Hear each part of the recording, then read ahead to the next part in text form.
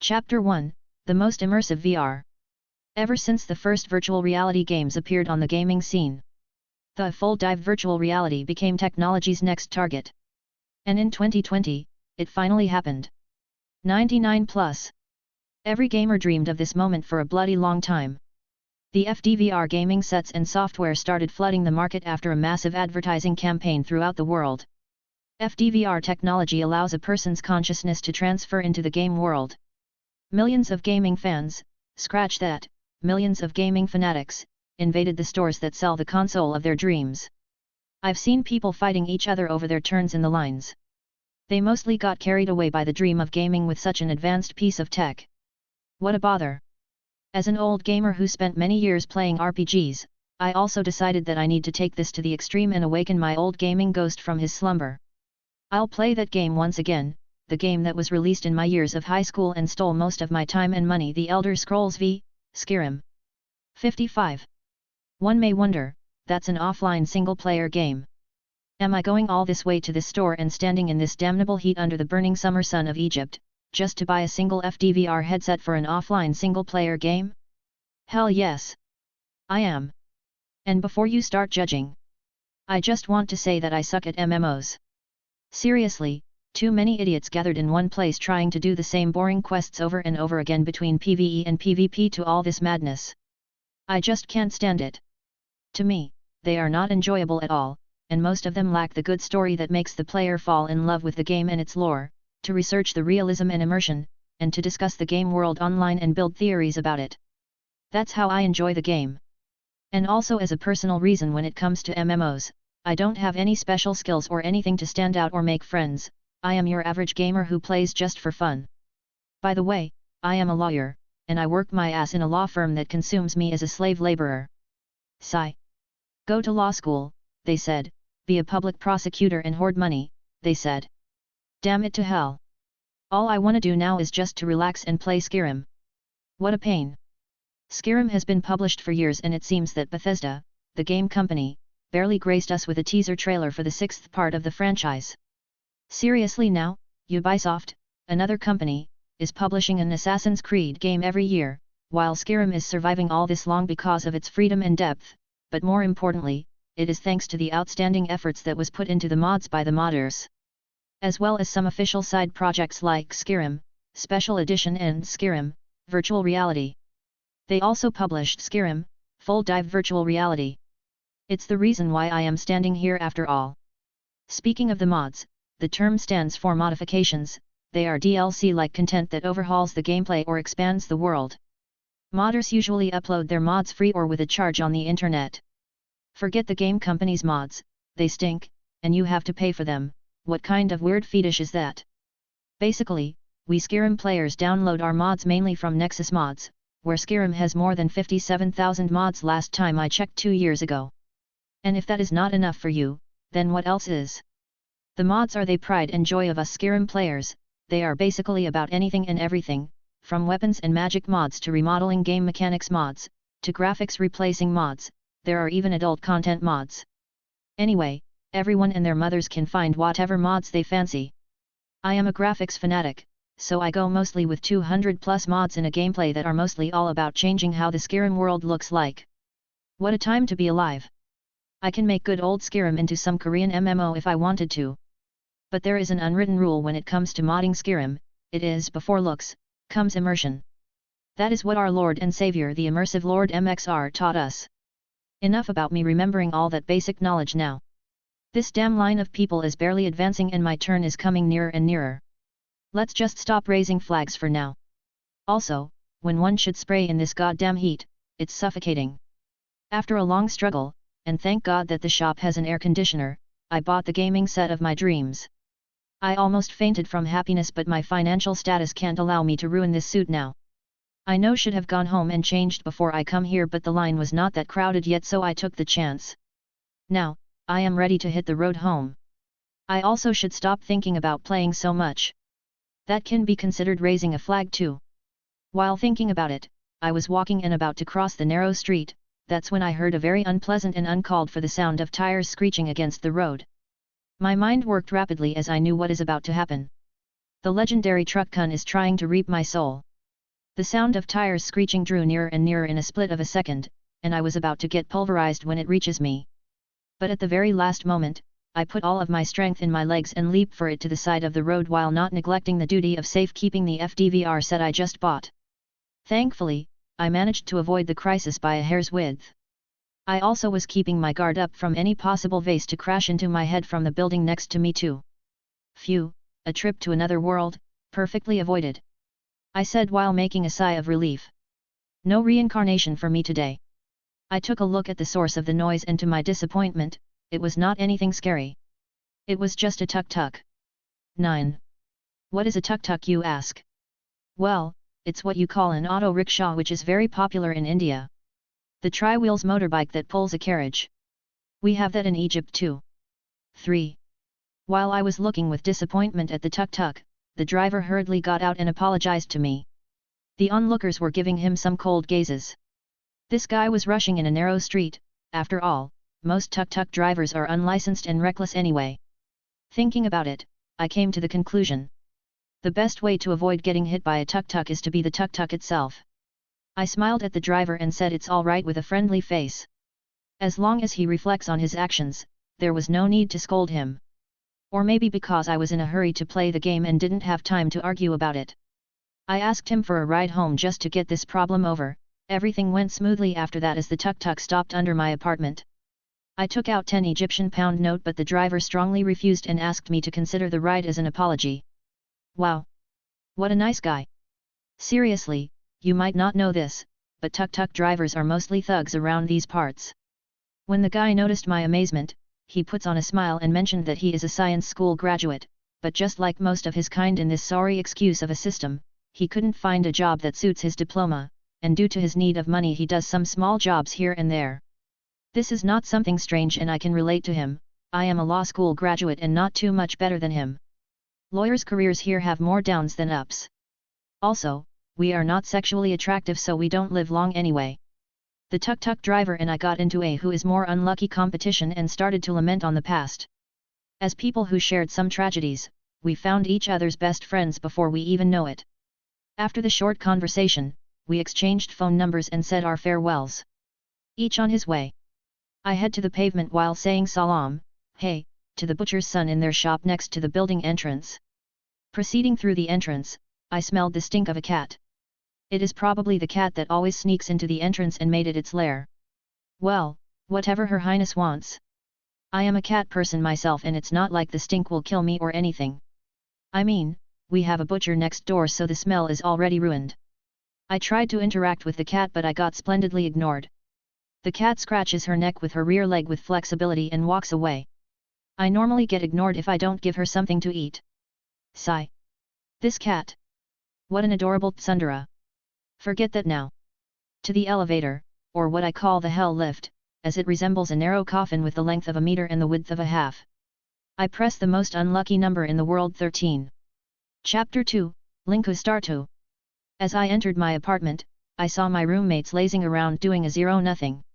Why am I not surprised? Other than the holy sanctum, my room, this apartment needs to be cleansed by the purifiers and flames. What a mess. Let's forget that for now because it is introduction time. Ahem.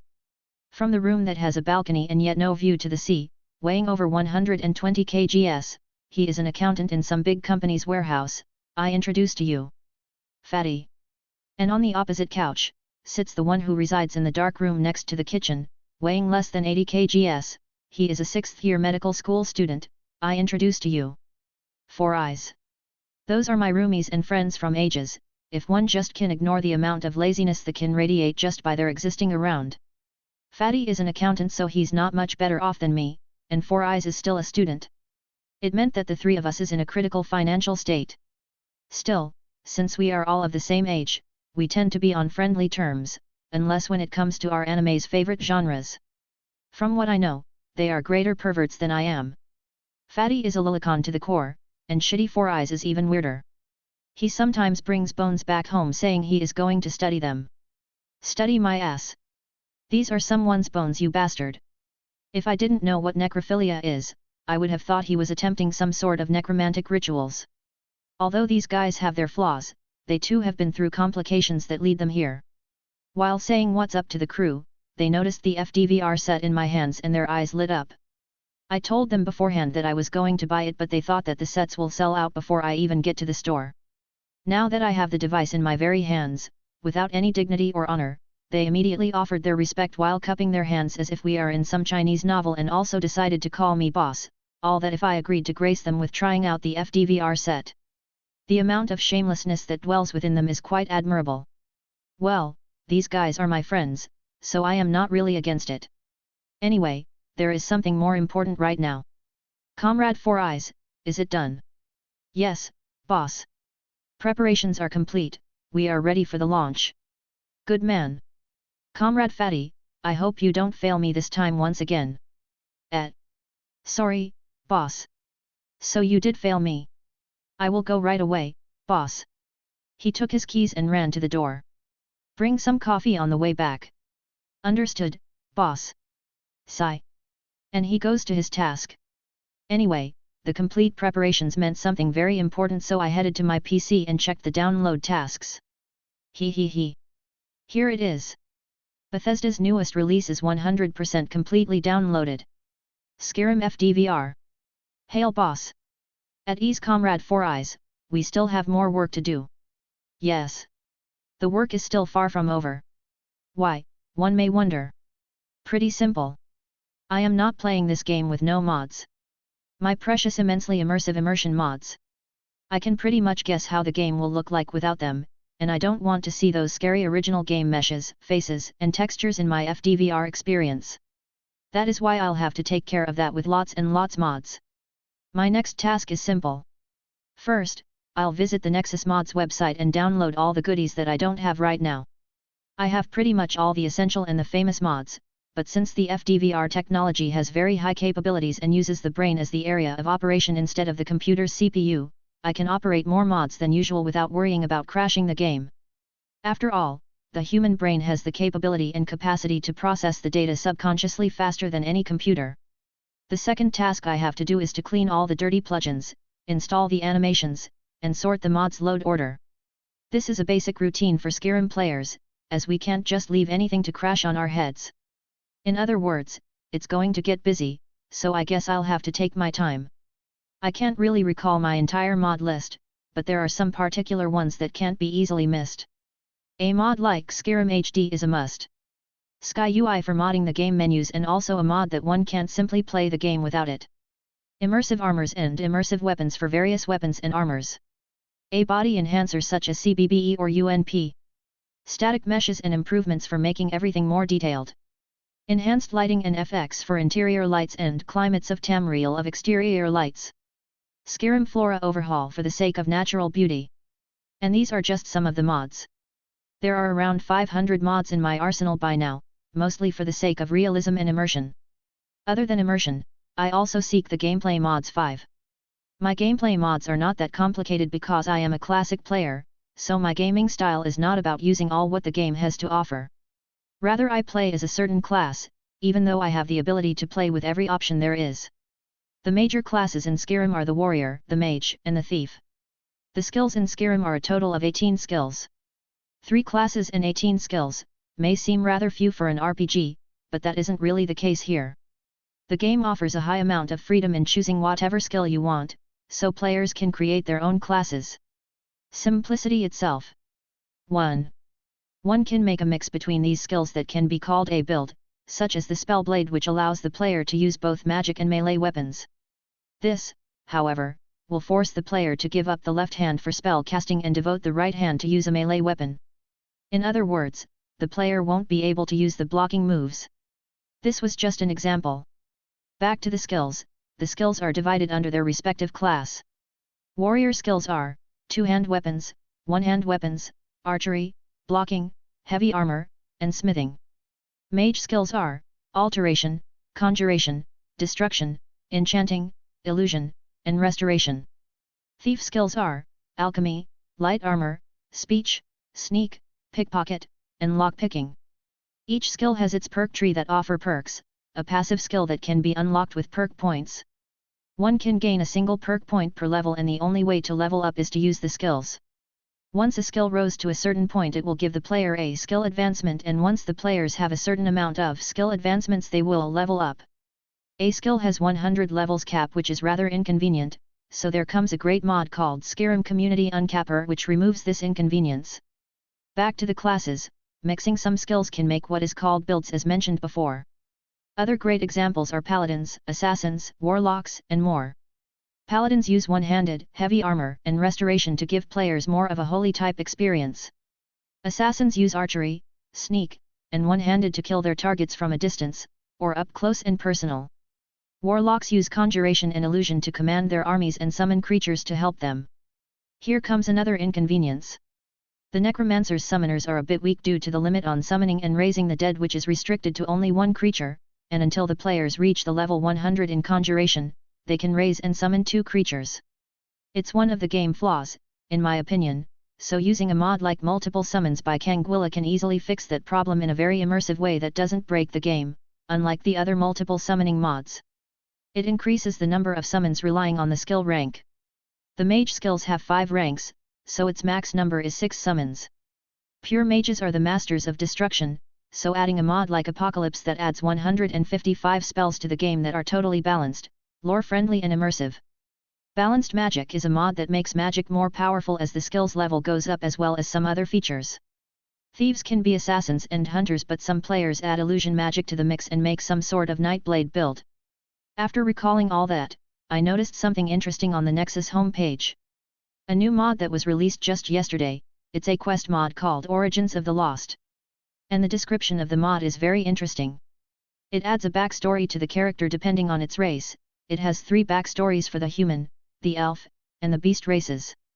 I just saw it on the front page in Nexus and really got amazed by it. There are mods that tried to do something like that in the past, but this mod has quests and voice acting, so it will be a top quest mod for sure. I definitely have to add it and try it out. 1. All in all, that's what Skyrim is all about. Mixing mods, perks, and skills made this game is so much fun and never gets old. I mean, look at it, it's 2020 already and the game is officially 10 years old, still, it's as lively and popular as ever. Away from the Nexus there are some mods that come from Lover Slab. These are the plus 18 mods that everyone know and love: Amorous Adventures and SOS, SCHGS of Skyrim, as well as OSA and OSX. One can guess pretty much what are these mods about. I don't have weird fetishes, so no more than that. A/N, there will be some naughty content in the future, so buckle up. E/N, yikes. 13. While looking at my mod list, or what I would rather call mod arsenal, with satisfaction, the loading was pretty much at its end. All what is left is using the tools to install the animation, sort the load order and clean the dirty plugins.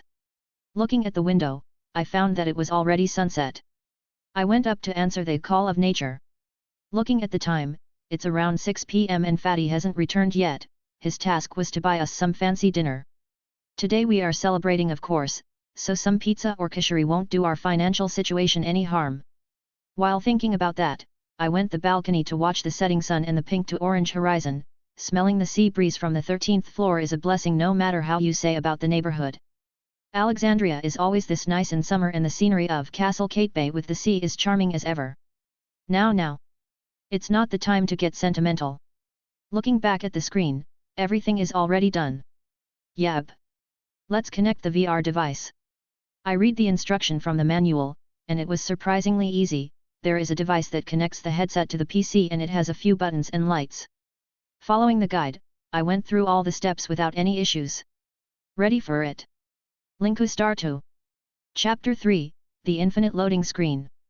I sat on the in front of my PC and relaxed my body, then tilted the chair backward. Now that I look at it, the fdvr headset looks like the nerve gear from a certain anime. I felt the smoothness of its design and the softness of the padding inside. It's really a masterpiece, even though this is a commercial-grade product. Whoever produced this piece of tech has my utmost respect. I put the fdvr headset on and looked at it through my phone's front camera. Handsome as always me, I thought to myself as I took a selfie. I put the phone away, and closed my eyes, then shouted Linku Starto. In excitement. As expected, nothing happened. Well, the only thing that happened was 4 eyes who retorted at me with the word idiot. From outside. So you have shown your true color, comrade 4 eyes. Also, I am not an idiot. You are the idiot. Your whole family are idiots. 7 generations of your ancestors are idiots. Humph. How about that, you necrophiliac bastard? To tell the truth, I just couldn't hold back myself, as my soul is that of a true fanboy. That is to say, I don't think I am the only one that has done that though, plenty of other idiots roam the under the same heaven too. 11.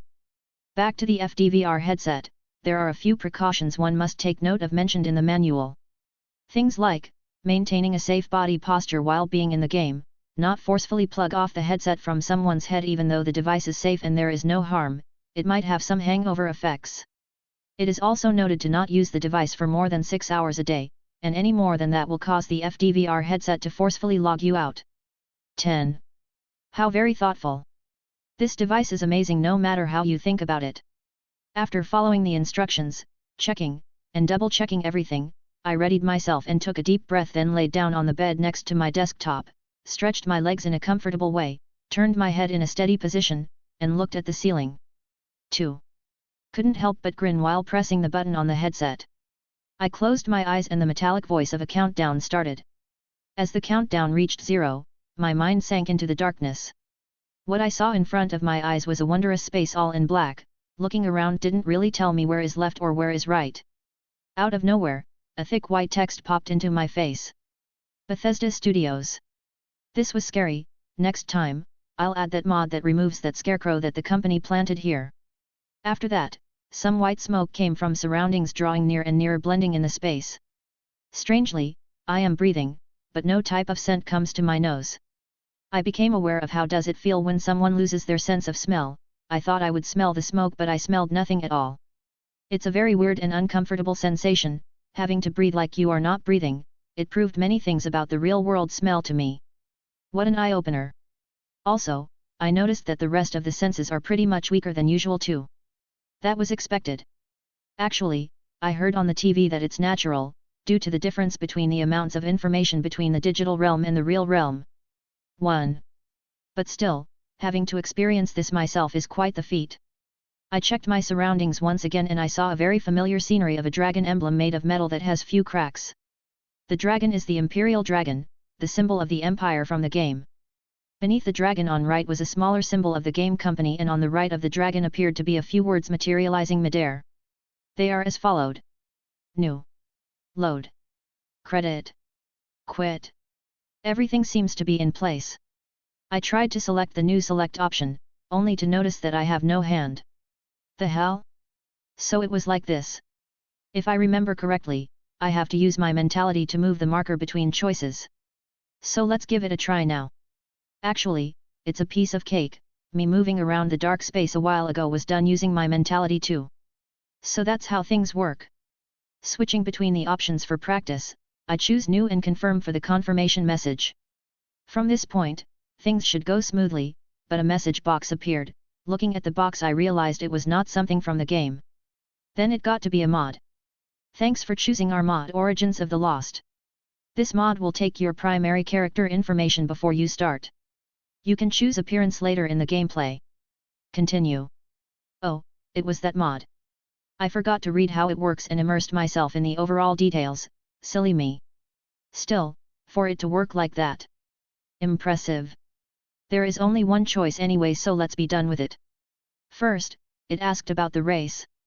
Races in Skyrim are categorized into 10 different races, but they are basically humans, elves, and beasts. The humans are Nords, Imperials, Reguards, and Bretons. Nords are Skyrim natives, strong, proud and beautiful people. They mostly reassemble the Vikings. Imperials come from the Cyrodiilic Empire. They are good in both magic and combat. They reassemble the Roman. Reguards are the natives of Hammerfell, who are natural warriors, and they resemble both Arabs and Africans. Bretons are the natives of High Rock, who has elven ancestry and like elves strong in magic. They are a bit shorter than most humans, but they are the closest race to Europeans. Elves are High Elves, Dark Elves, Wood Elves, and Orcs. 23. High Elves are from Somerset Isle, and they are naturally gifted in the arcane arts. Tall, long-living, and arrogant folk with a bit of golden skin and pointy ears. Wood Elves are from Valen Wood. They're known for their excellent talent in marksmanship and taming animals. They are the closest to your typical elves from the movies, and they are much better in manners. Dark elves are from Morrowind east to Skyrim, they are strong battle mages.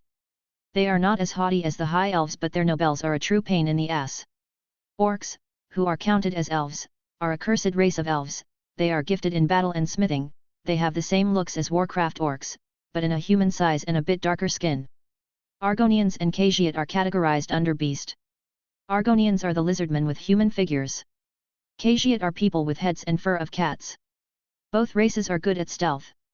With that knowledge in mind, I choose the human section and then Nord. They might not seem attractive to a first-time player, but Nords are all good. They have 50% frost resistance and combat talent bonus. Also, they are good-looking, tall, and fair-haired folk. More than that, they are the natives of Skyrim. 7. I would normally not worry about racial buffs or abilities because with a high-level enchanting and gear, all of that is meaningless. After selecting the race, another box popped up asking for the gender and the name. I normally play as a male, but I had no name in mind. Maybe the name Jon would do for now. I use it a lot since I started watching Game of Thrones anyway. I used my mind to enter the name and it was magically, or mentally, formed. A piece of cake. After finishing all that and choosing confirm, the screen changed and all items on it disappeared. Then another scene from the game came up. This was the typical first-time Skyrim loading screen. 1. It was a black dragon with fiendish appearance. It has a spiky black scales, 2 rear legs, and 2 spread-out wings. It also posed into a roaring position and looked scary ferocious.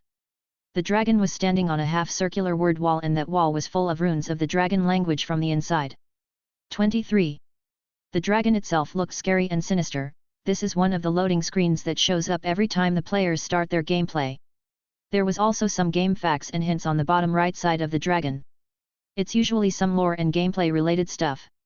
First fact or tip was, and the scrolls have foretold, of black wings in the cold, that when brothers wage war come unfurled. Alduin, Bane of Kings, ancient shadow unbound, with a hunger to swallow the world. Song of the Dragonborn.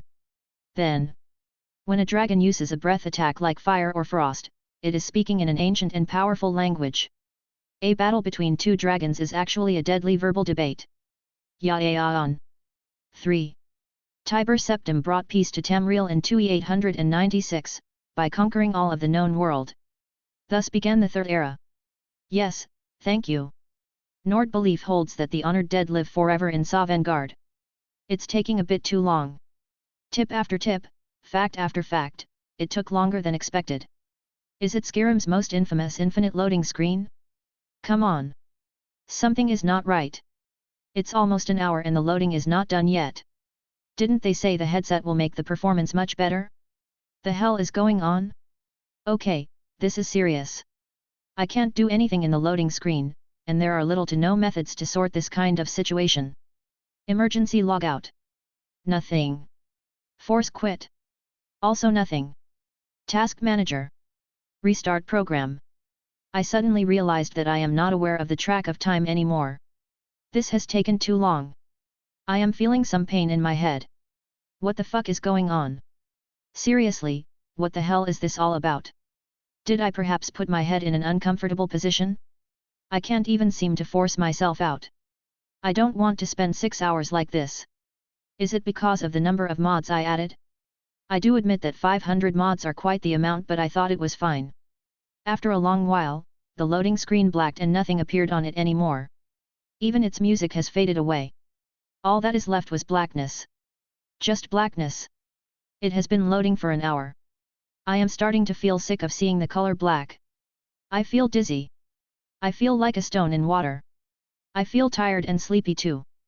This is bad. Why do I feel sleepy while actually sleeping in a fdvr set? This doesn't make any sense. I can't hold on much longer. I hope the headset forcefully pull me back out. Please. Chapter 4, A Warrior, A Knight, and A Thief 8. The sound of galloping drifted between the trees, breaking the silence of night. 2 moons lit the sky as the howls of wolves echoed. Normally, no one would ride in such a way, yet the riders seemed to be left with little choice. They seemed to be in a hurry, but all of a sudden, they came to a halt. One of the riders, clad in armor and was armed with an unusual blade. He jumped from his horse, and began his search for something. Finally, he fixed his gaze on some stone formation that were put together in an unusual shape. It's clearly someone's doing. He moved the rubble to find a stone with some carving on its base. Lady Hilda, we found a mark, just a little bit to the east. The man shares his discovery to the other rider, a woman with a large hood. She moves her gaze to the man and nodded. Then let's hurry, brother Fulthame. We don't have much time before sunrise. She spoke with a voice which is young, yet dignified and noble. The man called Fulthame nodded his head and jumped back on his horse. He wore a grim expression, yet he never showed it to the lady. After a little while, they arrived to a big lake. Searching the area, they found another stone formation. Fulthame rode to it, then turned towards Lady Hilda. He nodded to her to confirm that this is the place they were after. Hilda rode nearer to the stone formation, and took out something from her saddle's bag. It was a money purse made of a golden fabric, then she threw it in the middle of the stone formation. Just before it hits the ground, something happened, and it started to float in midair, then it disappeared. Fulthame, who was already in high alert, griped the hilt of his sword in preparation. Suddenly, a hoarse voice came from behind, and Fulthame turned hurriedly and unsheathed his sword. But then Hilda rose her hand to signal Fulthame to stop, barely moving her blue eyes. She had anticipated this meeting, thus she was not in full alert. Who calls for the guild? A man in a black leather outfit and a hood comes from the shadow holding no weapon. His presence, however, is that of a shadow, mysterious but yet capable of anything. Hilda took off her hood revealing her appearance. Under the light of the eons, her beauty had captivated the atmosphere, her crimson hair fluttered with the wind, her eyes were deep and blue as the ocean, and the freckles dotted across her face. Her height was quite admirable, giving off the feeling of nobility and honor. It has been a while, Delvin. Her voice had a Nordic accent. The man in shadow, now revealed as Delvin, widened his eyes in amazement at her refined beauty. He sighed, then he looks to the stone formation. Tanilia, go back first. Delvin issued his command to his subordinate. A few moments later, steps can be heard heading away. Fulthame immediately turned towards Hilda in a questioning gaze, not understanding why would they converse with the scum from Thieves' Guild in the first place. Thieves? Lady Hilda, what is going on? Hilda ignored Fulthame's question and looked at Delvin. Delvin stared back, looking into the depths of her eyes. If he had to describe them, he would say that it is impossible to not drown yourself in them. And thus, he was the first to avert eye contact. After a deep sigh, he looked at her again. I heard the news that Hammerfell is signing a treaty with the Aldmeri Dominion a year ago. I thought you would come right away. Delvin questioned with a sad expression. I was delayed, and it was better to take a detour through the Empire. Hilda replied with a soft voice. I thought you couldn't make it. Anyways, back to the usual. How can I serve Lady Firemane? Although Delvin showed his concern, he knew that Hilda did not come to converse, but to talk business. Thus his attitude had switched back to fit the business persona. 8. We need a passage into Riften. Her request was clear and precise, but yet Delvin turned his head side to side. You can't, it's crawling with Thalmor agents. But the Jarl. No matter how sympathetic the Jarl is towards Ulfric, with a large sum of gold, she can be bought. In Dagon's name, even her steward is a high elf. Can't we go through the fishery? Or there any other secret way to the Ratway? Answers no. Only the guild members have an understanding with the guards. I'll pay Waitef. Listen. Whatever you offer, the Thalmor offered twice the bribes. Usually, I would help you guys out, but the guild has been through some bad luck recently, we have been at setbacks many times. I can't afford any to damage the guild, it's bad for business, and bad overall. I'm sorry, truly. After Delvin gave his explanation, Hilda nodded in understanding. Still, the uneasiness in her heart made her face crumble. You can still smuggle back something small, right? She asked. The look in her eyes, the tone of her voice, the seriousness of her expressions made the cold weather of Skyrim even colder. Yet. Delvin replied. Hilda's expression eased down when Delvin agreed to her request. She moved her arms, pushing the black heavy cloak covering her body. When she revealed the infant in her hands, Delvin gasped in surprise and gave a wry smile. So that's why you were delayed. Hilda got down from her horse slowly and approached Delvin. Fulthame, who had his right hand away from his blade a while ago, jumped from his horse and followed after Hilda. Seeing her approach Delvin, he unconsciously held the scabbard with his left hand and narrowing his eyes, glaring daggers at Delvin. "This is my son, Jon Hild." Hilda spoke with resolute. Nobody noticed her throat getting a bit shrugged. "Take him with you. Please." What? Delvin and Fultham cried in unison, as Delvin's shock betrayed his expression and became clear on his face. Fultham, on the other hand, as he was walking to Hilda's side, misstepped and was about fall. "What are you saying, Lady Hilda? That's unthinkable. That's the commander's and your son, and you entrust him to a thief." Fultham was at his wit's end, as he couldn't keep up any more. Hilda, on the other hand, had a stiff look on her face. "Why?" Delvin was bewildered. Why would this woman ask him such a thing? He's a thief, a criminal, part of the Ratway's scum. Yet, he was being entrusted with what most people would protect the most. "I don't have enough supplies to feed him anymore. I can't go into Riften, but you can. Riften has an orphanage, make sure he is taken care of, keep an eye on him, until I come back for him." Hilda's words were heavy on her heart, yet she found the courage to say them. 18. Delvin was silent.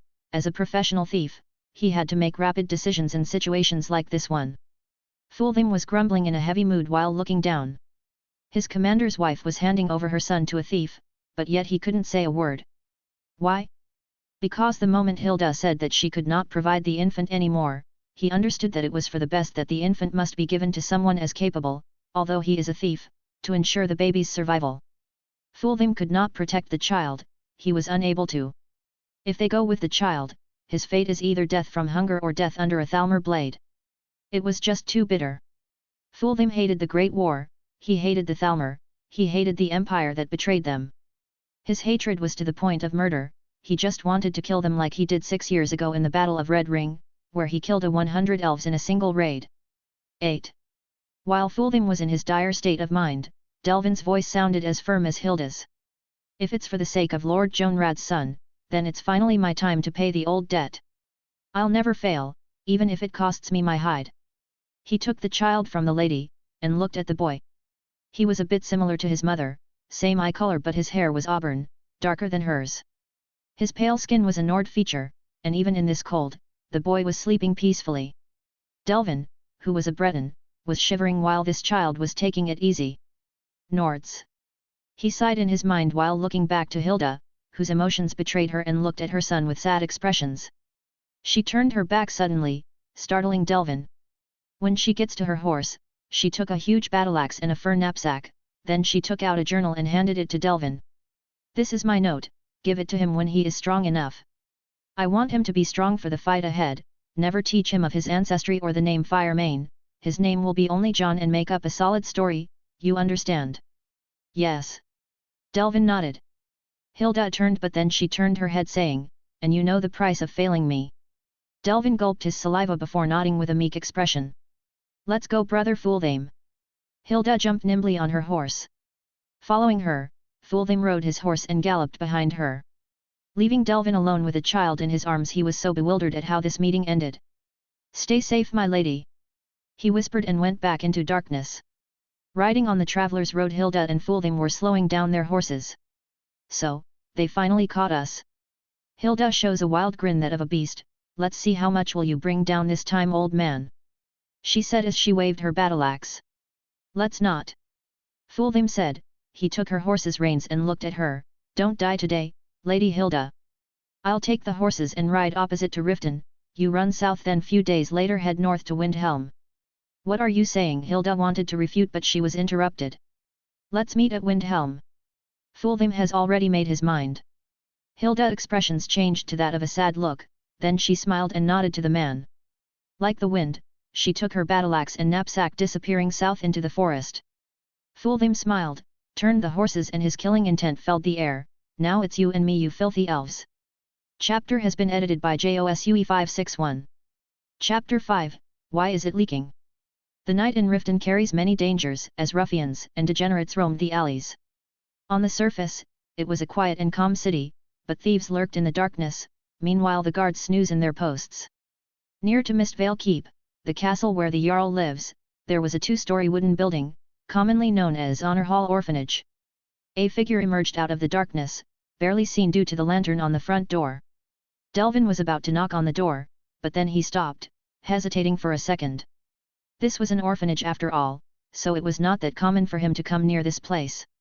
And also there is another problem. To register a child in the orphanage, one needs to meet with the headmistress. The headmistress was someone very familiar with Delvin, and she also was a Dunmer, dark elf, called Nurina. Nurina was a very beautiful woman with grey skin and crimson eyes. Dunmers are not a strange sight to see in Riften, after all, their home Morrowind was on the eastern borders of Riften. The Red Mountain erupted in the 5th year of the 4th era, 4E5, leaving many Dunmers with little choice but to find refuge in Skyrim, or other parts of Tamriel. A/N, 4E stands for 4th era, 5 is year 5. Delvin knocked on the door, expecting to see the beautiful dark elf greeting him. Footsteps could be heard from the other side and the wooden door opened slowly. Delvin, who gave his back to the door, turned around with a friendly face, only to have his expressions turn sour. Right, I forgot about this old hag. The one who opened the door was Nurina's assistant, Grelid, an unfriendly woman who glares at everything and everyone, even the stones on the roadside has their share of her glares. Her nickname, Grelid the Kind, is quite ironic, since she treats the children with severe discipline, and punishments if they disobey her orders. Who in Oblivion is dropping off another brat at this hour? I am Mallory. Although surprised by the unusual visit, Grelid was looking at the figure in front of her with scorn and more hostility than her usual glares. Where is the headmistress? Delvin asked with discomfort. He rather not let her lay a finger on the infant he was carrying. What is your business with the headmistress? Grelid insisted to ask. It was a surprise that Grelid had not attempted to call the guards, unlike any other sane person would do if they encountered a professional thief. Perhaps, she thought her nasty attitude and that glare of hers would suffice in dealing with thugs like Delvin. Unfortunately for her, Delvin is one of the guild masters for a reason. Even though he is a thief, he had the aura of a killer. His eyes turned cold, and he moved his left hand to his back.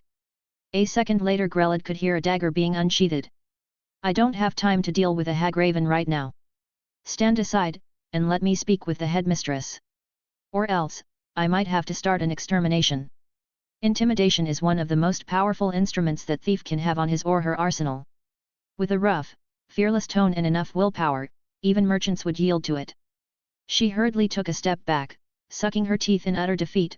Of course, she could have called the guards, and then Delvin had to make a run for it, but it would ruin her reputation.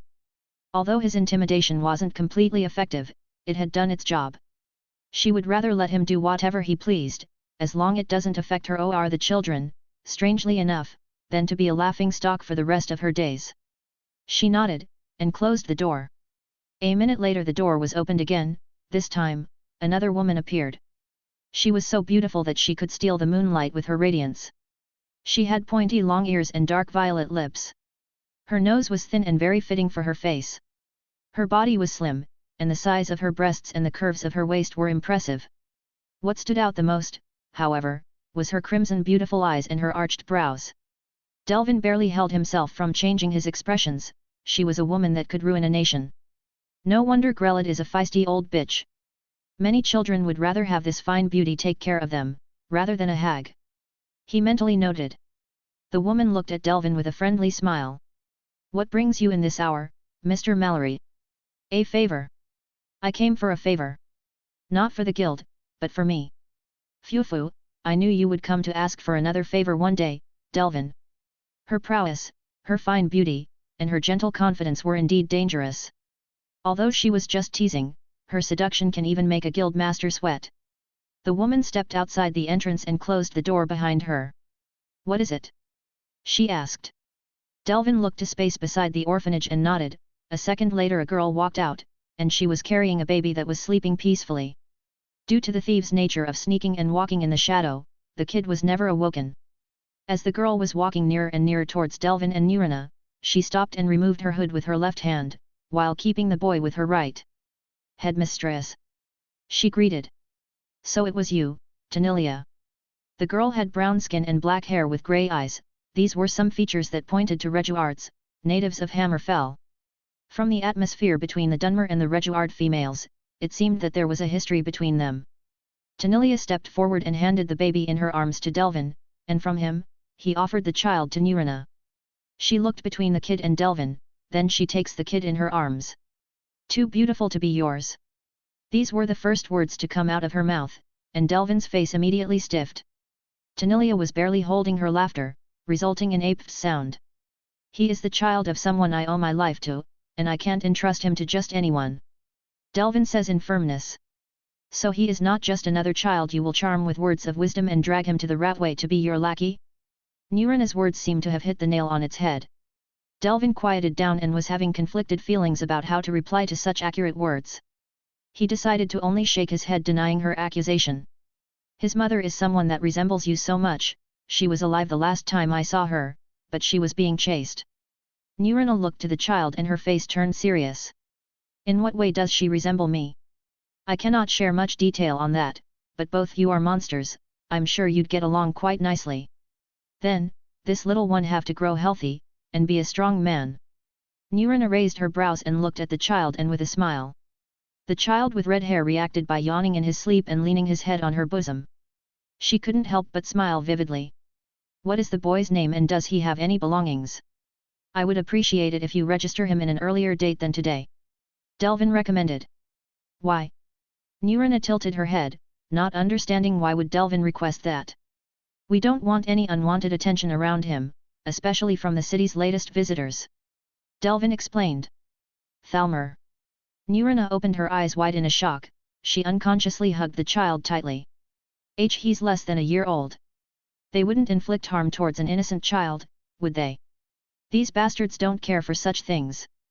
If they ever find out his heritage, they will most likely put his soul on a black soul gem, just for sport.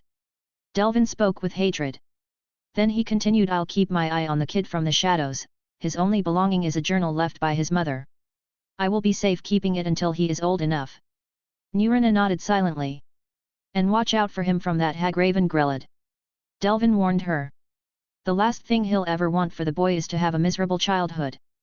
A/N, hag ravens are a horrific cross between an old crone and a bird, they fire AoE magic and can be found in the reach west of Skyrim. Go away already, before any guards come by and get suspicious. I know what to do. Nurina began to be cautious, and shoo away Delvin from the orphanage. Delvin gave a wry smile before heading into the darkness. Kid's name is Jon. He whispered, then disappeared into the night. Nurina turned around and closed the orphanage's door with the child. A/N, first person POV once again, MC is back.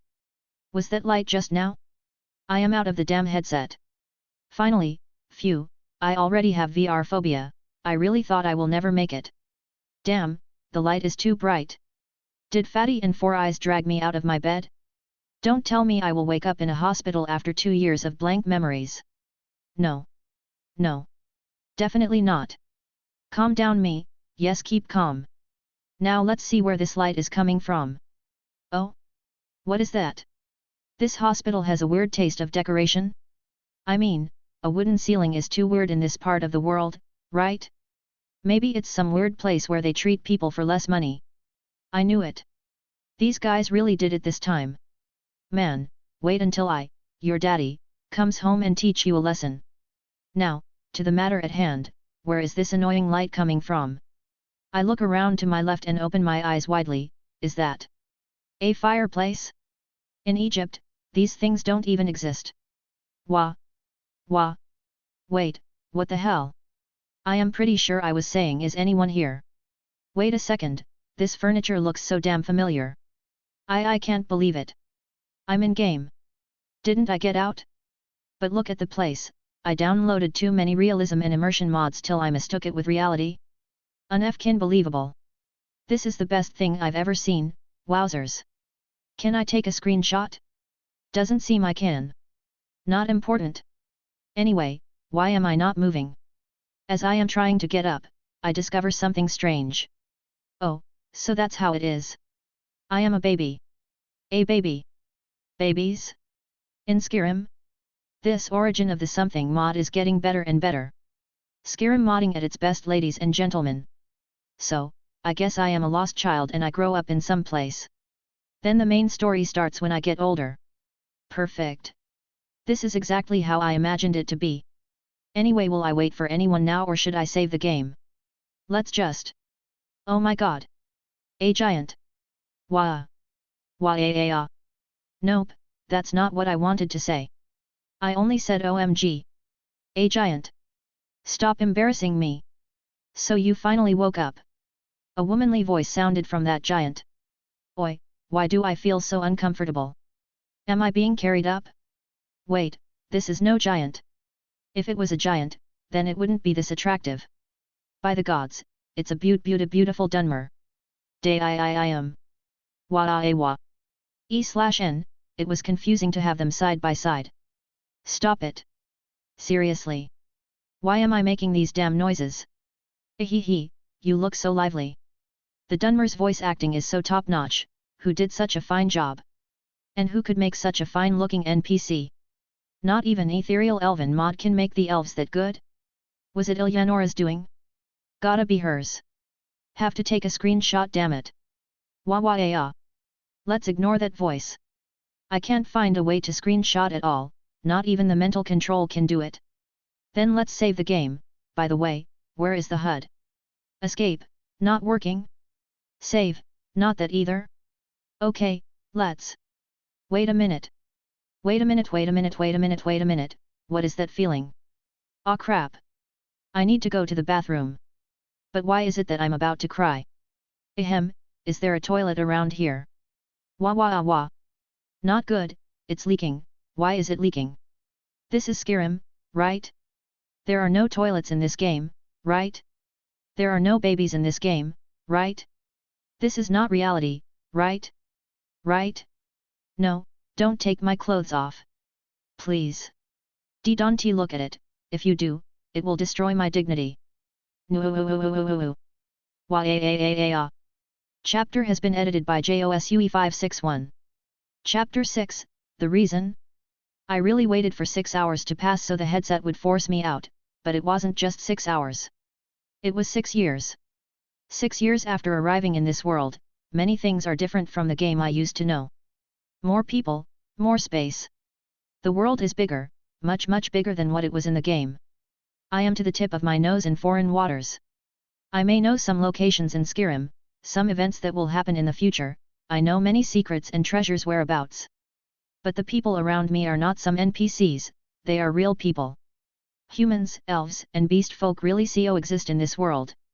I questioned the reality of this world so many times, but I can't seem to be in a dream or hallucination. It led me to even question the world I was in before, but that won't make anything understandable too. This world is not some fabrication or a dream. What kind of a dream can be so vivid and warm? What kind of world can give this amount of data unless it is a real world? I see it everywhere, in people as they are not fixed to certain moves and routine like it is in the game. I see it in nature as there are so many things I haven't seen in the game. I see it anywhere and everywhere. Many people thought of me as a troubled or dark child because of my out-of-age behavior, so I started to get along with the other kids in the orphanage. Honorhall Orphanage, known nationwide in Skyrim as the largest orphanage, it was considered the only orphanage in the game, but there seems to be one in the city of Markarth and another in the capital, Solitude. I am glad I was in Riften though, I got to meet with Nurina. Even though I miss my family in my past life, I feel that Nurina is a family to me. She clearly favors me over the other kids, I know that, they know that, but she always says that she raised me since I was less than a year old, so she treats me as a relative.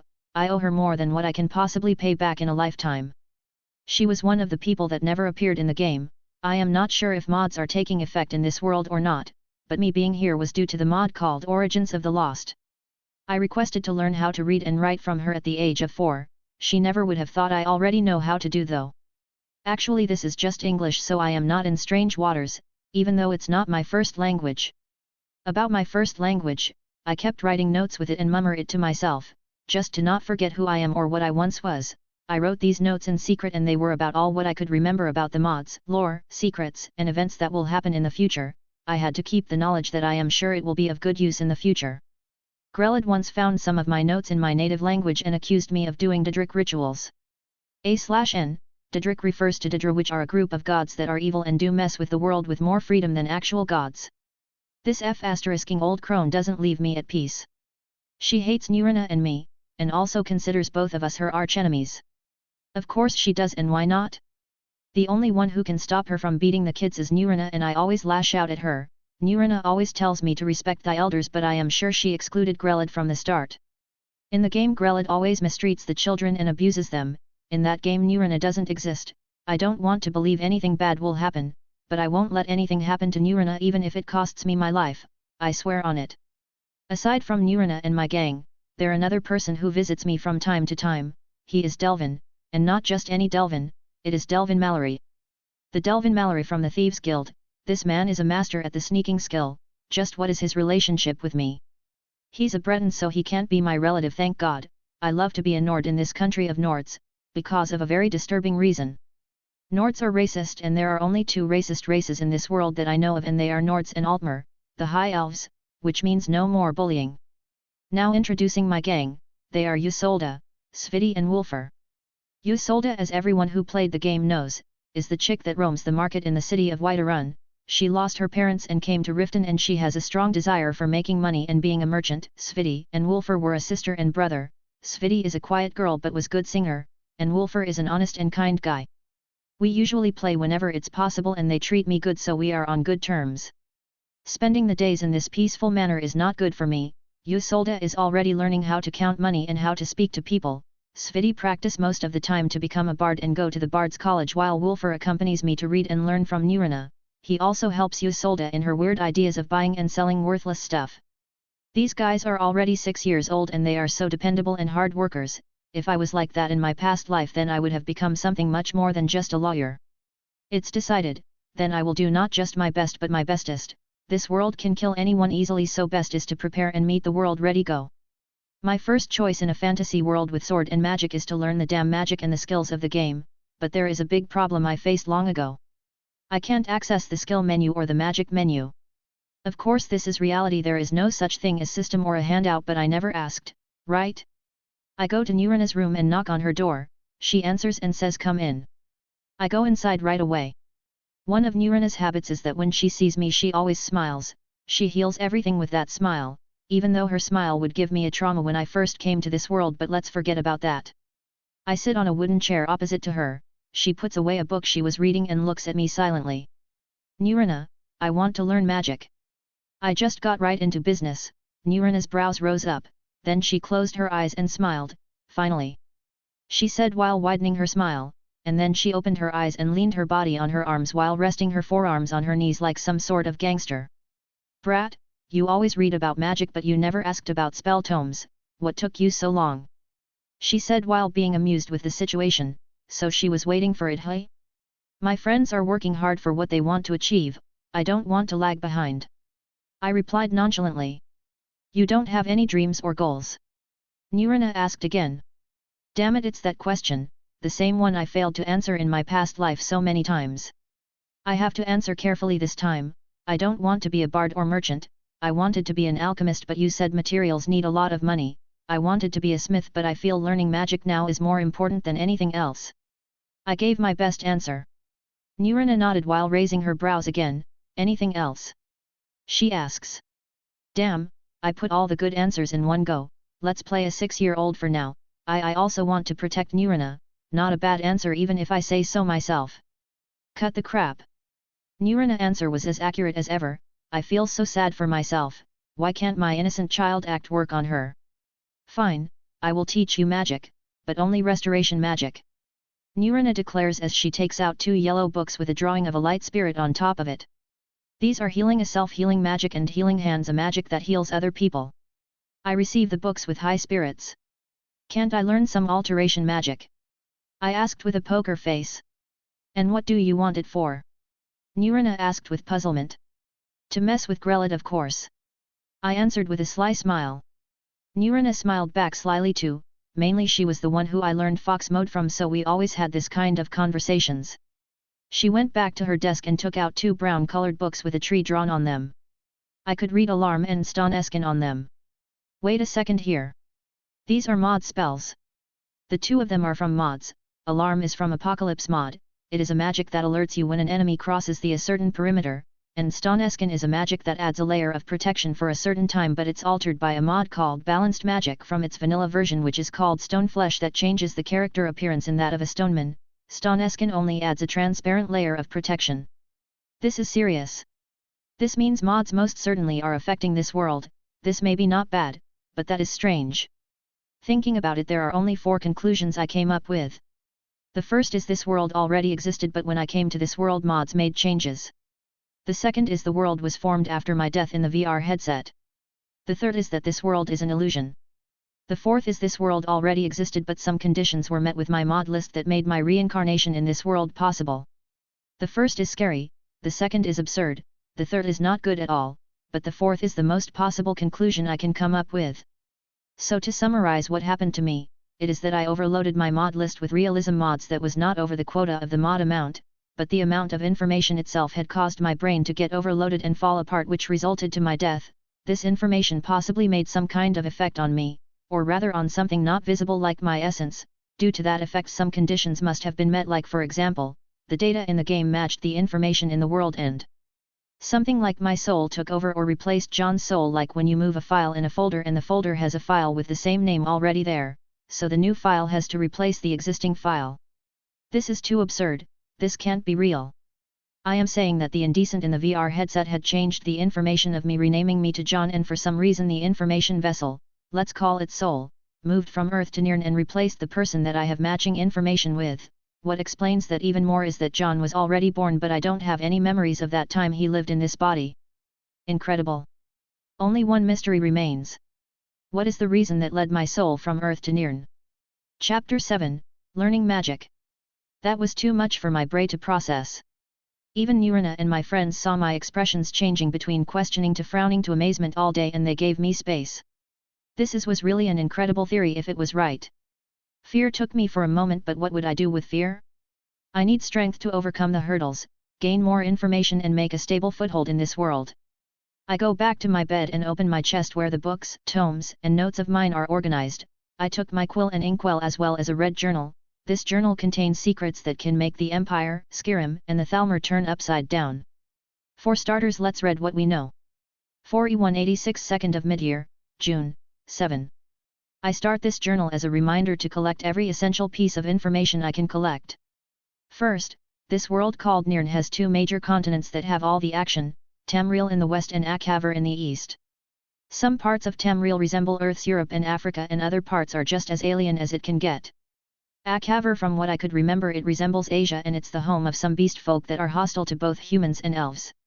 Tamriel, where I live, has 9 nations. Skyrim up in the north, home of Nords. Morrowind in the northeast, the home of Dunmer, dark elves. High Rock in the northwest, home to Bretons. Hammerfell in the east, home of Reguards. The Empire of Cyrodiil, home to Imperials in the middle, south and east of Tamriel. Black March, home to Argonian, lizard folk, in the southeast. Valenwood, home to Bosmer, wood elves, and Elsewhere, home to Khajiit, cat folk, are 2 neighbor countries in south.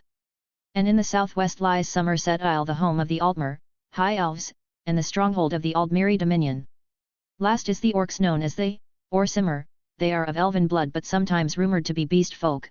No one really likes them for any particular reason whatsoever. Their home is the city of Orsinium, located in High Rock, and they have many villages around the world. Skyrim, where I live, is a kingdom with 9 holds, province. Each hold has a major city and few villages. The Rift in the southeast has Riften city, Falkreath hold in the south has Falkreath city, the Reach in the west has Markarth city, Hoffinger hold in the northwest has Solitude city, the capital of Skyrim and where the High King lives. Winterhold, the Pale, and Jalmarch hold are 3 holds that are located in the north. Their cities are Winterhold, Dawnstar and Morthal in order. In the east lies Eastmarch hold and its city is Windhelm, and lastly Whiterun hold in the middle of Skyrim with Whiterun city. And now to the important information. As Nurina doesn't allow us away from the orphanage too far, I could gather important information. First, forget about how Riften looked in game. It was just a small city with a few houses that anyone can count. But this is way too different. The city in the game is only the core area in this world. Riften has many inns and lots of houses. Mistvale Keep is so damn larger than the game, and everything else is just that way. Even the orphanage, which was a single-story building in-game, is front of me a double-story building with lots of rooms and wings. Each wing has a supervisor and there are 5 wings. I live the headmistress's wing. When I first went out to the market square, I saw lots of people that I never recognized, and the square has much more stalls than the game. This is a real world for sure. I went out once with Nurina and saw the lower part of Riften. It was scary and had many ruffians and lowlifes. Too bad the master alchemist opened his store in such a place, which we headed to. Newcomers may wonder why a city has a lower part.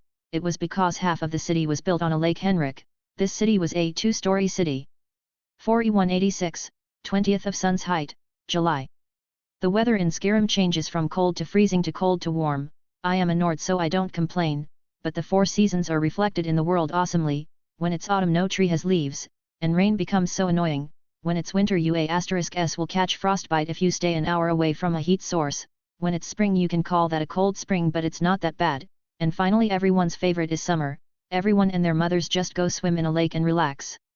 This morning the whole orphanage, accompanied with some guards and the Jarl's people, to Lake Henrik, and we played the whole day celebrating the day of sun's rest.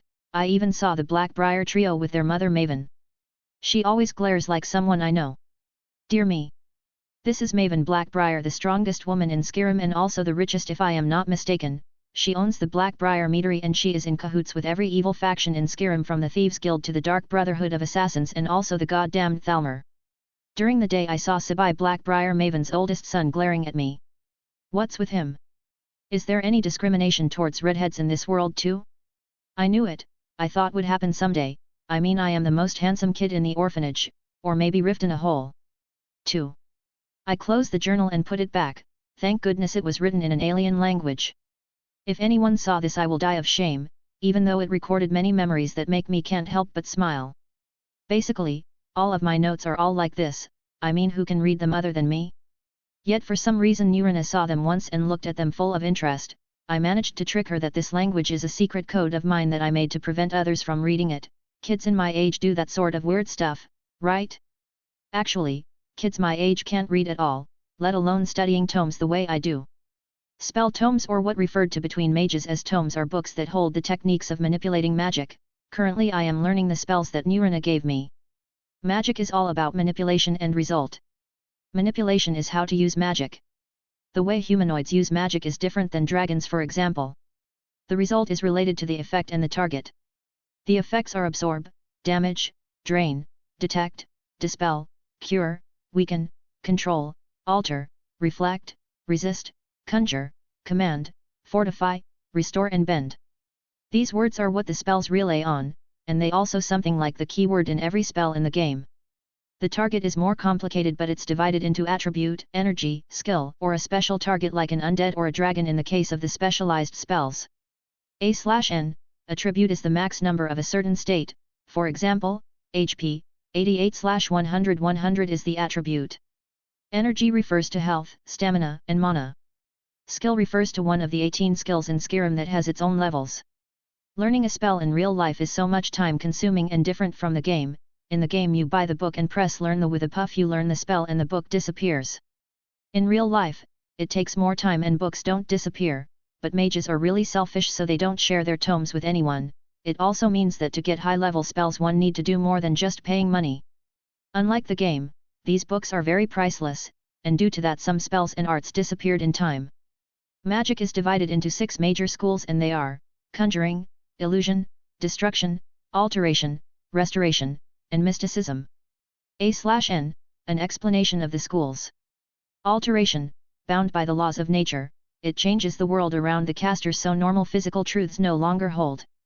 Effect, control and alter physical conditions and constitutions. Mysticism, is involving the manipulation of magical forces and boundaries to bypass the limitations of the physical world. Effects, absorb, detect, dispel, reflect, block, resist, magica, spatial mark and recall, teleportation. Destruction, it is concerned with dealing damage to all forms of matter, both living and non-living, and with making matter more vulnerable to such damage. Effect, absorb, drain, damage, energy / drain, attribute, skill / weakness, element, energy, physical. Restoration, spells that heal, restore, and fortify the body's attributes and abilities, cure disease, and protect from or damage other malign, negative energy, influences.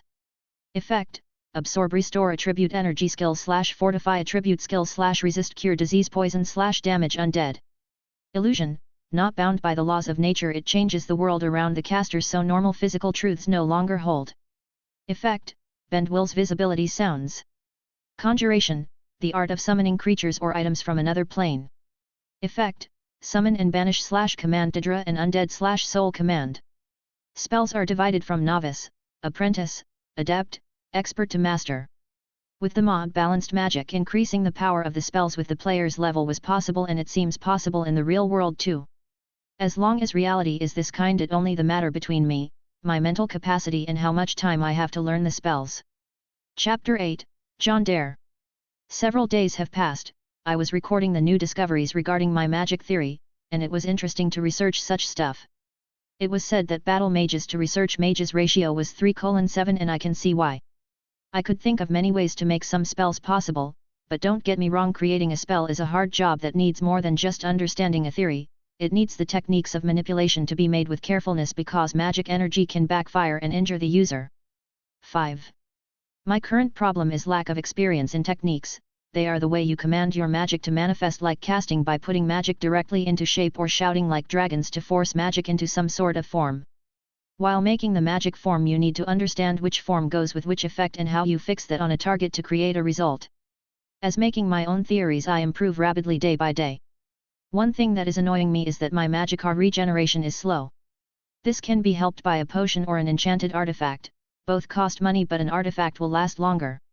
To make an artifact, one needs a soul gem. Soul gems are graded from petty, lesser, common, greater, grand and black. One needs to perform a soul trap on something they kill to trap a soul into the nearest soul gem. The game was a little bugged in that regard, so I used a mod like Smart Souls and Mysticism: The Lost Art. I also added a mod called Transmute and Fuse Soul Gems, which allows one to transmute 2 empty soul gems from a certain grade into an empty one from the next level. Fusion is about filled soul gems, but it takes 3 to make one higher. 2. These are all very handy spells to serve the art of enchanting, which I consider the most important craft. The crafts in the game are enchanting, alchemy and blacksmithing. With a mod called Honed Metal, one could ask any blacksmith to make them a piece of armor and upgrade it. That's of course a real option in any world. It also works with enchanting, but that's a different story in my opinion. I don't really like to waste time on blacksmithing, but it's a different story with enchanting and alchemy. Enchanting your own gear is the one way to make a good build in game, and you can bypass the normal enchanters by adding 2 effects on one piece of gear. Enchanting needs souls gems to put a soul in an item to work as its magic carrier. Enchanting weapons is different from enchanting an item you wear. The game didn't explain this, but for weapons, souls act as a fuel. Once you used all the power endowed within the enchanted weapon, it will just run out, so you need another soul gem to recharge the weapon once again. Enchanted wearables, on the other hand, doesn't need to use the soul power in them to show effect. Once they get equipped, the soul in the item will fuse itself with the soul of the user to add the effect. 2. And unlike in games, there is more freedom in enchanting depending on the item's quality. Also in game, one needed to learn an enchantment by destroying an already enchanted item. Too wasteful, yet in reality it's much better compared. All you need to do is to study the effect and copy it on another item for practice. Alchemy is the most rewarding craft in game. You can use a mod like Harvest Overhaul to increase the harvest rate, because the game's original rate was very low unrealistically. After having the ingredients, you need to mix them with others of a matching effects to make a greater effect. It may seem like the game, but it's totally different. There are more tools to be used. You need to mix ingredients into a pot and heat them in either water or alcohol. Some ingredients need to be mashed using mortar and pestle. And with a mod called Complete Alchemy and Cooking Overhaul, many potions and items like bombs could be created. Magical alchemy at its best, ladies and gentlemen. Today was the day when Nurana gave me a lesson in enchanting. Enchanting is a bit of a luxury, but it's an essential part of mages' lives. You simply can make a piece of gear that allows your magicka to regenerate faster or increase a certain attribute like health. These are the most direct and common enchantment. They are also the most efficient. With a mod called Winter Mist, more enchantment could be added to the game, and they are in this world too. These are pretty useful enchantments in my opinion. 6. To enchant, one needs an enchanting table, or one could simply make one. Isn't hard, but it needed materials. A troll skull, few candles, an amethyst and a bone meal powder. What happens next is to draw a star-shaped magic circle with the bone meal, put a candle on the 5 star edges and place the amethyst in the troll skull. Trolls has 3 eyes and their 3rd eye is in the forehead, and that's where we place the amethyst. Place the skull between 2 star edges on the circle and you are pretty much done. After all of that is done, the circle will attach the soul to the item placed on it by sucking in from the soul gem. During the process, one must activate his magic to endow a certain effect on the soul. While the process of soul attaching is happening, the item turns into an item with a soul that has a certain effect called end enchanted item or magical item. Best enchanters can add another effect, making the soul inside the item has 2 effects, but that's a master level technique. After the lesson was over, Nurina gave me few worthless items to enchant, and it turned out that I am talented in handling magic. It was thanks to my theory in mysticism that made my magic control so as Nurina's into a top-notch control. 29. Days passed peacefully and we welcomed a new member to the gang, Akara, the super cute Kageitai girl. We took her around with us in our runs around the city. She turned out to be very talented in haggling. Isolde fell in love with Akara after that and invited her to be a trading partner in the future. I really like where this is going. Isolde in the future will return back to Whiterun, which means Akara might be there. Let's charm Akara about Whiterun, saying it is a safe city and also a trading hub will make that girl listen. Today the 5 of us planned on making some money by selling sweet treats. Last time Isolde failed to sell and she was in a gloomy mood. This time I suggested making a big move. Why don't we make a performance while selling our stuff? It will be legit and then neither the guards nor the traders will make a fuss about it. I made my ultimate suggestion. What kind of performance? Wolfer was a bit timed, so he asked cautiously. I looked at Sviti and asked, remember the songs I thought you, teach it to Wolfer and Akara, then I and Isolde will handle the rest. Everyone looked at Sviti. I thought her few songs from my past life that was sung by vocal bands, it was not much different to the way bards sing in Skyrim. One of my favorite is Loituma, even Poka, the original Finnish song, not the Japanese rip-off. I taught her many other songs I remembered. Sviti was to sing, Wolfer was to play on the flute and Akara could do the drums, so it was pretty much well planned. On the other hand, Isolde would sell the sweet treats to the crowd and I would collect the money for the performance. We picked a good spot in the market square and made the plan into practice. The song was rewrote by me, so it was according to the lore of the world, and it told a story about a certain warrior who fought a great monster with his axe and saved his maiden fair trapped on top of the tower that the bear nested in. 15. In this part of the world this story fitted greatly, and the Nords would greatly love it, and so it was. We gathered money like bees on honey. The hat I used to gather coin in was filled to its brim with copper and some generous paid silver. That was a huge hit. The treats sold quickly too. Isolde was at her wits' end. Haha, witness the power of the 21st century.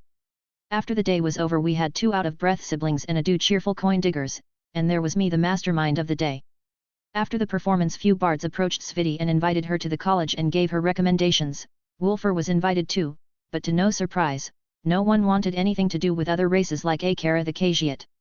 It wasn't unexpected, but it was good to make sure that these 2 siblings have gotten a ticket out of Riften. That means Wolfer will get to live and Sviti won't get chased out like what happened in the game. This time my success was at changing and affecting the game lore for the first time. One thing I was sure of, I must not interfere with the big events until 4E201, the time when the main game events will start. Handing the big coin purse to Isolde, she looked at it as if she had her very own child. She held it in 2 hands and was about to make a speech. But an unexpected turn of events happened. A taller figure with a covered face ran behind Isolde and snatched the purse from her. Isolde cried out and directed a glare at the figure and shouted, "Thief!" I had the blood rush in my head and chased after the thief. Akara was the second to follow. The rest wasn't as fast as a thief in training and a Kageitai girl, so they lagged behind. The thief gave his all while running. He seemed knowledge about the city and kept avoiding obstacles and kept on pulling stuff to block the road behind him. Akara had no problem whatsoever in moving past these obstacles, but I as a human would have trouble, or that how it should have happened. I have made my own version of parkour while training with Vex and the others from the Thief Guild a bit of a time ago, and it showed its full might in this situation. Many people started to notice, and I could even feel some presences following from the sides. I could see Brynjolf and Delvin with a figure clad in a big cloak and a hood behind them. I think I saw these 3 in the performance. I could feel some gazes form the Meteorese window. It was Maven and a girl beside her that looked similar. Even Nurina saw me and Akara running while she was shopping and started following. I and Akara were so nimble that we started having fun and began competing who would catch the thief first. The thief felt us getting closer and then made a turn after the general goods store. There was a ladder that reached the roof. I made a jump and was about to catch the thief's foot, but he moved faster. I had no choice but to climb after him.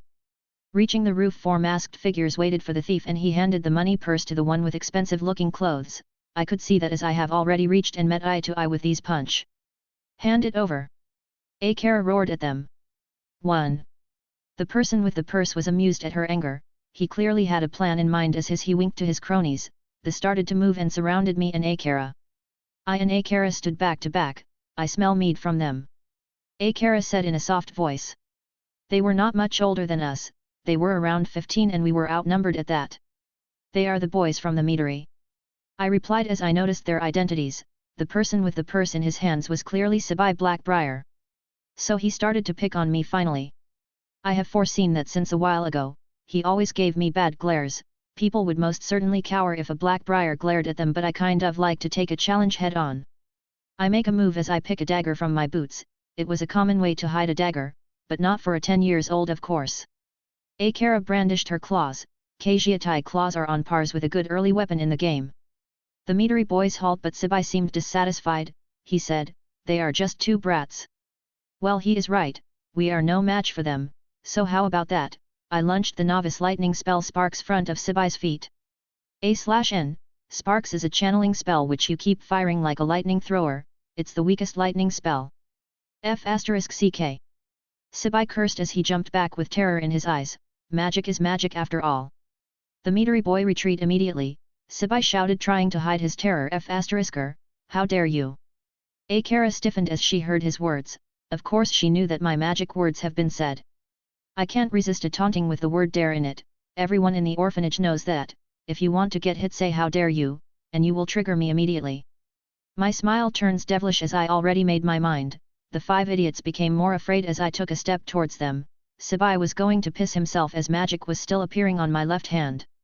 Suddenly he made a move towards the edge of the roof, then he held the purse in a throwing pose and threatened, "I'll throw it in the canal." There was indeed a big canal in the street. People started to notice and the atmosphere turned stiff. I look at Akara and she nodded. That girl is smart and already went down from the roof. I walked towards Sibai again. He got more nervous and he suddenly make his move. "I dare you, go after it, you F***er." He threw the coin purse towards the empty air and it was going to certainly fall into the canal of the lower part of the city. That's a 4-story height for you. My heart was going crazy as the purse rose in the air. My legs moved on their own and I ran towards the edge and jumped as after the purse. Dare is my A/N, third-person POV. Few hours before the confrontation of Jon and Sibai, a tall figure clad in a brown cloak with a big hood descended the stairs that lead from the upper city in Riften to the undercity. The figure carried a big battleaxe on its back, but its steps were soft and quiet. 2.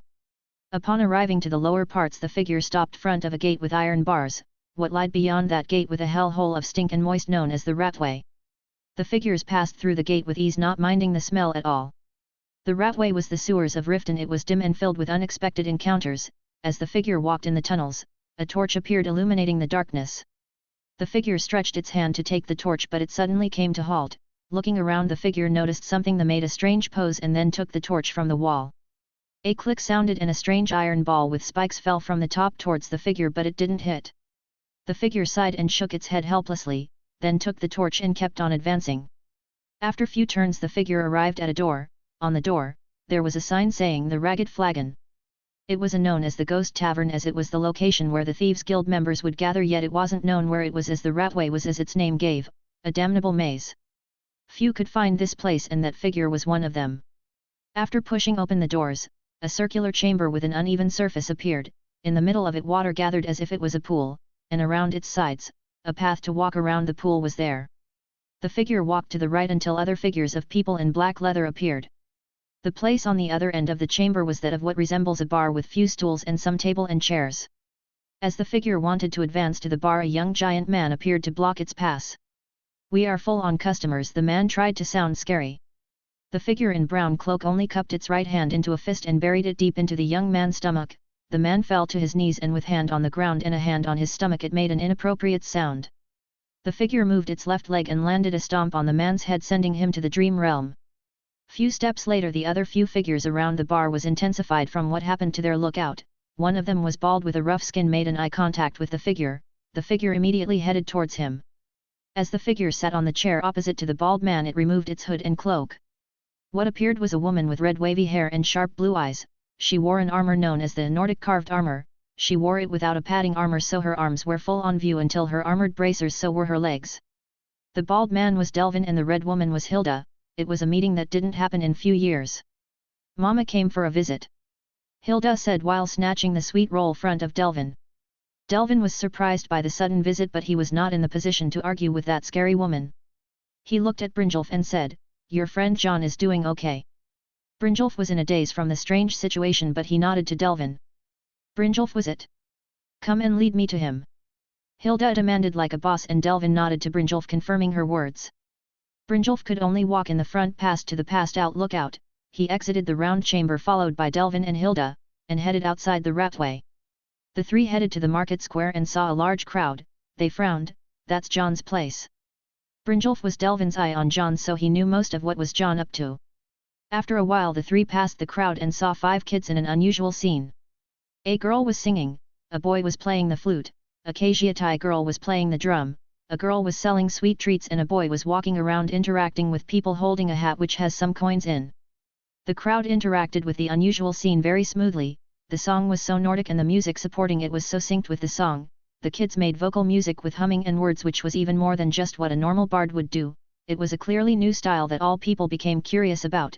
The sweet treats of the kids sold by the lone girl.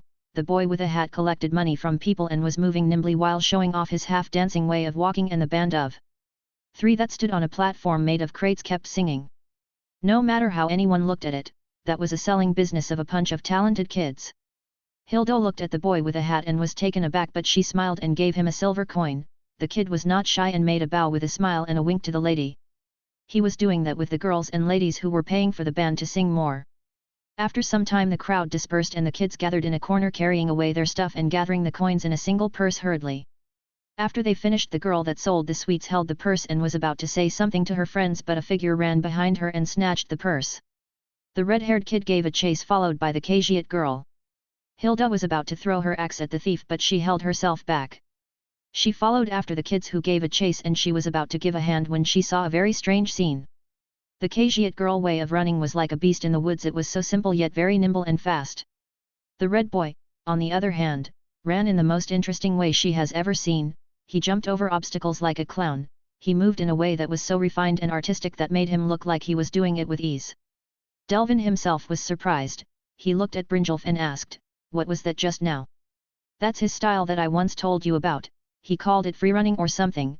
I don't know how he made it, but it is really hard to master." Brynjolf spilled the beans immediately. The 3 looked at Jon's moves and followed to where he chased the figure.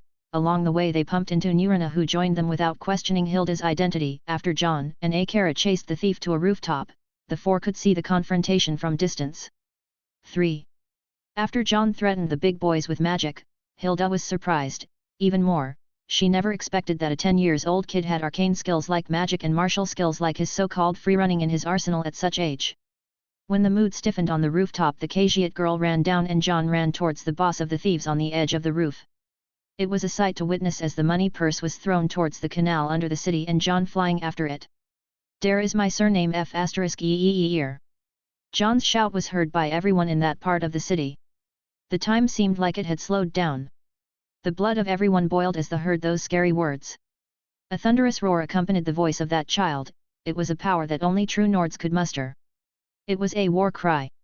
Hilda witnessed it, Nurina witnessed it, Maven witnessed it, Delvin and Brynjolf witnessed it, yet they withstood it. Other people with weak hearts could only shiver from the power of that cry. Jon made a free fall after the purse and caught it, then he dived into the canal. Both Hilda and Nurina could hold their excitement no more and spoke in unison, "That's my boy." The atmosphere froze at this point again as the 2 beauties looked to each other with a surprise. Anyway, from that day Jon was officially known as Jon Dare. Chapter 9, 2 Mothers.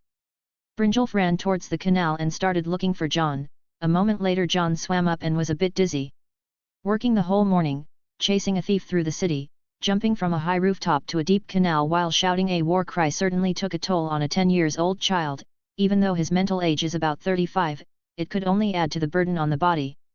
Brynjolf fished the dizzy boy out from the canal and carried him back. The 4 kids from the orphanage caught up to Brynjolf and took the already passed out Jon from him. Wulfur carried Jon and the girls took the purse. They kept it away from people's sight. Jon's war cry didn't scare them as he did not consider them to be hostile. On the rooftop the thieves were already at the brink of losing their souls. Sibai, who was the target of the war cry, was experiencing true terror. He was going to have PTSD after this for sure. One must know that war cry is a racial skill only gained by Nords.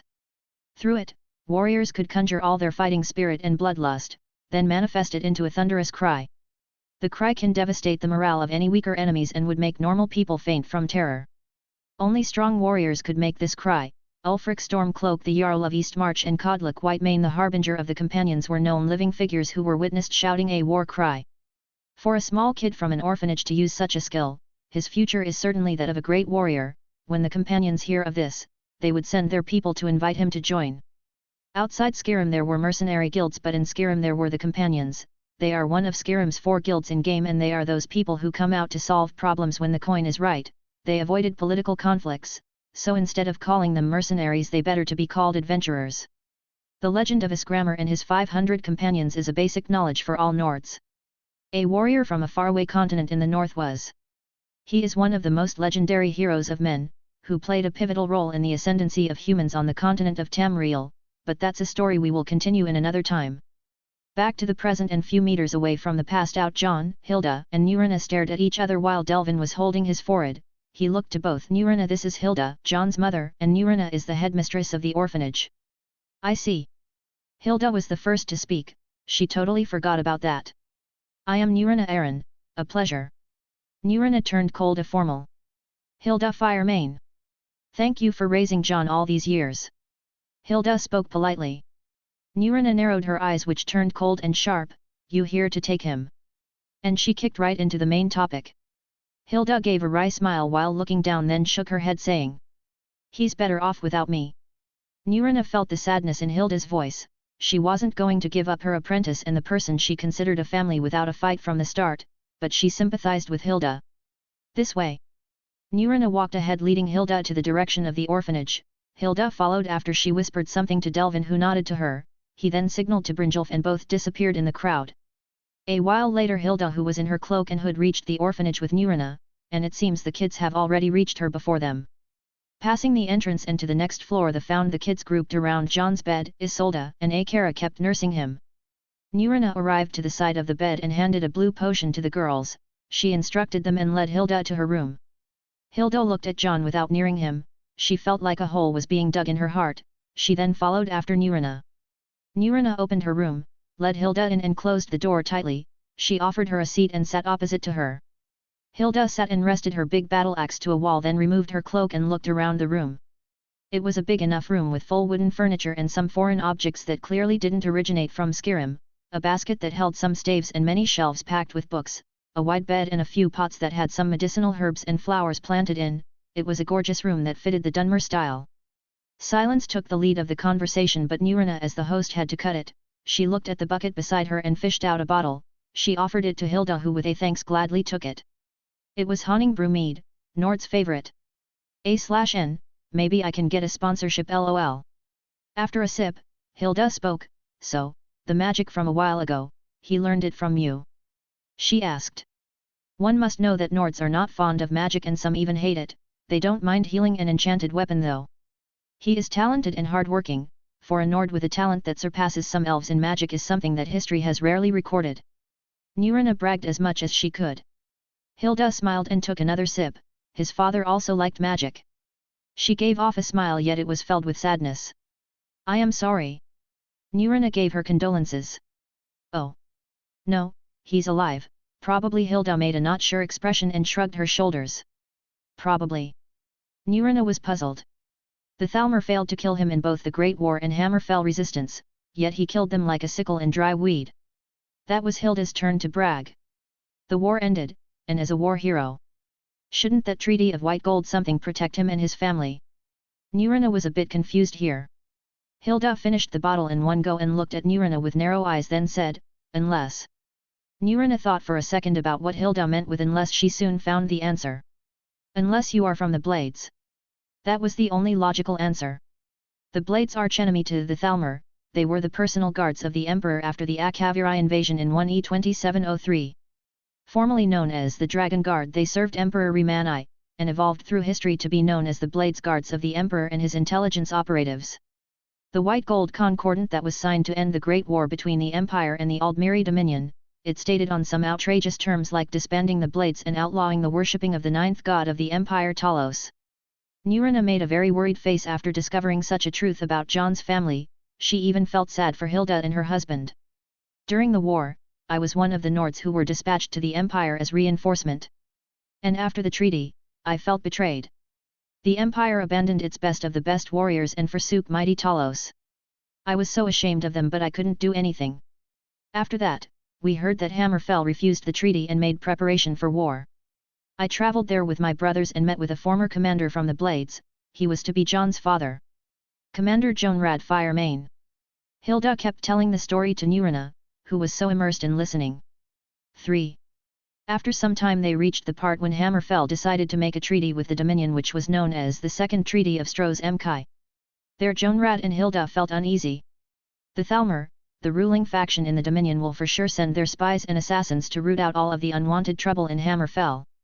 Due to some reason, Jonrad couldn't leave Hammerfell, so he sent his most trusted man Fulthim with Hilda to Skyrim. Hilda was pregnant at that time and couldn't fight, so she had to hide in the Empire as a detour to lose the Thalmor on her tail, and she finally made it a year later to Skyrim. Nurina was so in awe from the grand adventure and was taking a huge liking on Hilda. Different from her first image of the mother who abandoned her child, Hilda was like some heroine in her eyes. Nurina talked about herself before coming from Morrowind and talked about her life with Jon, and about their tiny adventures and discoveries. Hilda was at her wits' end from what she heard. A child devolving a theory in magic was something unheard of, and his accomplishments and studies were on the par with some scholar from the Mages Guild or the College of Winterhold. But one thing I don't understand. Nurina asked, why did the Thalmor target you until now? I mean, it has been 10 years and I am sure you have your secrets, but you don't have to hide all that much. Hilda was astonished of Nurina's observation.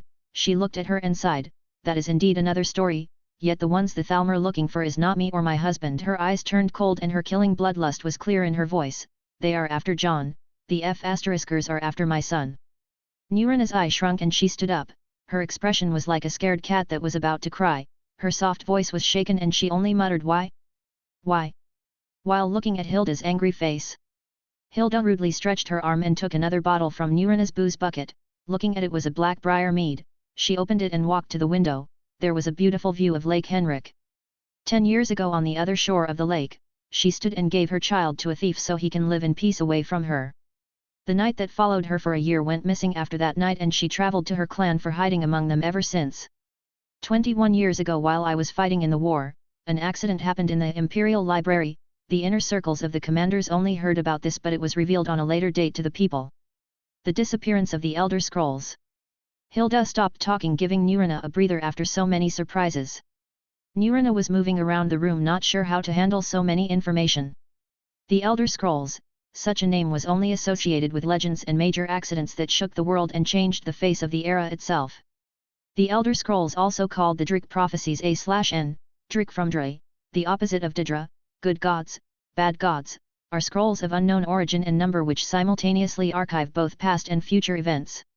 The number of the scrolls is unknown not because of their immense quantity, but because the number itself is unknowable, as the scrolls do not exist in a countable form. They are fragments of creation from outside time itself, and their use in divining prophecies is but a small part of their power. They simultaneously do not exist, yet always have existed. A/N, witness the power of the wiki. Mwahaha. No, seriously speaking, the Elder Scrolls is so important that the name of the game itself is the Elder Scrolls v. Skyrim. No one would mention the two words Elder and Scrolls together in such manner unless there is something big happening. What does the Elder Scrolls have to do with Jon? Nurina finally organized her thoughts and asked. She finally arrived at the 3 points of issue. Thalmor, Elder Scrolls and Jon. 10 years ago, before I know I was pregnant with Jon, I met a moth priest from the cult of Ancestor Moth in a market in Hammerfell. He was blind, but it looked like he could see me. He came to my direction like mad, and when he tripped and fell he crawled on all fours till he got to me. He was speaking like mad and said, I found it. Not 1, not 2, but 3. You carry a child who is fated to carry 3 scrolls of the gods. I knocked the priest out and ran away from the market. When Jonrad heard of it, he devised a plan to lead us away from the eyes of the Thalmor. Few months later I gave birth to a boy and ran away with him from Hammerfell just as Jonrad planned. Jonhild was born year 4181, named after his father and me. A year later, I arrived to Skyrim and you know the rest. 13. A/N, Cult of Ancestor Moth are a cult of people who can read the Elder Scrolls but they get blind after doing so. So that how was it really happening? Such a child carrying such fate is sure scary. Not any parents could deal with such prophecy, yet these two kept their cool and made the right choices under pressure. That was admirable effort, but too bad Jonrad was nowhere to be found. So what should we do after that? Nurina was already planning ahead. He can't stay in the orphanage after the age of 15, and truthfully I was planning to take him with me to Winterhold. With his ideas, he can make more wonderful achievements in the arcane arts. Hilda nodded. That is a good idea, but he needs to be more capable and survive the trials of coming of age on his own. Hilda added. Coming of age? Don't tell me you mean that Nord nonsense tradition. Nurina was angry at such words. Those are the traditions. He must learn how to fight like a Nord. I know you don't like, and neither do I. What kind of mother would send her child to such challenge? But that's for his best. Hilda's resolve was firm. Nurina understood, compared to such challenge, what lies in the future of such a kid is much more dangerous. I understand. I'll arrange for some people to instruct him in hunting and fighting. His talent will support him no matter what he does, I am sure of it. Nurina came to the same resolution as Hilda. Truthfully speaking, he can make a war cry at the age of 10. You really raised a dragon, Hilda remarked with a smirk. Phew phew. Nurina laughed softly. The sweat on her face was already wiped away and she was feeling better. She offered Hilda a bigger bottle and opened a one for herself. The two mothers sat and laughed a meaningful soft laughs. They were already releasing some bloodlust about the fight ahead. This meeting of the two monsters was a meeting that the Thalmor will surely regret they could not prevent in the not far future. Comment. 118 comments. Vote. Chapter 10, wasn't this just a mod? I really wanted to ask whether or not should I continue writing in multiple POVs, between first and third, or should I just make it only third person? Leave a suggestion at the comment section. First person POV again, but in hallucination. This is one heavy head I have here. I was in a canal, right? What is that? Looks so fluffy. I am a manly man who like fluffy stuff. Please don't think a booty too much. I want to hold it for a bit. Ah. Here. Feels just like perfect. Ouch. Darkness again. Maybe heaven don't take fluff lovers. Oh, I am in Skyrim. So it must be Sovngarde, which prefer warriors and stuff. Damn it to oblivion then. As long as it fluff. A/N, in Skyrim, Sovngarde is Valhalla-like place where noble warriors consider it heaven after death. Oblivion is the realm of Daedra and it is considered hell to the most. Third person POV. Jon passed out again. On Akara's hands this time. He was sleep-talking and the kids looked close to hear what he was saying, but it wasn't in the common language, so everyone thought he was seeing something nice, but when they turned back they felt a shriek coming from Akara, who was the closest to the bed. Apparently Jon has grabbed her tail unconsciously and Akara reacted too fast. She punched him back to oblivion. The kids looked to Akara with strange eyes. She felt awkward and said she was sorry. Boys felt bad for Jon, but Isolde snorted and joined Akara's side while saying a well-deserved punch. It was strange that Nurina hasn't woken up to the racket, but no one was as close to Nurina than Jon. He was the only one who can break into her room normally. An hour later Jon regained consciousness. A/N, first person POV again. Let's never go after fluffy stuff half asleep ever again. Damn it, my face hurts. I had to apologize to Akara, but it seemed everything was okay. Next they said that Nurina went into her room with a friend last night and hasn't gotten out yet. Should I go in? Let's wait till noon. I'll stay in the wing for now and fool around with the boys. Normally we ate and cleaned, then everyone was with his own duty.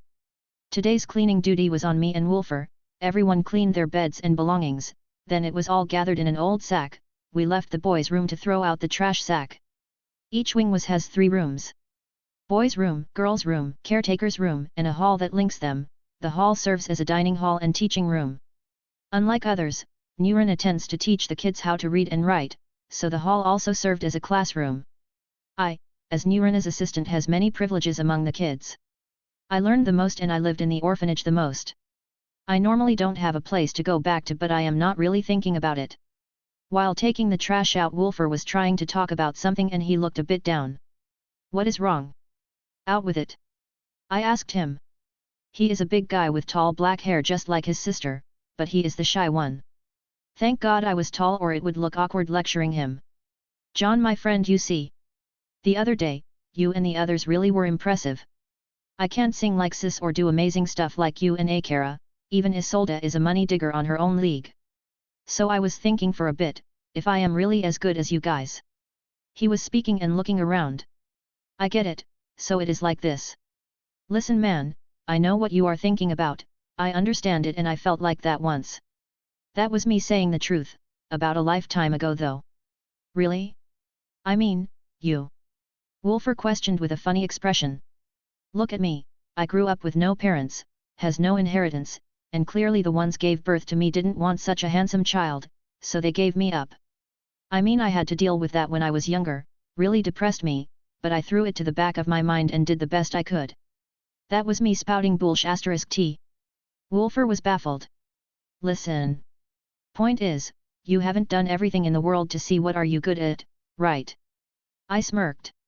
You are right, I haven't. But the others and you discovered yourselves easily though. Wolfer thought but he wasn't an idiot. I really like that guy, even though we are 10 years old, he has the guts to speak for himself. They found what they are good at themselves inside the orphanage easily because what they could do was possible inside the orphanage. I remarked.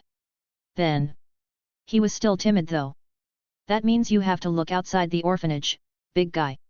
I was speaking like some gym coach now. We are already outside so I know someone I want to introduce you to. I took the lead and Wolfer followed. Few minutes later near the market square one could hear many tinkering sound, it was a forge under a shed next to a house. Come see Bollymund perform miracles with steel, et. A large man with a big mustache made an appearance, wearing a blacksmith outfit that didn't quite match his blonde hair. Wolfer jumped back scared. That was Bollymund for you. Bollymund is a known NPC in-game, he was the only blacksmith in Riften and he always says those words to greet the players when they approach his workshop, he is very proud with his craft and his personality is extremely friendly. I rolled my eyes backward to his greeting and was saying just stop it in my mind. Old man Bollymund, this big guy is Wolfer. As you can see he is big and sturdy, and he seems to have interest in blacksmithing. I made a salesman from a second-hand cheap store offer and introduced Wolfer. Wolfer was taken aback, he said did I, but I raised my voice to cover his. I see. Young Jon, it was a loss you didn't want to continue learning from me though, yet any friend of Jon is a friend of mine. Bollymund said with a sad tone. I've met with Bollymund a year ago and did a service for him, he wanted some fire salts which is a rare alchemy ingredient and I brought him some through my connections with the Thieves Guild. He was so excited and offered to teach me his technique and how to be a blacksmith. I wasn't excited about it but I learned for a bit. My magic study is much more important for me but it was fun to learn how to make good metal, I might start learning again later. 5. This guy has a good head on his shoulders, and he is 10 years old just like me, he even can carry weights as much as grown man, you won't get disappointed. I continued to make Wolfer look good. You seem like a caveat merchant today, but let's see how long will he last. Bollymund laughed and led Wolfer in, I kept watching and learned few stuff myself. Wolfer could really withstand the heat from the smelter, and he could hammer the metal for longer than even me, frankly I wasn't expecting any of that. Your friend is good and determined. Bollymund said with a wide smile. Fine then, you'll take him in. I asked. He's from the orphanage, right? What are his circumstances? Bollymund questioned. He'll leave probably for solitude, his sister was invited to the Bard's College and we don't want her miss a good chance. After she finishes her study they will settle in Whiterun. I informed Bollymund about the siblings' circumstance. I see. Blacksmithing doesn't get much talented people nowadays, they all want to become warriors and it would be a waste if I didn't teach any of you too. I might really regret it. Bollymund was always this honest, fits Wolfer well in my opinion. But during the coming 5 years he have to be my assistants, I'll give him coin and food as well as training. That's between you and him, anyway you have my blessing. I said, after that it wasn't my business. I said I am going back first and left Wolfer at Bollymund's. Back to the orphanage. I just barely passed the main door and what meets me is grumpy face glaring. So Oblivion hasn't swallowed you yet? Grelad taunted. Not before you, old hag. I taunted back and don't think the heaven is so blind to leave you on Nirn with no one to torment you. Grelad face darkened but she couldn't retort at this one, I guess me performing a war cry the other day made my reputation in town soar. War cry? How impressive. I even surprised myself. It's strange though, I remember I had installed a mod called Imperious Races of Skyrim. That mod should overhaul the racial aspects and make new powers for each race, war cry was supposed to be removed by that mod, yet that didn't happen. 5. Maybe some mods didn't get transmigrated with me or something, but I'll need to make more experiments on that. Anyways, powers in the game had 1 day cooldown duration, it also explains why my head feels so light. Moving on, I arrived to the wing and informed Sviti about her brother's new job. She was happy for him. What a good sister. What impressed me was that Nurina hasn't woken up yet. This was a first time in forever for Nurina to be so carefree. I got to see what the hell is going on. I arrived at the door of Nurina's room and knocked hard, yet no response. Seriously, I am worried now. I pushed the door but it won't budge. I examined it and it was locked with magic. Fine. Here I come, open. I used the magic that opened doors, the door opened. What met me was darkness and a strong suffocating smell of something I could identify as alcohol. I originally hated alcohol smell. Like it or not, I am a milk drinker. I closed the door hurriedly and went to the hall to catch a breath. There I remembered something. I ran to my bed in the corner of the boys' room and opened my chest. There was a gift that a senior made for me before he leaves the orphanage. It was a Nordic war horn. I took the thing and went back Nurina's room, covered my nose and went running into the dark room as I removed the curtains and opened the window to the lakeside. Turning around, I blew the horn near the bed. What happened next was the funniest thing I have ever seen since I came to this world. Nurina, and apparently, her friend, was running from the bed waving around their arms in panic, screaming some words I couldn't understand, but whatever. 9. Well, mission accomplished. I waited until they calmed down and then took out 2 potions I prepared beforehand. It was something to cure the hangover. Jon, you can't make such a cruel thing to a person who has such a nasty hangover, my head is about to split. Nurina complained. She was holding her head with a hand and drank the potion with another. When I offered the potion to the other person, I started to see her clearly. She was a Nord with some strong arms and thighs, her hair was fire red yet mine was a bit darker, she had the similar blue eyes as me. Damn! I thought I was unrivaled under heaven, yet there is someone who is as beautiful as me. The woman looked at me in panic, then she took the potion and looked away while drinking it in one go. I must admit, sleeping after drinking for 3 days in a row is an impressive feat on its own. I even had to wake you up with a horn. I made some joke to make them clear up. 3 days. The 2 women screamed in unison at what I said. Nah. I was joking. It was just a day, but it is afternoon already. I already achieved my purpose, so more than that is too much. Is he always like this? The red woman looked at Nurina and asked. Just don't let him take advantage of you, you will regret it if he started to give you a lecture. Nurina said it. Yep, I am that nasty. The 2 sighed and already started to sober. I'll go make them some coffee. Yes. You read it right. Coffee. 14. Our Lord and Savior. Coffee is not popular in Skyrim, but it can be imported from different locations. Originally there was no coffee in the lore of Skyrim, but it existed in the Elder Scrolls Online. It came to the world of Skyrim through a mod called Eli's Coffee Mod by Eleonora, one of Skyrim legendary modders. It was the right choice to install that mod. Well, I made some coffee for the women and they thanked me for it. So Nurina has made a friend finally. I can leave this orphanage while being not worried in the future. Please treat her well. I turned into a mother mode and made fun out Nurina. Nurina was flustered in a blush and the red woman laughed her lungs out. Stinking brat, you come back from oblivion and first thing you do is to wake up your old mother with a horn and make fun of me 2 times in a row. Nurina was huffing and puffing after she shouted at me. Well, that was fun, I haven't laughed like this in ages. My stomach hurts. The red woman was already in the ground after Nurina's retort. Indeed it was funny. The other day I must have worried everyone to death, and making a better mood is my responsibility. Fine, fine, geez. Breakfast will be ready, Akara will bring a tray in a bit. I said while leaving. Wait. A voice called for me and it was the red woman. Yes. I turned around.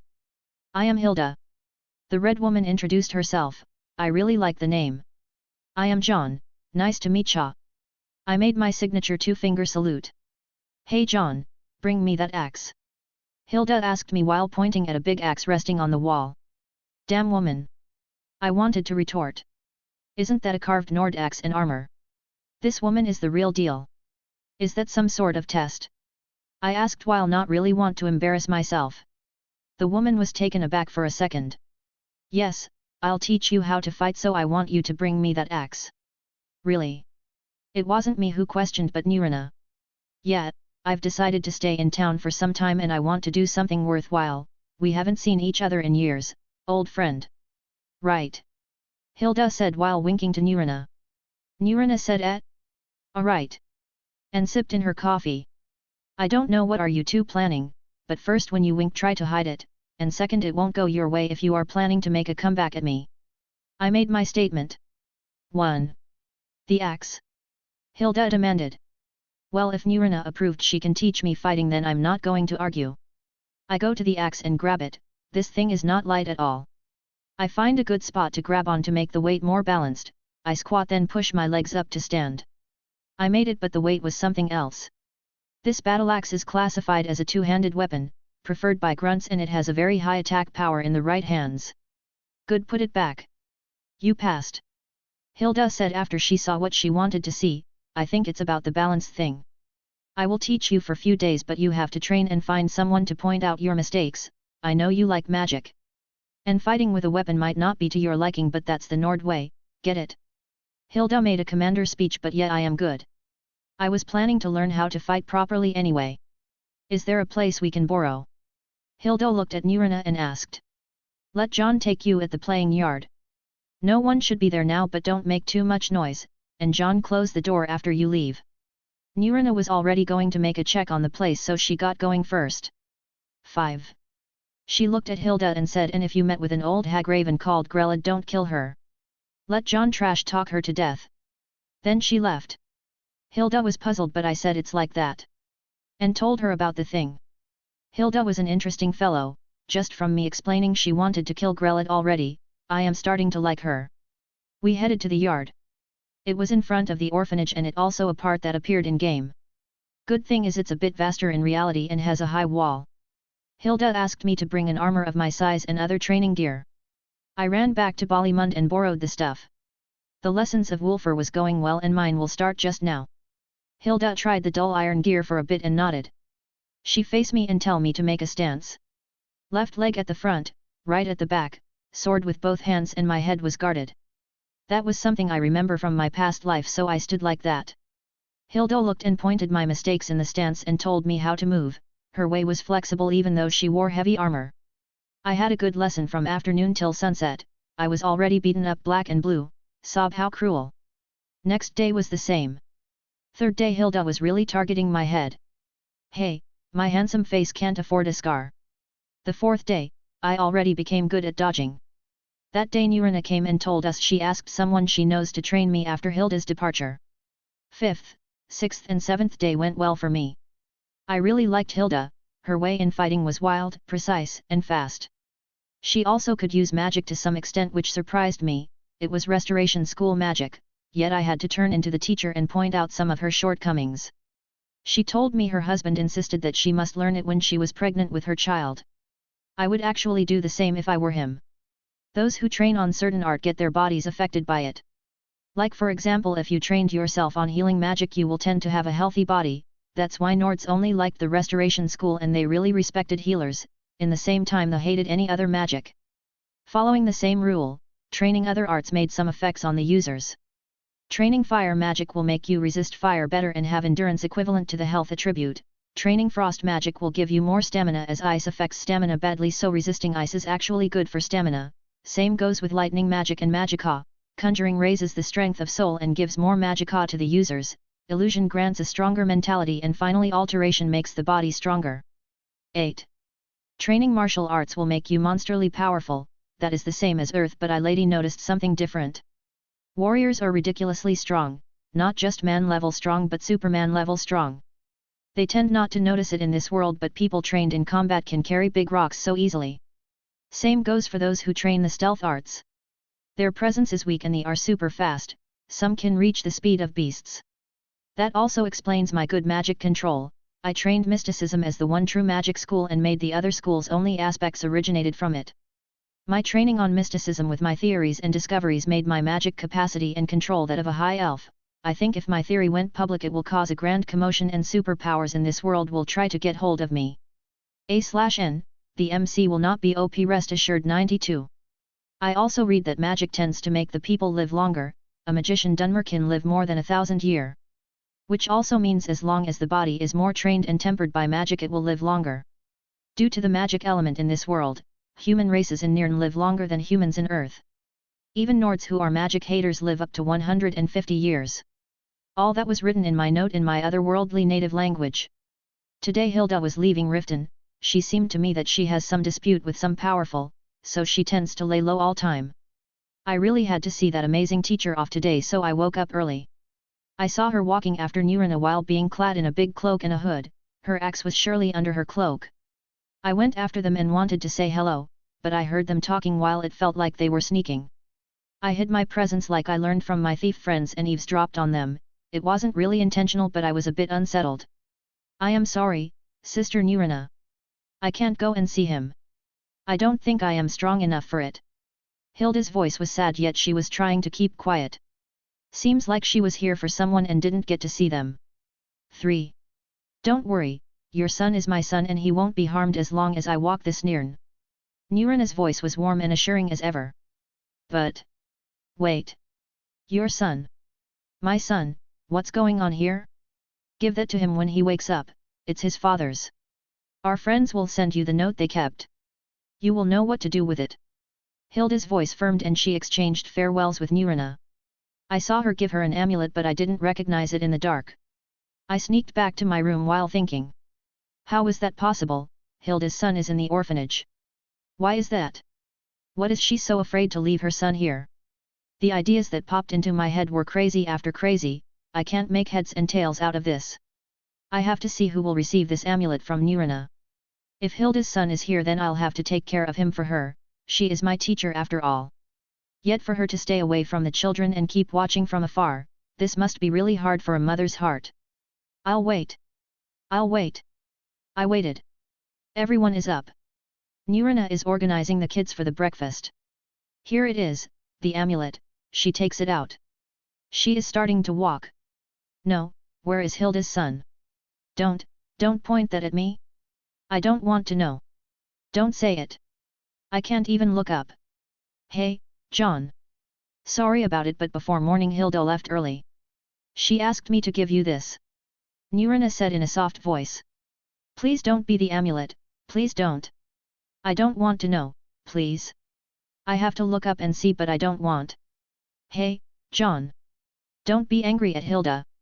Listen, she really wanted you to see her off, but she was in a hurry and had to leave early. Nirina's voice was warm but hesitating. See, it's a blessed amulet. An amulet? Why? Why did it have to be like this? I looked up and saw it. It was indeed an amulet. An amulet blessed by Talos at that. The amulet of Talos, that was the name of it.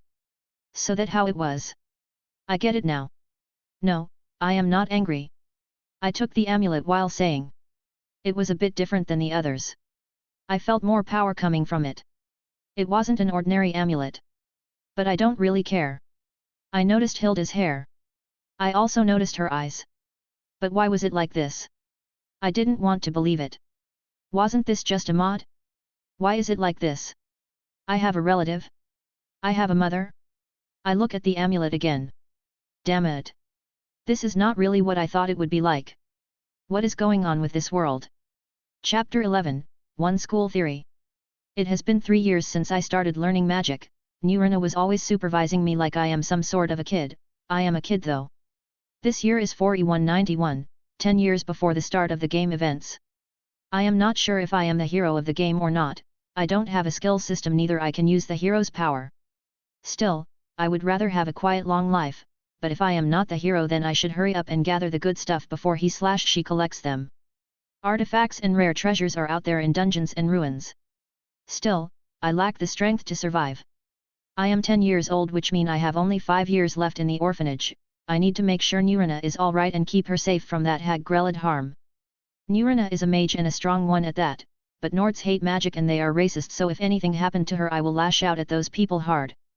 These days I could find my way to the market square without anyone noticing. I sometimes accompany Vex in their runs around the city. These two are from the NPCs in-game, they belong to the Thief Guild and they are older than me. 7. I learned how to pickpocket and unlock easy locks from them. I also learned how to sneak too. I should say it just to be honest that these skills are much complicated than the game. Pickpocketing in game is to sneak behind a target and use action key unseen, but in real life I have to take care of what I am about to steal. The target must be moving and not slowly, there has to some crowd to cover and the target has to be a bit careless. Once the conditions met it would be easy. I've once seen Vex cut someone's pocket from outside and took the money purse with no one even feeling her actions. How scary. Be glad they are the Thieves Guild and not the Dark Brotherhood. Picking locks is a pain, you need a thin blade to act as a base and some lockpicks are bigger than needles with a hawk-like end. The point is to make both the picks and the thin blade that act as an all-door key, and watch for the picks because they break, or that's what it should be like in game. In real life it's another sort of pain, picks don't break that easily, atop of that it seems like everyone has a different way to open a lock, Vex uses 2 picks at a time and Brynjolf only uses 1. The problem doesn't end with just the lock quality and the pick's vulnerability, unlike the game you can get caught, and if your hand slip while unlocking, a sound comes from the pick that might attract attention to you. I remember I added a mod called Life Takes Time or something that makes every time pausing actions like picking a lock or reading a book in game to actually go along with time. Sneaking is another story, it doesn't just work like the game where you press control and you become a ghost. Brynjolf told me that first I need to be in control of my body from the inside to the outside. To sneak one needs to breathe slowly to let his heartbeat not to be heard, also not putting too much power in muscles other than the ones needed is fundamental in sneaking. One also needs to blend with the surroundings and know every in and out of where he is, in day walk among people and night walk with the shadow. I really like this part about sneaking. It's known that thinning one's own presence and reading the surroundings are most fundamental skills for hunters and dungeon raiders. As someone whose aim is to be an adventurer I need lots of skills and knowledge. After asking Brynjolf and Vex how to be better at it they told me to live daily as a thief, every step must be calm and quiet, everything must be noticed and analyzed. Damn! Being a thief is cool. Where do I sign up? Alright, in few years Big Bro Brynjolf will handle the recruiting and there are requirements I haven't met yet. Big Sis Vex is as beautiful as ever with her silver hair and sharp features, especially when she tries to act dangerous, she is the most skilled junior in the guild after all. Once the hero of the game joins the guild she would already become a master and a quest giver at that. 9. Following the master trainers from young age is sure a good thing. I mean, I don't need to buy hard-earned gold for training. Money in this world and the world of game are totally different too, I mean in game you use only gold coins. These coins are called septims and they are named after the emperor who founded the last empire in Cyrodiil, Tiber Septim. Septims in the game are mainly gold but that didn't stop mods and modders for creating some coin overhaul mods like immersive currency or coins of Tamriel. The one I installed was coins of Tamriel despite its terrible naming sense but that didn't affect the world that much. Anyway, in this world there are gold, coin, and copper coins, they are the Empire's official coin system. And when you go into a pre-Third Era dungeon in-game, why do you find septims in the treasures you ask? No hay problema, mi amigo. In reality you get to find old coins from the ancient civilizations such as Nordic and Wmer. 5. And the Jarls exchange these coins from adventurers for a very satisfying ratio. Thinking about that I've already arrived at the orphanage, only to find Wulfur waiting for me at the entrance. What's up? I spoke nonchalantly. You are late, Grelid will have you head. Wulfur said. I would like to see her try. I couldn't hold back my grin. Normally that hag would nag at me whenever the chance arises but cornering someone who was a lawyer in his past life with just words is a bit overestimating oneself. Walking past the entrance room up to the second floor Grelid is waiting for me as far as she could from Nirina's room. I knew she could hold it no more as her eyes were blazing with fury. The hell were you been, you little swine, it's already past the curfew time. Grelid was spouting hatred with every word she could utter. Energetic as ever, old witch. The mocking me said inwardly. I was practicing magic. I knew this answer will turn her anger on. And now she is teaching the brats witchcraft. Grelid said in with a wicked smile. There is a wicked witch in this orphanage, everyone knows that. I said it with no care in the world. Grelid's eyes were already turning red with anger and I added more oil to the flame. Damn it, my old habit kicked in again, I am as stubborn as Grelid herself and I am a troublemaker of my own league so I don't hold back with that hag. You dare mock me, you pig? Do you think that dark elf will prot? Grelid was already at her peak. First of all her name is Nirina, and you are to call her headmistress. And I do dare, Dare is my surname. I spoke sharply meeting her eye to eye. You want some, come get some. Before I could say anything more we could hear Nurina's voice coming from her room. Jon, apologize. You see who is boss here? I grinned while saying sorry. As soon as Nurina's words ended, one must be that shameless to make a statement. My room. Nurina's voice sounded again. That was my holy summon, can't make the goddess wait. I walked past Grelid while making a got my eyes on you sign with 2 fingers, I couldn't help myself. After all the kids were looking at me with eyes full of admiration, a cute Khajiit girl was waving her tail left and right as she witnessed the exchange of the powerhouses in this orphanage. 31. That was Akara from our wing. She was sent to Grelid's wing when she came a year ago and Grelid treated her like how Nords normally treats non-Nords. Nurina stepped in and put an end to it, now she is at our wing. The poor thing was so broken when she came, apparently her parents were from one of the Khajiitai trading caravans and they got attacked by bandits between Riften and Shore's Stone. The guards found her a week after the attack and she was in a bad shape. For Grelid to be mean to such a girl is the far-reaching end of cruelty. For a cat person such as me, Khajiit folk are so wondrous. Akara on top of all, Khajiit was so beautiful to my eyes. She had grey fur and black lines like that of a tiger, but her head was of a little kitten, her dark grey hair was braided in cornrows, and her eyes were radiant green. Just shoot me dead already. I am barely resisting every urge to kidnap that girl and pat her somewhere desolate. Resisting my inner cat lover urges, I am already entering Nurina's room with a victor walk.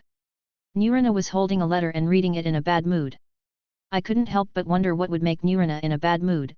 One must say that as a mare, elf, these guys are long livers, so annoying them must take some effort. This is a letter from my cousin Savos, he screwed up again. She said with annoyance on her face.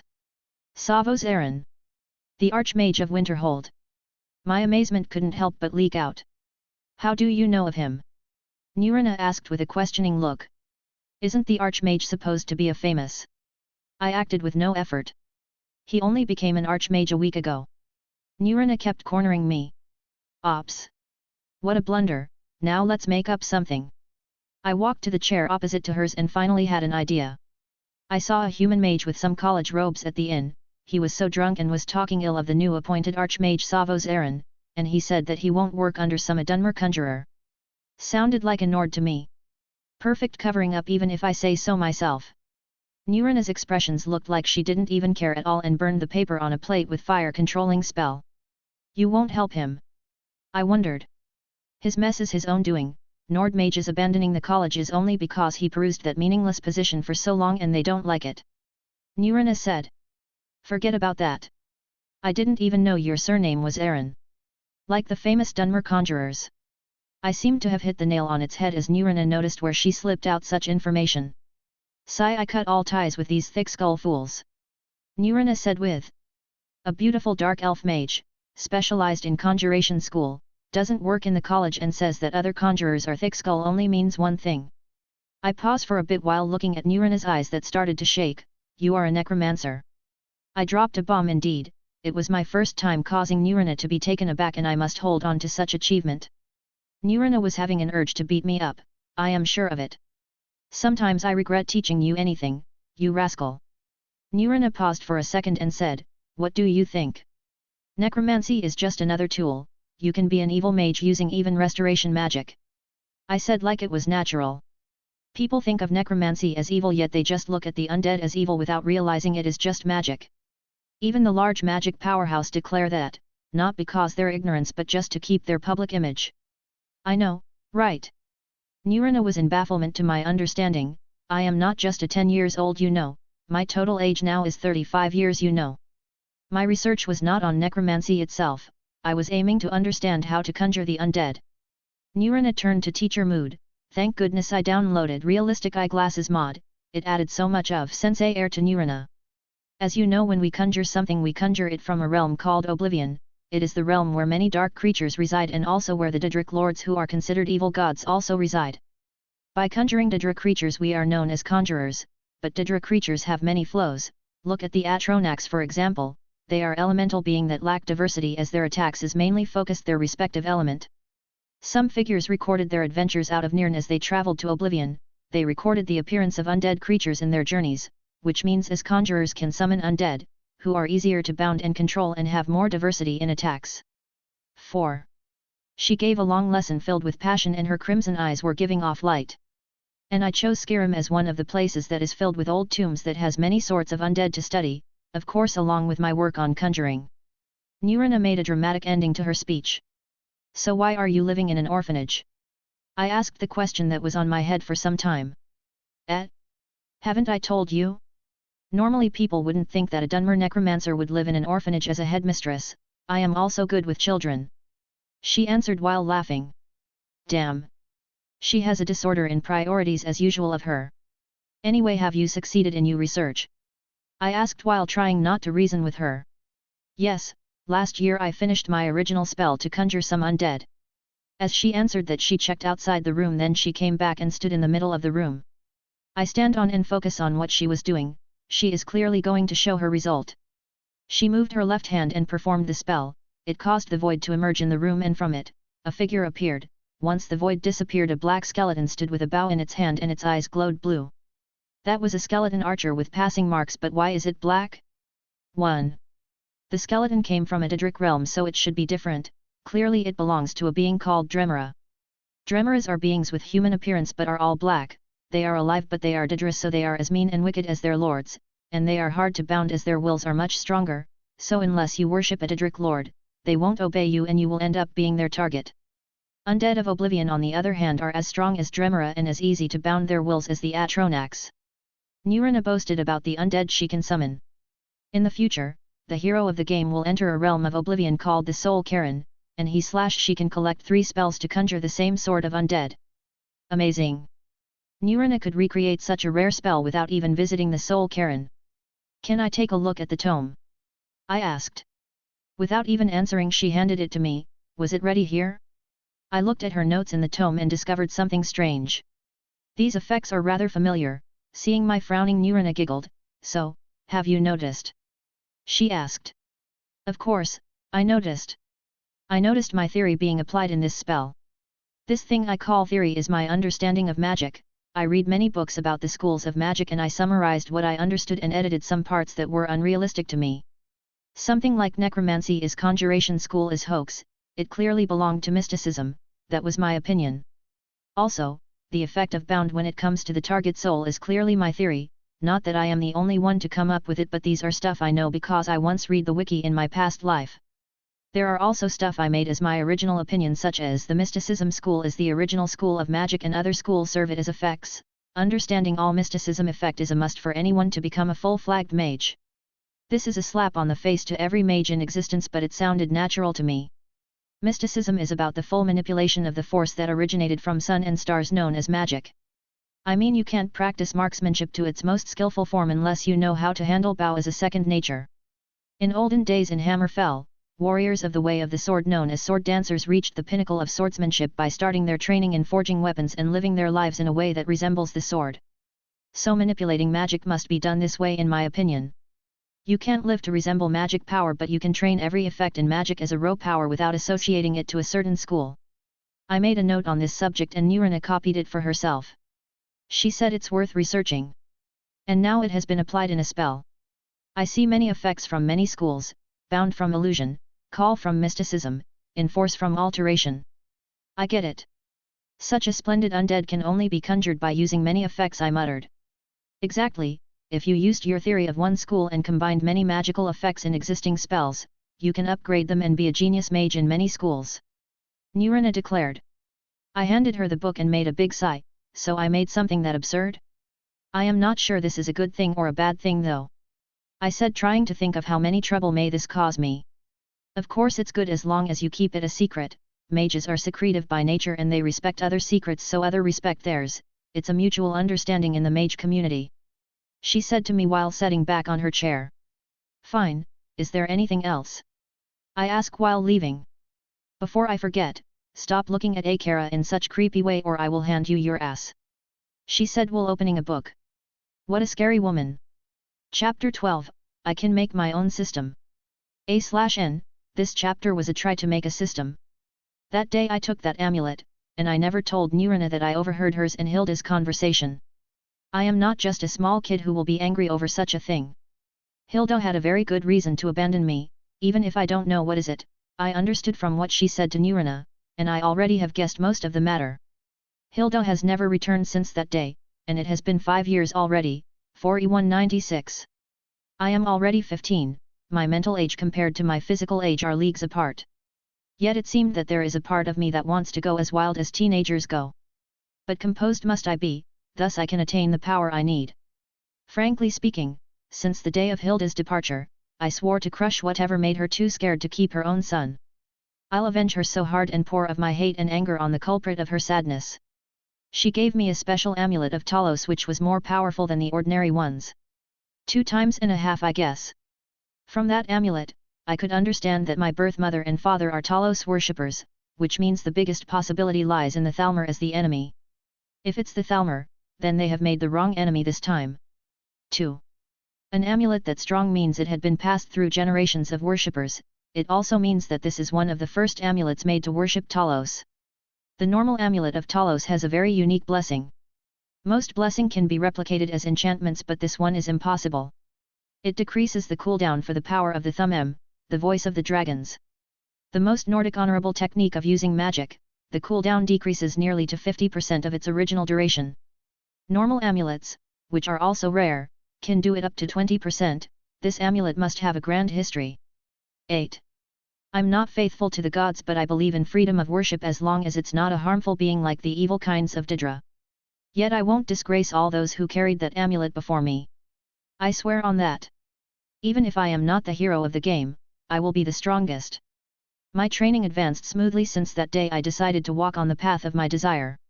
I'll be a righteous person when righteousness is needed, and I'll be the devil himself if his methods are needed. Today was a peaceful day as well as one of my last few days in the orphanage. I never thought I would actually come to miss this place, but all the memories here are important to me. My training with the new trainer involved hunting in the woods and fighting with all kinds of weapons. Thank goodness that this wasn't the game, or else I would have been only bound to use a certain type of weapons due to perks limitation. In real life, these perks can be gained only thanks to talent and training.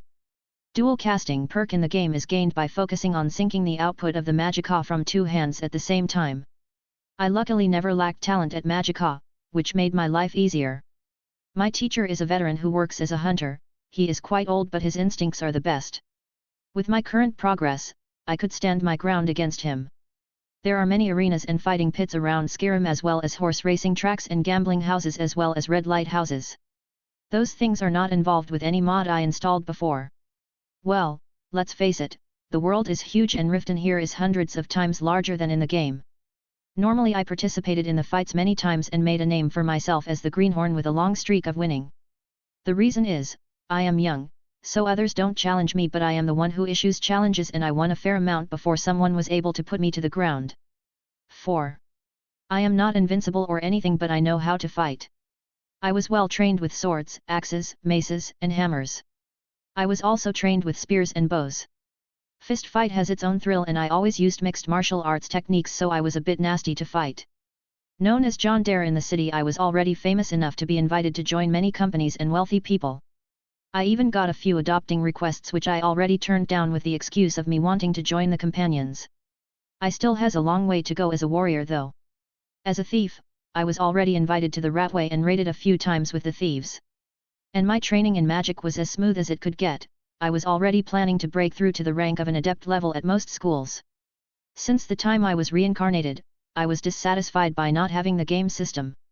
Still, who needs such a thing? Being like this is much better. I am not bound with any styles. 3. Even though I had to keep a memo to record all the spells and the powers I learned. Equipments. Amulet of Talos, thumb cooldown -50%. Gold ring from Nurina, Magicka regen 150%. Reinforced boots, increase stamina 10%. Reinforced gloves, Magicka consumption down 10%. Belt, increase Magicka 10%. Spells. Number mysticism. Control Magicka, absorb, drain, dispel. Detect, magic, object. Ward, quadrant. Divination, alarm. Necromancy, bones. Soul, trap. Number destruction. Channeling, flames, sparks. Bolt, fire, lightning. Rune, lightning. Number conjuration. Bound, dagger, sword, battle axe. Conjure familiar, mouse, cat, falcon, wolf. Conjure undead, ghost, boneman. Conjure atronak, flame. Number illusion. Mind, calm, fear. Light, candle light, mage light.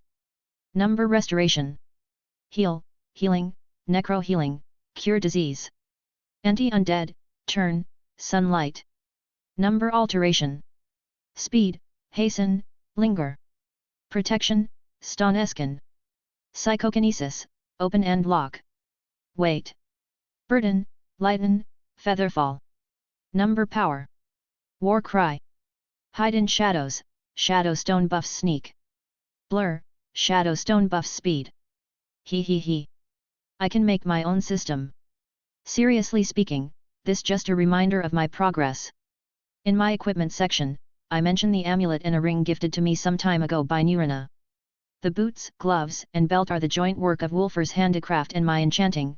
We made 2 sets and I enchanted them in a proper way to suit him. In the spell section, every spell was listed with its school, mysticism, which has few spells as no one really did well in mysticism the past few years and it was akin to a secret art, so most spells were my original spells. Quadrant Ward is my masterpiece. It is a mix of 4 effects. Absorb, Reflect, Resist, and Dispel. Normal ward spell normally relay on resist and some can do it with absorb, but I am proud to say I made a much better job. And that's all to it. I made it in a red journal and felt so much proud about it. Back to the present. The city was in a festive mood. Why is that, you ask? High King Torage was visiting the Temple of Mara with his wife Lady Elisif the Fair. Normally for every High King, their weddings should be in the City of Solitude as their stronghold as kings, but the young king insisted to visit the Temple of Mara as the traditions of Nords say after performing the main wedding ceremony in the Temple of Gods in Solitude. I led my gang to join the crowd and Nurina tagged with some other kids from the orphanage. The city was heavily guarded as the king's guard were here since 2 days ago. We found a spot near the temple and waited to watch the parade. I wasn't interested in it at all, but the girls were dying to see the new High Queen. It was rumored that Lady Elisif is young at the age of 17, and can be considered the most beautiful woman in Skyrim. In my opinion, she's not even as cute or fluffy as Akara. The cheers were getting nearer and the people were carrying baskets full of petals to throw it at the parade. What a careless act! I can hide a throwing blade in the petals and no one will see it coming. Anyway, the king is popular among the people these days, only for now though. Jarl Leela and Maven Blackbriar, as well as the other big players in Riften such as Bali the fishery owner and Volwolf Snowshot of the Snowshot clan, all these big names in Riften, lined up for the High King. And just as the front guards of the parade arrived, there was a man on a horse following behind them, circled by 2 armored knights like warriors, and he was waving to the people and smiling like a fool. Good grief! He had medium black hair and a short beard. He is a good-looking person. He also wore a full plate armor with no helmet and wore a fancy crimson robe on it. That was the High King of Skyrim, High King Torage. What followed after him was a gorgeous carriage and a girl riding in it. That was clearly the new queen. She was a beautiful woman as rumored. Blonde with innocent features and faint smile, her eyes were green as emerald and white as gazelles, and her skin was white and fine. What a refined woman! I totally forgot I added a mod to change Elisif's appearance long ago. Elisif in the game was not even as beautiful as Isolde, yet was called the Fair. In my opinion, I had to make things right, else it would ruin my immersion. The royal lot went into the temple and made the rituals they wasted everyone's important time for. I mean, look at it. The city was totally in a tizzy since yesterday and I couldn't do my business with my contacts in the guild. And finally, they got out and headed to Mistvale Keep. I urged everyone back home because I hate this sort of festivals and stuff. I wasn't like that in the past though. I just became a workaholic 5 years ago and Nurina started complaining about it lately. I will leave the orphanage in the first month of the next year and travel through Whiterun to Solitude with the Wolfer and the others. Isolde and Akara will live together in Whiterun while Wolfer and Sviti will go to Solitude. I will go there to participate in a yearly tournament that happens for the honor of the High King and all that worthless stuff. I am interested only in competition though. After the competition, I will leave to Winterhold to join the College of Winterhold. To my surprise, Nurina informed me that Hilda will meet with us in the college a year from now when I reach 16. The reason is, she wanted me to participate in a coming-of-age ceremony that used to be held by the ancient Nords and some hardcore clans at the present. She also told me that I will participate with Hilda's clan. After the ceremony, I get to have a warpaint or whatever they get from Hilda's clan too. I get it now, they are planning to tell me the truth about my birth parents a year from now. That's more of a reason for me to why I should not fail Hilda in the ceremony. These ceremonies, if I remember correctly, is for the young Nords to head to the lands which have heavy snow and fight with a monster called Ice Wraith. These Ice Wraiths are lucid, serpentine creatures of magic as if conjured from the frozen tundra and glaciers of Skyrim itself. 3. A/N, I am having trouble describing the damn thing, Google it yourself. All in all, I have to kill one a year from now. I am not that sure if I relied entirely on martial arts, but it seems that this is the rule. My weapon is something I had to pay Wolfer and Ballimund a good price to make for me. It's a warhammer as heavy as Hilda's battleaxe. Mine was made from steel, but it has its custom design. I requested it to be made with some certain runes engraved on it. Nurina offered to enchant it with a greater soul gem I acquired with a lot of money. The hammer was like any other, its handle was made of the best wood possible to buy, reinforced with steel, and it was a real beauty. The head had a blunt side and a spike like the game's steel warhammer. After it was done, Nurina and I went into an argument about how to enchant it. I wanted it to be enchanted with lightning blast effect, but Nurina had a different opinion. She wanted to enchant it with sunlight effect. It's an effect that can harm living to a fair degree with fire damage effect and harm undead to a fatal degree. My idea of lighting blast hammer was a bit from a movie, so it was childish and Nurina didn't like it. Her idea was better anyway. Lightning works better against mages, and mages didn't need to be dealt with by such a flashy and big weapon as a hammer. A hammer was a tool to crush the armor, and it was best used against big opponents like trolls and armored opponents as well. After the hammer was enchanted, I couldn't help but grin. It was a good weapon indeed, but we left it unnamed for now. After a few months of training, year 4196 has passed and it already became Morning Star, January, of 4197. I and Wolfer were making travel preparation and also made a deal with a carriage owner outside the city. We will be leaving Riften tomorrow. Nurina's things were packed in crates and transported by a carriage to Winterhold. She left before us. That day I said my farewells for all my friends in the city, the Ratway, the fighting pits and the orphanage. What really was upsetting that Grelad became the new headmistress.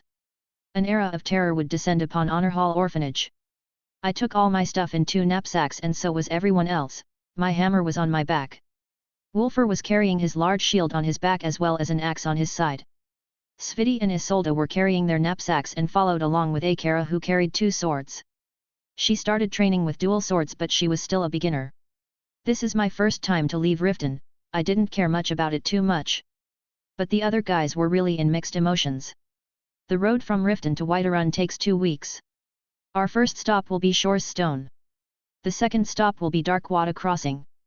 There, we will be officially outside the Rift Hold and into East March Hold. The third stop will be Volthium Towers, which is a military area but serves as a short rest for travelers. Right after passing Volthium Towers, we will be at Whiterun Hold and heading to our first destination, Whiterun City. While jumping on the carriage, some of the people came to see us off, Ballimund and Ringelf as well as others. Well, this is my first adventure, so I better make it exciting. A/N, it's also the end of Volume 1. Volume 2 will start tomorrow after I get some mental refreshment. Chapter 13, Hitting the Road. I have never been this far from home in this world before, or should I say the orphanage. It's not my home anymore. Riften is though.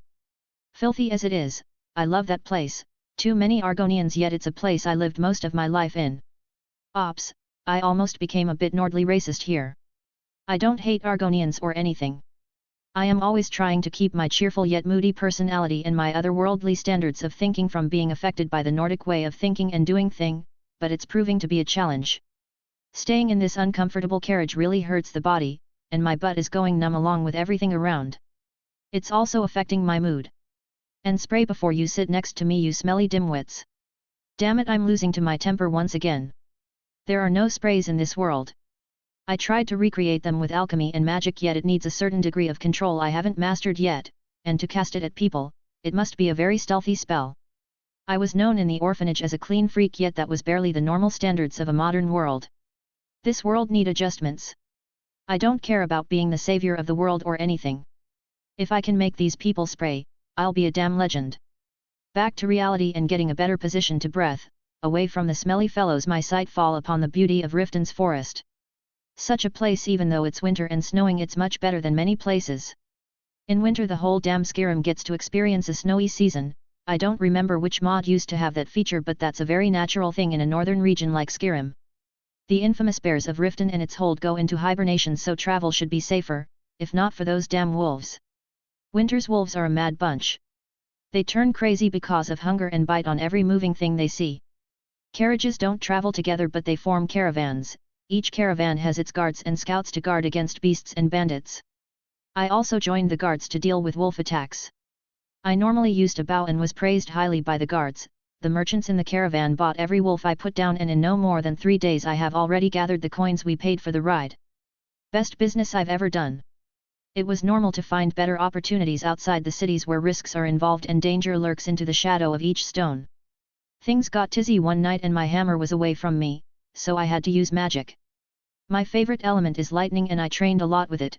It resulted to make my mana denser, adding that to my control, which originated from mysticism training.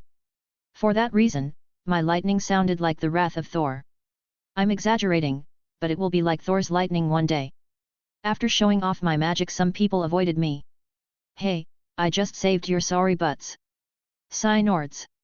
For someone who came from a different world, magic is like everything they want to know about, but for the people who live in a world of magic and be so indifferent to magic is so unthinkable to an outsider. If these people were educated, they would know that the race that excelled in necromancy thousands of years ago was theirs, the Nords. Ancient Nordic ruins are filled to the brim with undead. Forget about that now. It's camping time, so let's camp and make fire. Gaze mine magic the motley-minded lot and engrave its beauty in thy minds. That was me being cocky with my fire magic. These people hate magic so much, yet they can't help but watch me with envy, while I make fire by magic, not like their stupid way of smashing stones. I forced my friends to learn magic some time ago. Akara loved it and focused on magic that can add protection to her while making her move fast. Smart girl, Nurina praised her greatly and allowed me to teach her. She learned alteration and some restoration. Her twin sword style was natural and beautiful. She was like a dancer more than warrior. Wolfer wasn't good with magic, but he learned beginner fire spells for survival's sake. His fighting styles is that of a shield bearer and he's good with axes. That's a true Nord for you. Sviti was really good at illusion, but she didn't show much interest. I am not that good with illusion too, I just didn't give it much of my time. Isolde is a tragedy in magic, she never cared about it and had a poor talent in it. Me and Wolfer were sharing a fur tent. I took out a note I drew things in and started showing him my latest ideas. It's a habit I developed to pull that guy's leg into something. They were mostly weapons and designs from Earth. I always try to show them to this guy so he can make what's possible from these. If he could ever make a firearm, I would be so happy. This guy's talent was the real deal when it comes to blacksmithing. He kept taking notes and was immersed on how powerful and unique these weapons would be. I even made some movie weapons like the Mjolnir and Stormbreaker. Wolfer stopped me at a certain design that I put some effort in some time ago. It was a two-handed hammer axe in one.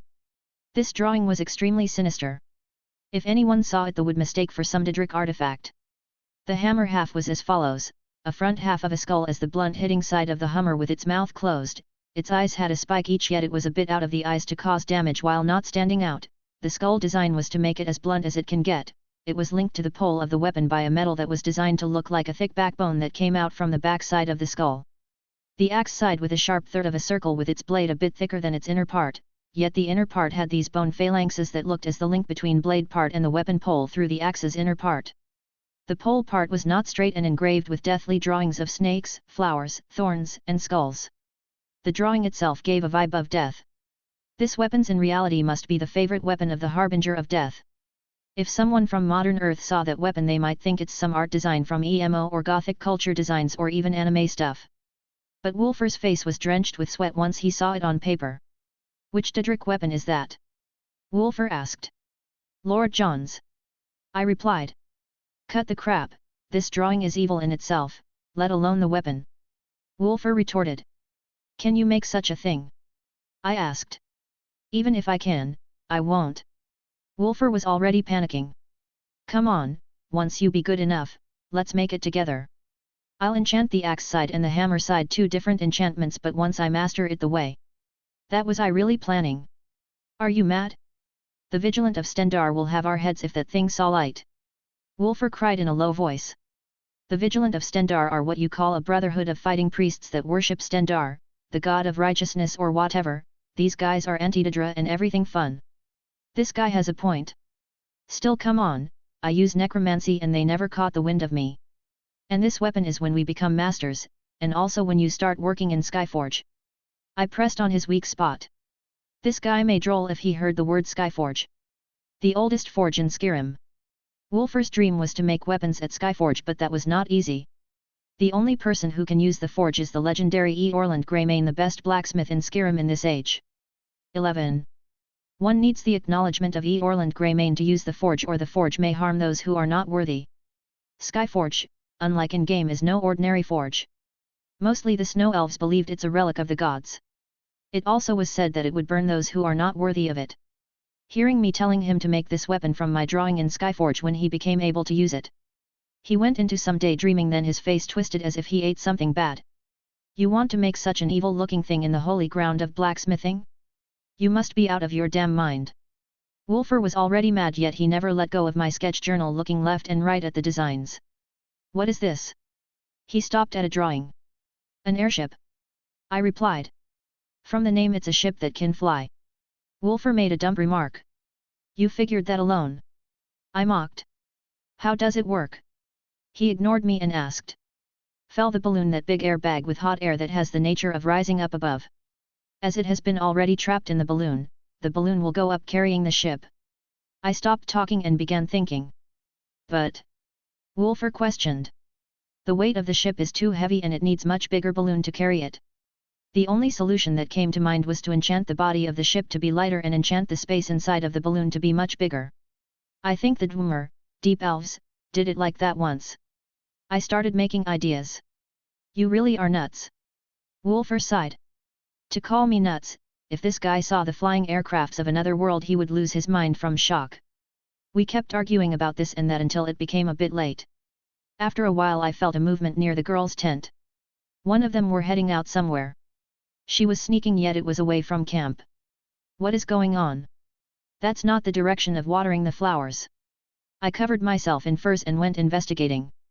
The footprints were Akara's, her legs have less pressure so she wasn't easy to track.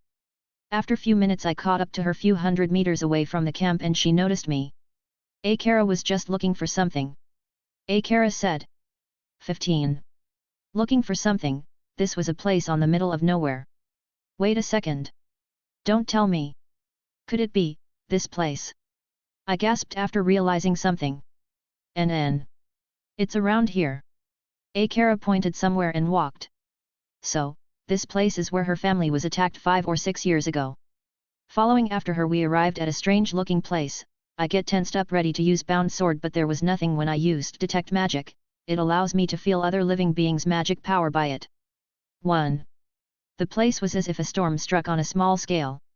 Big trees were thrown down and some had many claw marks and damaged badly. Even though these marks had many damage marks, time seemed to have healed most of it. Yet the place was in a havoc, as if a small battle has happened here.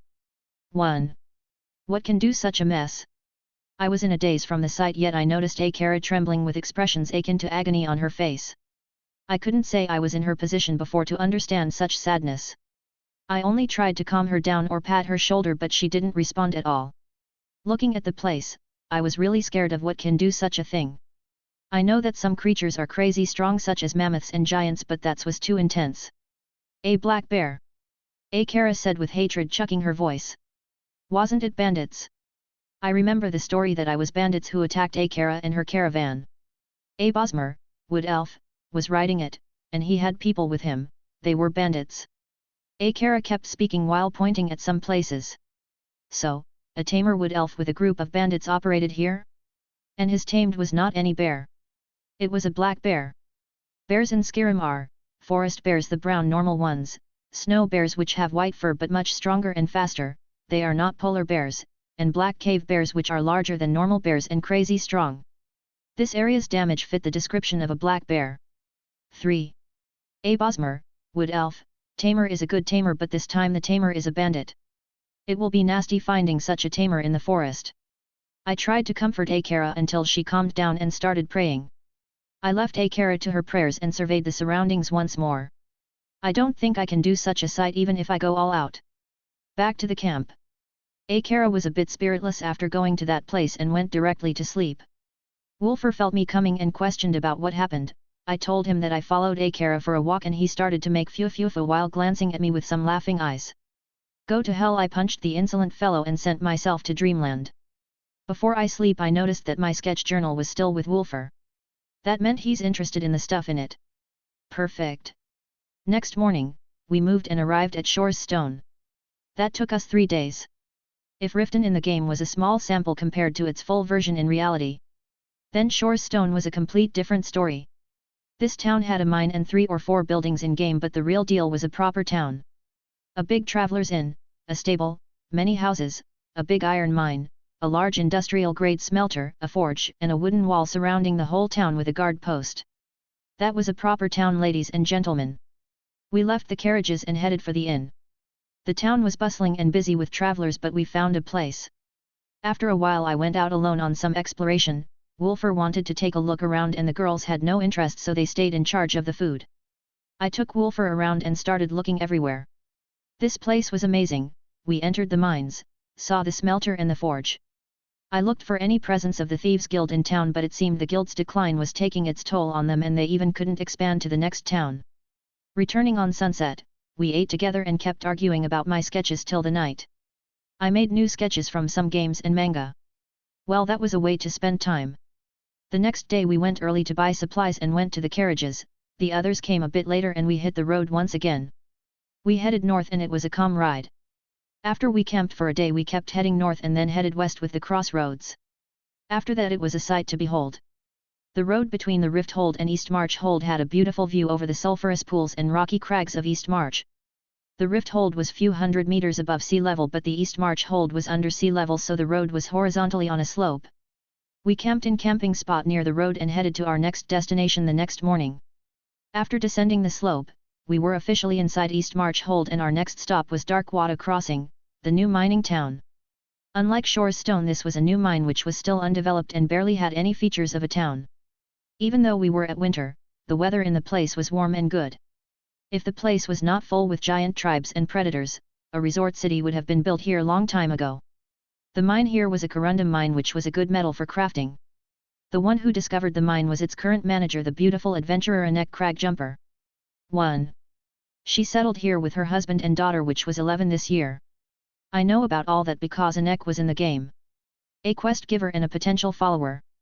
After looking around in the inn, I forced the girls to follow us this time. I know some good stuff about this place. First, we went to see the mine. There were also a farm and campsite. Strange enough, the miners lived in these camps as the weather here was exceptionally good and the nature was lovely, so no one cared about houses for the time being, as the village needed some development first. The inn, which didn't exist in-game, was built early to attract travelers and develop the place faster. After the tour, the sun was still up and we were not really tired. I went to a guard and asked him about directions in the area north of the place. Taking notes of what he said, I dragged the scared lot into the wildlands while promising them a good adventure. Isolde and Sviti wanted to turn it down, but this was for their own good, so they got dragged. After an hour we reached a cave. I conjured a familiar and commanded it to explore ahead. A/N, I forgot to mention about this spell, it's conjuration school for those who doesn't know, and the familiar in-game is a ghost wolf. Familiars can be used for exploring more than fighting, and they have many forms. As long as one can comprehend a certain animal's behavior and habits, then one can make a perfect replica as a conjurable familiar. As the control was easy, they were better than Atronax in scouting. Atronax needed more control and had to stay close the caster. My familiars were few other animals that I watched on documentaries in my past life, which greatly surprised Nurina. I can make dolphins, sharks, eagles, small birds, and cats. My favorite was falcons and cats, so I used them to explore a lot. 17. Now I used a cat to run inside the cave and controlled it while reading its mind. I confirmed the location and marked it on map. This place is called the Eldergleam Sanctuary, a holy land for the goddess Kynareth and the most beautiful spot in Skyrim as far as I know. This is also a place where pilgrims happen, so don't touch anything in there, I informed the guys behind me and went into the cave. Akara was curious, so she was on my tail. Wolfer followed, not really interested about anything as long as it's not related to blacksmithing. Sviti and Isolde was too afraid to enter, yet what made them more scared was to be left behind, so they came. I casted a candle light spell and a hovering a bright white light sphere above my head. Everyone stuck close as we got into the cave's tunnel and followed silently. A minute later light shone at the end of the tunnel and the scene completely changed. I saw that in the game, but I lost my words completely. The game didn't give this place any justice. How to describe what I saw in words was just so breathtaking that I fall in love from the first sight. This place was a true place to comprehend nature to its purest form. So that what you meant with a holy ground? Wolfer exclaimed. Man, I only read about it in one of Nurina's books. I made preparation to not be amazed, but that's just too much beauty. Am I even worthy to enter? I was making a dramatic speech.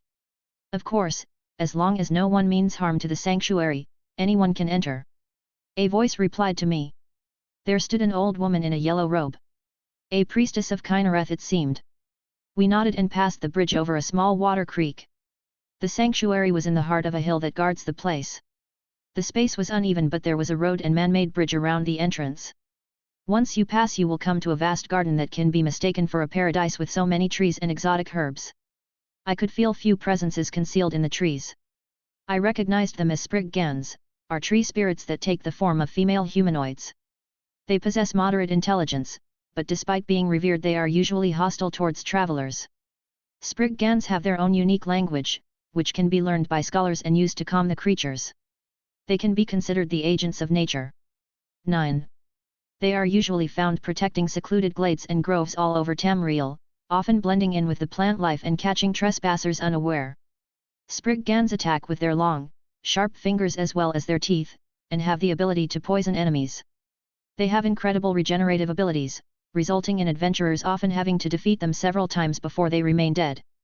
If threatened, they can call nearby woodland animals to aid them in battle, and some even have the ability to magically summon black bears. Looking around the place we saw some ridiculously large roots coming down from a high place. Top of the roots was a tree, not as large as its roots, but it was still a big tree. That was it. This is the Elder Gleam. I and the priestess spoke in unison. I made an ahem. And apologized for interruption. She smiled and said it's fine. We approached the roots and I touched them also. I activated Detect Magic, the felt inside Magicka inside them were like an ocean. The Elder Gleam is maybe the oldest living thing known to this day. The energy in the roots just now was the real thing. These roots also are too mysterious, I don't think I can harm them even if I tried to. I declared my discoveries to the lot. Really? At all? Wolfer was amazed. Yeah, this root may be harder than metal itself. The magical effect in its Magicka is resistance of the holiest level. I said. You know a lot. The priestess spoke after she followed up to me. Yeah, I am trained as a mage. I said. The priestess nodded and stood in silence. So, nothing can harm this tree? Isolde asked while immersing herself in its beauty. Maybe Alduin the World Eater.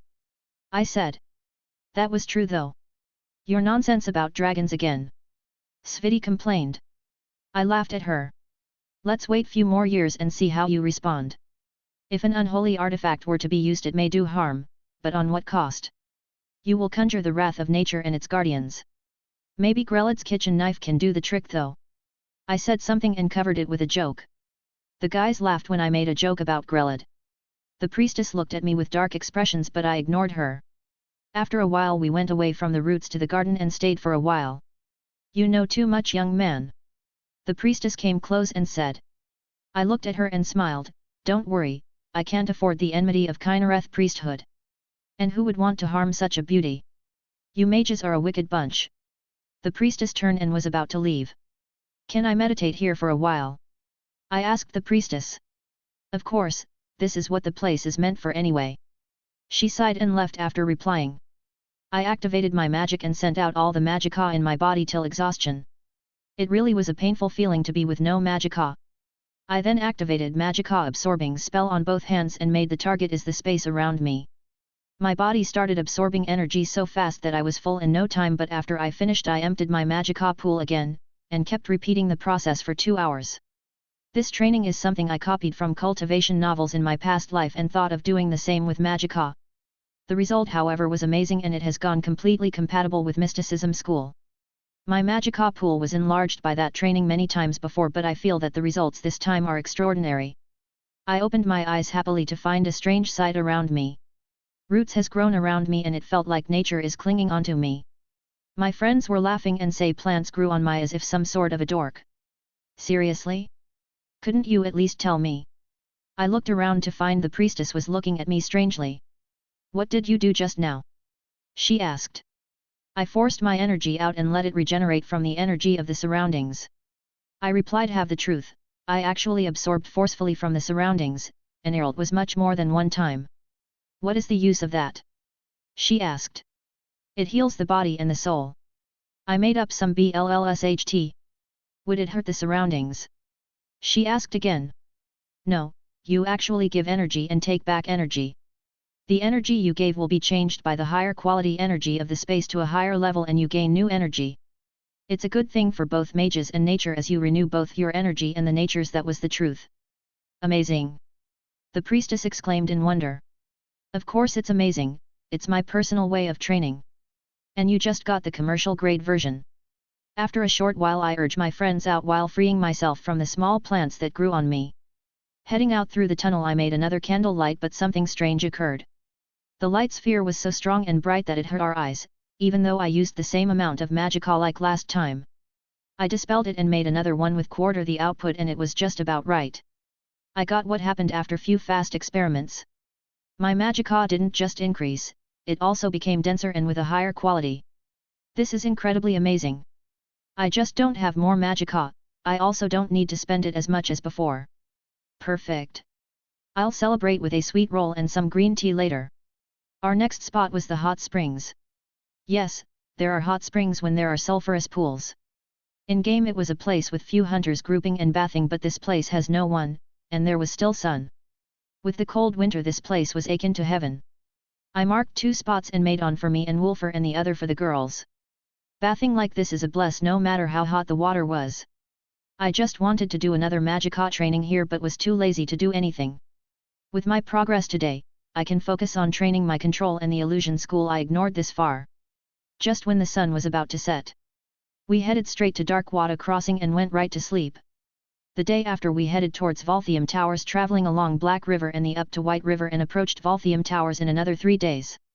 During this journey we were going to run into a bandit ambush, but I discovered them through my falcon familiar and the guards rained them down with arrows.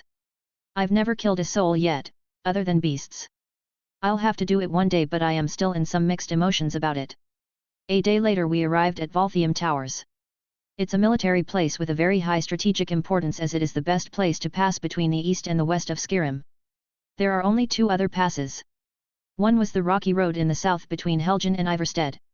The other one was in the north in the barren frozen land of the Winterhold and the Pale Holds where nothing lived for miles.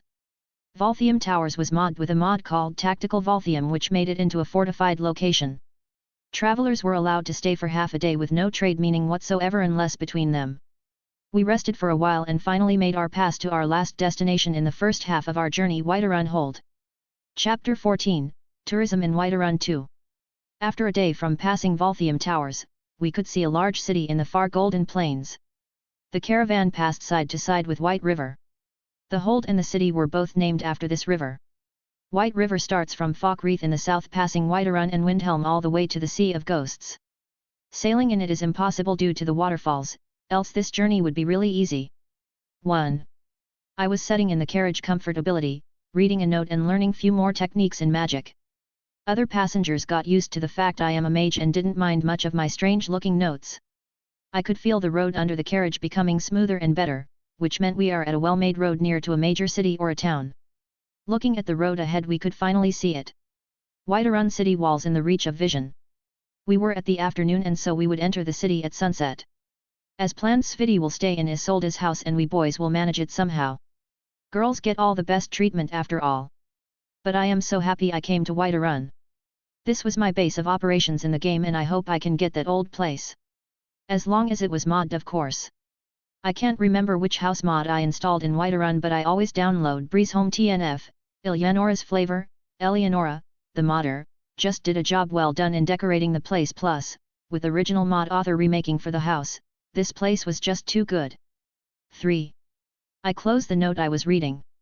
It was about a new spell called Soulfire. Its idea was to link the magicka pool with weapons enchantments power reserve. It would take the enchanted weapons to the next level. As the carriage stopped, the sun has already gone down. Darkness will swallow the world soon, so we said farewells to our fellow travelers and went right towards the city. Unlike the game, there were many houses outside Whiterun's wall, but that was also part of the city. The stables where the carriages stopped were to our right as we followed the road ahead and passed through the first gate. After it, we walked and turned with the road to see a second gate that was well guarded. We had to pay the tax of entering the city as we don't have the identity of a citizen. Identities are pieces of wood that are marked with the date of its issue. Isolde has her citizenship pass, so she was okay. That sort of thing happens in each city, but the security in Riften didn't exist to begin with, so things was easy. Passing the second gate, we headed straight to the last wooden big gate. What met us in Whiterun was a very bustling place even though sun was going down. I don't remember that this city was like this. After asking around, we discovered that Jarl Balgruaf the Greater has been blessed with a third child, and it was a girl, so he threw a party to the whole town. 3. So that little sh*t was finally born. There is some bad blood between me and that girl, from the game of course. But I'm a pity person who takes revenge even on little girls. Back to present, the city has 3 areas. The Plains district is the lower level of Whiterun. It is where the common folk reside and trade amongst each other. The Wind district is the second level of Whiterun, and it is the home of the nobility in Whiterun, as well as other notable groups. The Temple of Kynareth is located in the center of the Wines district, parallel to the Gilder Green tree, an ancient tree that grew from the Elder Gleam tree of East March. The eastern side is the home of the Companions and the Skyforge. The Companions' stronghold was the first building in Whiterun. Finally, there is the Cloud district, which is the home of Dragon's Reach. We passed the streets while looking at beautiful city. After a while we reach the market square that has been turned into a festival area. Avoiding it and heading straight to a big building. That was it, my second home in game. The biggest inn in Whiterun, the Bannered Mare. That was a good place for early players to stay, and also a gorgeous inn. In real life that wasn't much different except for how huge it was. The number of tables inside and outside, also the tavern bards and music. This was what you expect from a Nordic medieval inn. We walked inside after Isolde of course and looked around for a place to sit. A maiden with an unusual silver hair came and guided us into the inn. The place was good and nearby the fire pit. Unlike other holds, Whiterun had fire pits in every house. Other holds have proper fireplaces, gamers always tripped in them though. Just as we sat, Isolde jumped up and held the silver-haired girl to stop her from leaving. The girl was surprised and turned around to look at Isolde. Isolde's voice was soft when she said Alfina. The girl looked at Isolde with strange gaze that turned at once to wonder and screamed Isolde. Just as Isolde was nodding, Alfina attacked Isolde and hugged her tightly. 3. The inn turned silent for a bit and then few people hurried over. The innkeeper lady and some other old women. If I remember, this is Alfina Greymane, daughter of Orland Greymane, the greatest blacksmith in Skyrim. While I was remembering who was Alfina, a blonde boy said Isolde from 9 years ago. Mathiar's and Bryfa's daughter. The inn turned into uproar at once. From what Isolde told us, Mathiar and Bryfa were her parents who owned the general goods store 9 years ago. As the people realized that, all came to greet Isolde. Well, that was warm and we were invited to many drinks. That blonde boy saved us in time though. He called off the party and sat with us beside Alfina. I am Jon from Clan Battleborn, sorry for the late introduction. This is Alfina Greymane and the innkeeper there is Hulda. We used to know Isolde since way back. He introduced himself and the others. What a polite fellow. Hello. The 4 of us spoke and nodded, then I looked at Isolde to introduce us. This is Akara and she will stay with me from today onward. This is Sviti and her brother Wulfur. And this is also Jon, but you can call him Jon Dare. Isolde made introduction but she forgot something. They were with me in Honorhall. Then she remembered. Alfina and Hulda made an showing sympathy for the poor little orphans, while Jon Battleborn looked at me and said, another Jon. It's hard to see one of our kind these days. Indeed. I raised my tankard to him and he raised his to me, we clinked laughed to each other. I always liked this guy as an NPC in game. Few years from now the Battleborn and Greymane clans will have a feud, but Jon and Alfina who loved each other will remain true to each other. Thinking about it and remembering how I changed the fate of Wulfur and Sviti. How about I try to change Jon's and Alfina's? These two must be wed before 4E201. Or they will have it hard. So, how well do you know this city? I asked. Been here all my life. Jon answered. The same answer from the game. You see, I don't want to be a bother, but I heard too many good stuff about this town and we need someone who knows the ins and outs. I made a request for a guide. Haha, you found the right man for the job, my friend. I am free all day long, all I do is training and singing. Johns declared. A bard you want to be? Did you join the college? Sviti jumped into the conversation. I am a bit in no hurry to go there, also if I left some things unchecked, they might get robbed away. Battleborn made a vague answer. Oh. I was taken aback. He didn't want to leave because the Greymane clan might find a husband for Alfina. Well, that's one's own choice after all. You said you train. You are becoming a traveling bard or something? I asked him. Singing and fighting are the closest two arts to each in Skyrim. You want to be a good bard, you need to learn how to fight. Singing for the affection of wenches and boasting on no true heart is no Nord way. Battleborn replied with a strong voice. Well said, truly. I acted as if I was impressed by his words and filled his tankard with mead. Frankly, this guy is honorable and smart, but he's a bit lax and laid back. So, what's the interesting stuff in town? I asked. You can join the companions if you want, they accept many young blood these days, their place is the Horvaskr. You can visit Skyforge if you went there too, and you can see the glider green in the square of the Cloud District. You can go hunt in the plains or go to Old Olava for a soothsaying. And finally, the inn, here old Hulda will sink you in mead if you asked. Jon made his brief introduction to the city and said rest for the night and I'll show you around tomorrow morning. As we agreed to it, the celebrations outside cooled down. Alfina took Akara and Isolde to the castle. Akara registered as a citizen and Isolde took back the key and the title deed to her parents' house from the Jarl's steward. As they got back, Sviti went with Isolde and Akara to that small house. Me and Wolfer stayed with Jon Battleborn at the inn drinking all night. After paying for 2 beds, we headed straight into Dreamland. The next day, we made an early start even when it was snowing outside. The market square was empty, so it was for the better. Jon Battleborn was in the inn after breakfast and we went out, the 3 of, 2 Jons and 1 Wolfer. A/N, I'll refer to him as just Battleborn from now on. 5. So, first thing we go to the Cloud District, you can see the castle from there, as well as the Temple of Kynareth, the Glider Green, the old Shrine of Talos, the Horvaskr and Skyforge. Battleborn listed the day's program. This will be a busy day, but I'm still thinking about how to help him and Alfina. I had a plan, but it's a bit of a gamble. Let's just go to tour first, I urged the 2 slow guys and made our way to the Glider Green Square. The tree was beautiful. It born from the branches of the Elder Gleam tree we saw near Darkwater Crossing. I touched the trunk and I felt the same magica, yet compared to the Elder Gleam, the Glider Green was like a small lake compared to the ocean. It won't be bad to meditate directly to the tree. After thinking about it, I move all my magica into the tree and absorb its magica. Clearly not as good but not bad either. Let's just move forward. After visiting the Glider Green, the Shrine of Talos was the next stop. Talos' statue was of a man clad in armor holding a sword stabbing it down on a large serpent that refers to Talos man telling Lorcan. How Nordic. A/N, I could not really understand the part about Talos and Lorcan in the lore, but all in all, Talos was a reincarnation of Lorcan aka Shezar aka Shor. Then Talos used a method to ascend to godlyhood and replace Lorcan, correct me if I am wrong. 8. A man in a priest robe was cleaning around the statue. This is Old Heimskr, he's the priest of Talos in Whiterun. He is having a hard time since the Empire banned the worship of Talos, yet no one mind him here. Battleborn said, then led us to a building not far.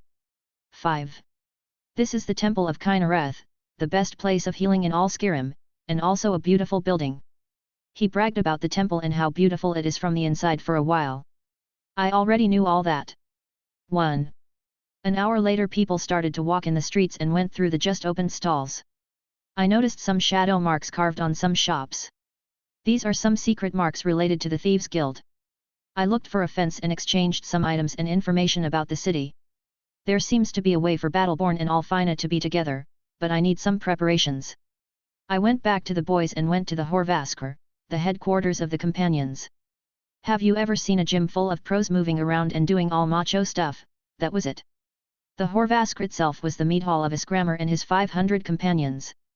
They came from another continent named Atmora, killed the snow elves, Famur, that lived here before and built that place. How very American. I mean Nordic.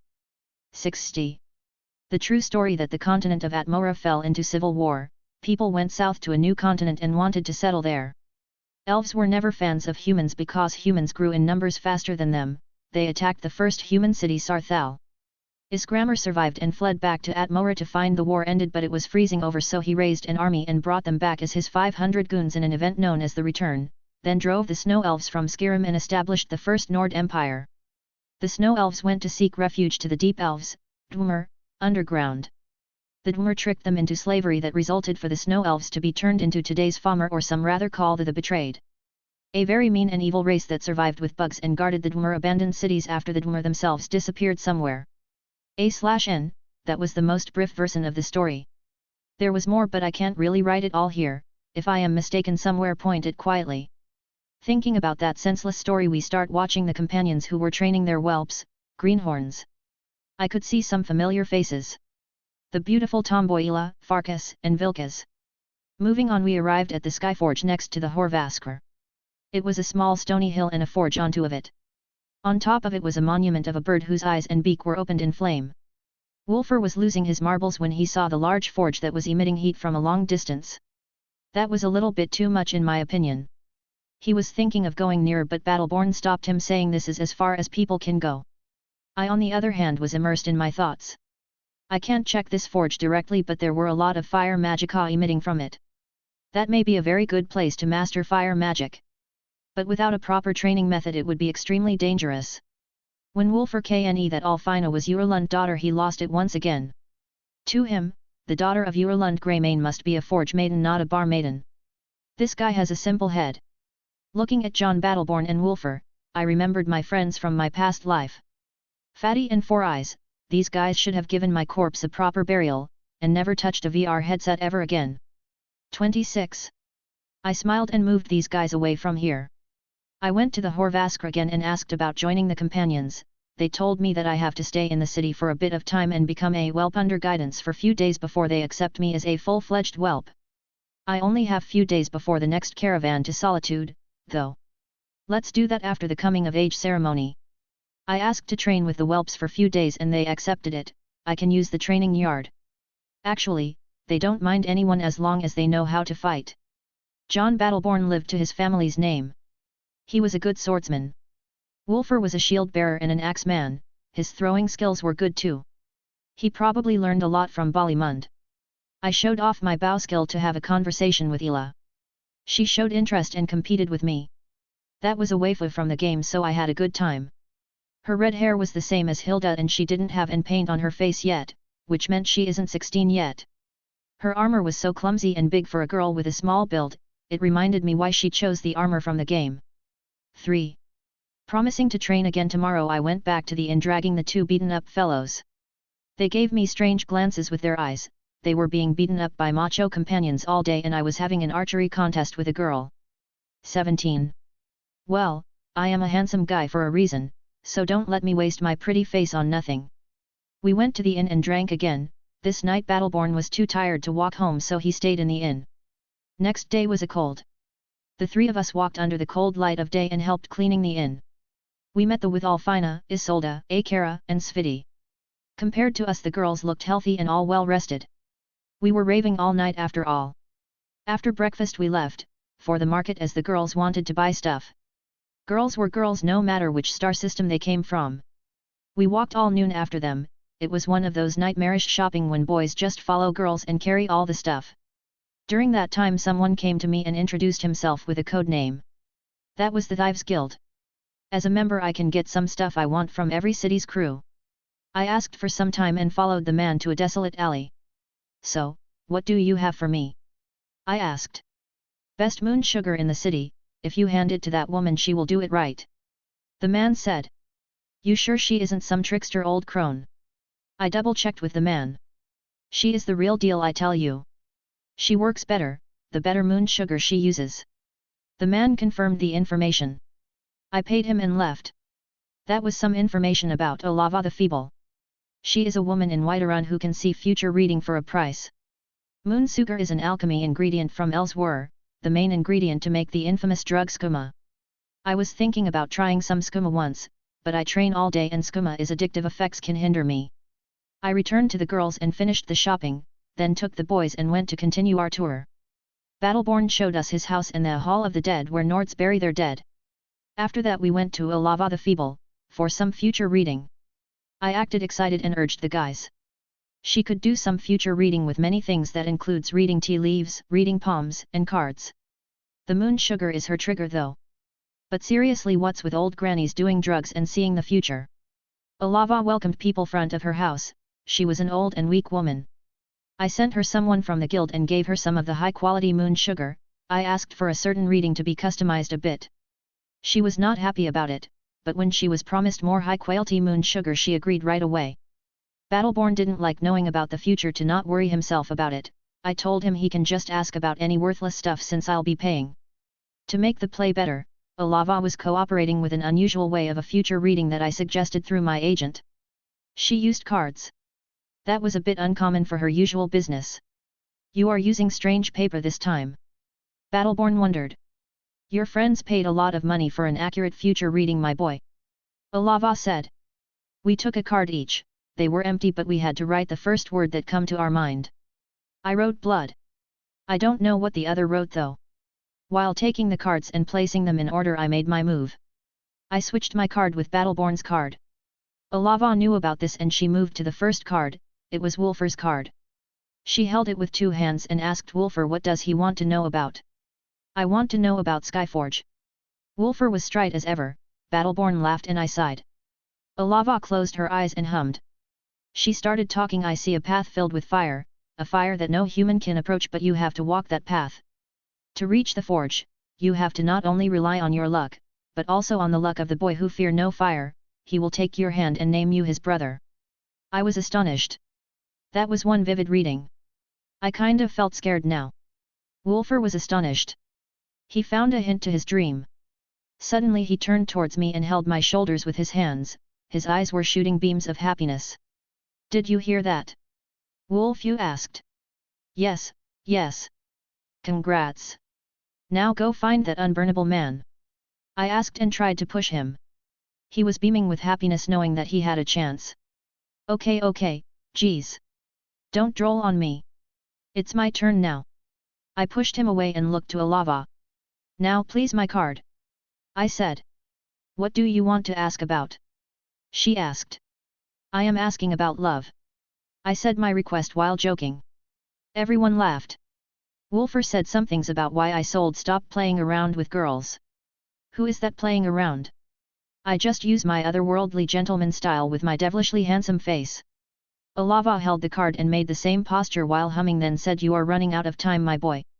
If you don't hurry and make the silver girl yours, her family will never approve of you. You have 4 winters. What? What silver girl?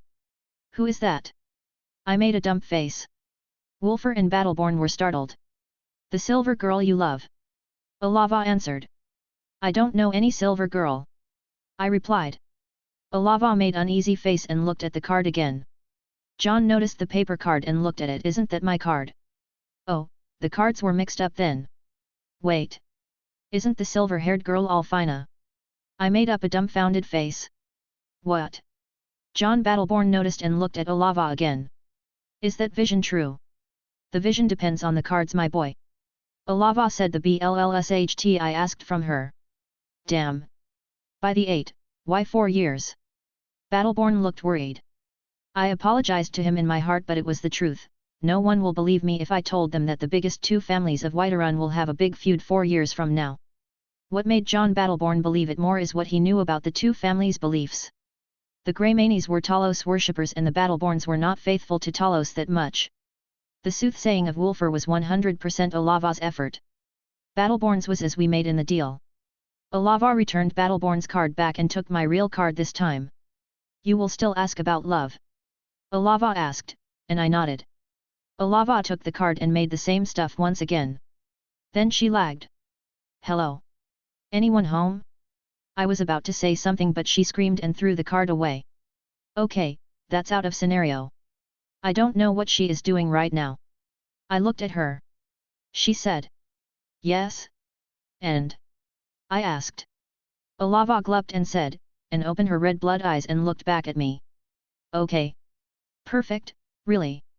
So, I am having a horror romance plot twist at some point? I made a speculation. That sound ominous. Wolfer said.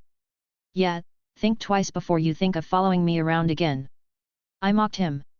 We said our thanks to Alava and I handed her the rest of the deal. She held to my hand and said it's all true. The 3 visions are. Her hands were cold and trembling. I guess there is some truth to it. It was not afternoon yet, so we took our time walking, but the 3 of us were thinking without speaking. I looked at Battleborn and asked him if he is okay. I am fine, it's just too sudden. Jon was a bit pale. So, you have 4 years. I reminded him. What to do then? He was a bit in a daze. Get married. Wolfer said it. Battleborn froze, he had many things to be worried about now. I guess he won't get lax. That won't be easy, the Greymanes won't take me seriously. Jon was still negative, guess I'll give him a hand. If you want to, you can join the companions and make a name for yourself. You can go to the Bard's College and finish there quickly. You also can join the High King's tournament and make achievements there. I counted the opening opportunities for him. He thought for a while and said he will think about it. I told him to go home and take it easy, then meet us tomorrow at the inn with his decision. Let's head to the Horvasker. I talked to Wolfer who nodded to me. Walking to there, we entered the training yard and met with the other whelps. It was the same as yesterday, Wolfer got beaten and I shot arrows with Ela. She was only interested in my archery skills though. She was faster than me but I hit the marks more accurate. We told them we were leaving tomorrow for the High King's tournament and said our farewells. Next day Jon Battleborn came with a knapsack and a stiff face, he said he'll head to Solitude. I knew he would do it. Alfina meant a lot to him and he had to step up. Well, if I didn't do that he would have done nothing even after the beginning of the game's events, he is not even involved in quests, so helping him won't affect the other quests seriously. Jon Battleborn stood front of Alfina Greymane. I am leaving. He said just that. I will be waiting. She said and nodded with a smile. 2 years. He told her how long it will take him. 2 years. She nodded with the same smile. Akara and Isolde were clinging to Sviti and saying their farewells to her and Wolfer. I lagged a bit behind until everyone finished. I talked with them for a bit and said some words to Akara's ears secretly. Here Gaze turned cold and said this one doesn't do fluff. Damn it, so heartless. What is the point of being a Khajiit girl if you don't fluff? As soon as everyone was done, the 4 of us left the bannered mare and headed to the stables outside the city. The new caravan started moving to the west and it had a smooth start. The first stop will be the city of Morthal, and the second will be Dragon Bridge after passing Hujul River, then to our final destination, Solitude. Chapter 15, The Team. The road to Morthal was a pain, we had to travel with only a little rest, yet too many annoying encounters happened. First we met wolves, unfriendly as usual. Then we actually bumped into some wild undead, I got to use my hammer to its full might. It also means that some ancient Nordic tomb were unearthed somehow, or unnearnet if we take the world's name into consideration. This was my first time fighting undead and it was rather, how do I say it? It was strange. I fought with a Spriggan before so I am no stranger to fighting monsters that used to be fantasy to me, and also I can summon some undead but that was really interesting to see how wild undead behave. The weapon they use are ancient. Its metal is rusty and its wood is rotten and green. Undead must be burned after defeat so they don't spread some weird unknown disease. Jon Battleborn never knew I was a mage up until we set off. I kinda don't go around saying I can do magic so I don't get cold treatment from Nords. After a week of traveling northwest, we reached a mountain range. There were many caves here but unless you want to travel in the wild plains of Whiterun to get to Dragon Bridge, you just have to get to Morthal through the mountains. Cold Rock Pass is a cave off-road that is as its name so cold but it is considered a road for some traders. I haven't seen it as an official road in-game but this was really a smart detour and also a beautiful sight to see. But what met us in the pass was a troll. This was my first time seeing a living one. The whole damn protection squad got ready to fight the moment the troll was spotted. It looked like an evil grey gorilla with long claws, evil head and 3 eyes. I offered cover by fire magic at this point. Trolls have a terrifying regeneration ability that could only be nulled by fire. I spammed fire bolts at the damn thing and I kinda pulled its aggro. Wolfer's shield took a hit from the troll and he was sent flying. Seriously, that was terrible. To send someone like Wolfer flying can only be done by someone as powerful as Hilda. It got pinned down by spears and I roasted it with fire, the smell was terrible and I got injured few times. Things went like this until the fire and the spears made the troll too tired to fight and it died with an unsightly appearance. It wasn't an easy fight but no one on our side died. After the fight was over, we started taking care of the wounded. There were 20 men in the team and they were fairly strong, they could have won with some casualties but fire magic ended the party early. The healing was done by me and those who could use restoration magic. Every time magic be useful and there are Nords around I always tease them and boast how almighty magic is. Some get provoked and some argue but troublemaking is fun that way. The caravan kept going into the pass for 6 hours. After we got out from it, we officially were in Hjalmarch Hold. From here we took the off-road way and arrived to Morthal after a day. No one really traveled to such town. Morthal is damp and full of marshes so travelers hate it for a reason. I wanted to stay in the town of Morthal to check out some game-related stuff but the caravan leader told us that Morthal Jarl has a bad reputation with witchcraft. I was offended and wanted to argue but he said that this woman creeps him out unlike mages like me.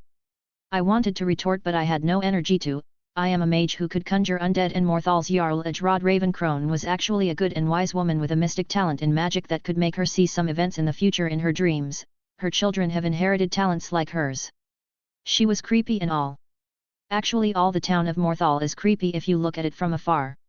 It was completely different from the game, it had the wood mill, the lake, and all these features but it had more taller houses and they were rather darker due to the atmosphere around the city itself which was dark and cloudy.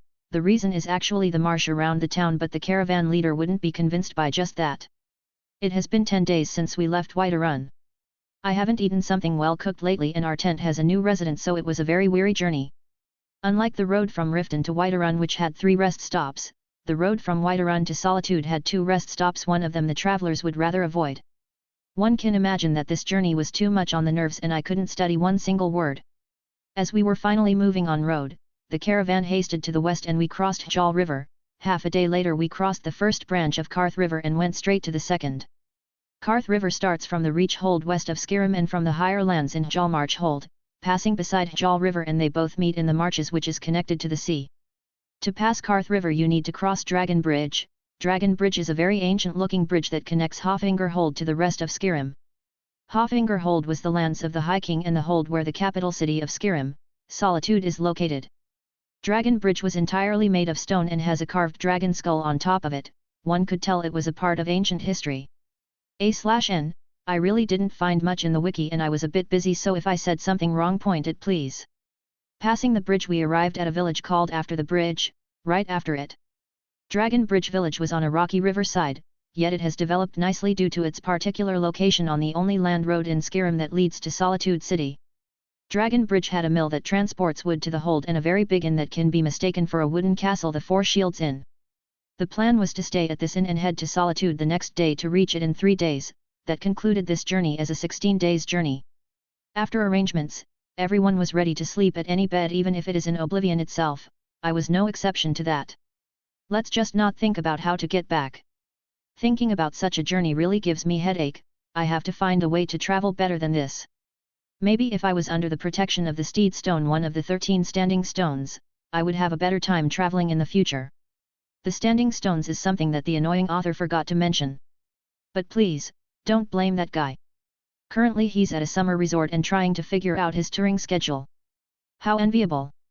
Back to the topic, the standing stones are standing upright magical stones located throughout Skyrim. Legend tells of the stones granting special powers to heroes of old, giving them the ability to rewrite their fate. Standing at approximately 3 meters in height, the ancient-looking stones each display a different Tamrielic constellation carved into its body. A total of 13 stones are dotted across the land, 1 for each month of the year, and the serpent, which has no month associated with it. The stones only seem to respond to certain individuals, but it is unknown what the qualifier for this is. Under the effects of the mod Andromeda, it replaced the mundane vanilla standing stone effects with 2 new abilities per stone. And upon discovering all standing stones, each of them also grants a unique power. The Steed Stone had 2 effects, Explorer and Gallop.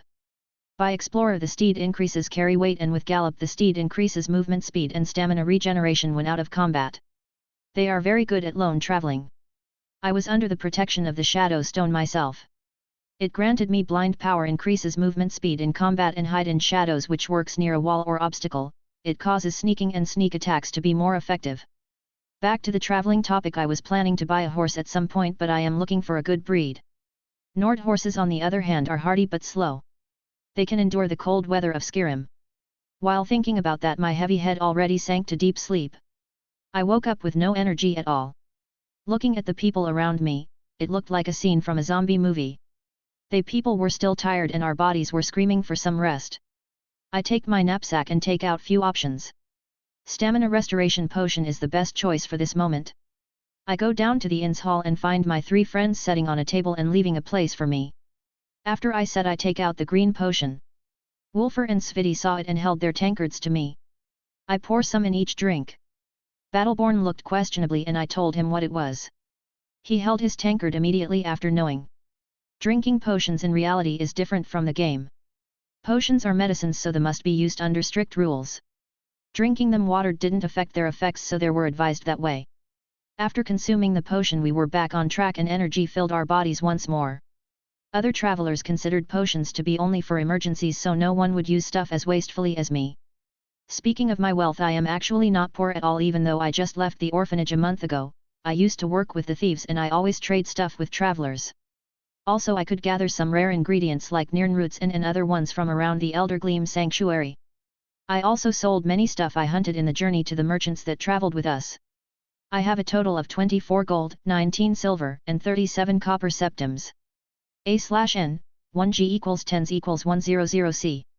Carrying too many stuff made me wish for some extra dimensional storage like the ones they get in novels. There are magics that can do stuff like that, but quite high leveled. After eating and drinking we headed to the carriages and waited for the rest of the people. The Walking Dead arrived and the caravan set route to Solitude. Hafingar's roads were much better than the rest of the holds. I could read the whole story of Queen Podma of Solitude.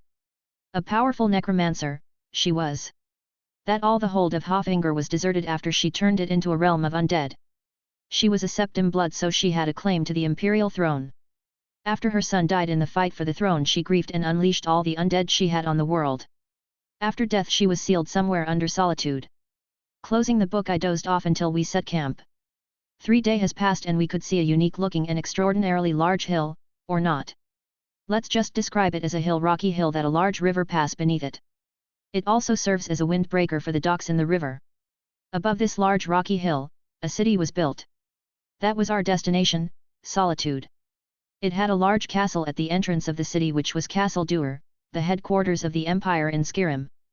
There was also a large windmill, large towers, and a blue dome. That blue dome is of the Blue Palace, the king's residence. The sun was going down, so we had to hurry up and enter the city before dark. Entrance to Solitude is guarded by 2 gates and 3 towers. The first of these towers, situated at the crossroads, is Sky Tower. It's mostly a lookout, although in times of war, barricades are erected across the nearby road to act as a first line of defense. The second tower and first, smaller gate are collectively known as the Squall Gate. Here, attacking armies meet their first real resistance. Last and certainly most impressive is the Storm Gate. While Castle Duer, found just within the city's main gate, has always been a massive walled structure. Looking up and to the left of the main gate, one can see more rounded style of architecture that was the same as in the Castle Duer extension, as well as the windmill. Now we pass through the gates and enter the main shopping district of Solitude. Long road it was, yet clean and has few trees left and right. There also was many stalls still working. I thought the city was going to be quiet once it gets dark, it was lively. Let's just head to the inn. It's called the Winking Skeever, why you ask? Because the owner used to have a skeever and it used to wink.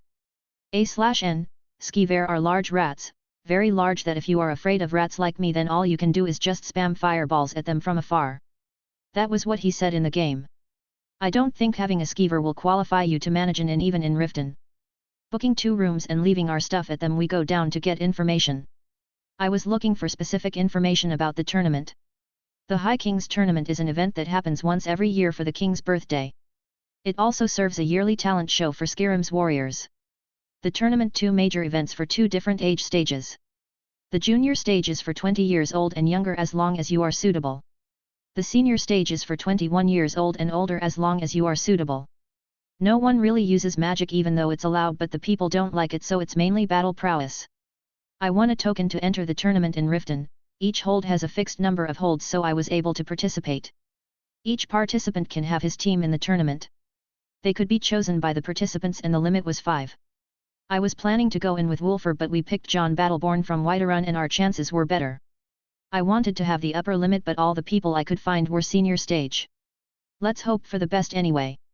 They were 5 stages: duels, shooting, horsemanship, team duels, and the most devastating of all, battle royal. The duels were by challenging each others. One can challenge each participant or helper once. Even helpers can enter the ranks of this stage. Its time limit was the whole damn tournament. 1. The shooting was at the range by time and score. Each participant and helper had only one chance to shoot whatever they are good at. From arrows to axes to knives and even magic. The horsemanship wasn't much different. Except it was for many targets and you ride in a track while shooting at them or hitting them with a melee weapon. 1. The team duels were elimination matches. The battle royal was on the last day and it was a last man standing match free for all. There was an arena in main yard of Castle Duer. First day was the speech day. The king and the jarls along with the other emissaries will gather that day to congratulate the king, and challenge each others along with the other famous warriors. The second day is the day of duels that all the senior and junior teams would gather and issue challenges to each others.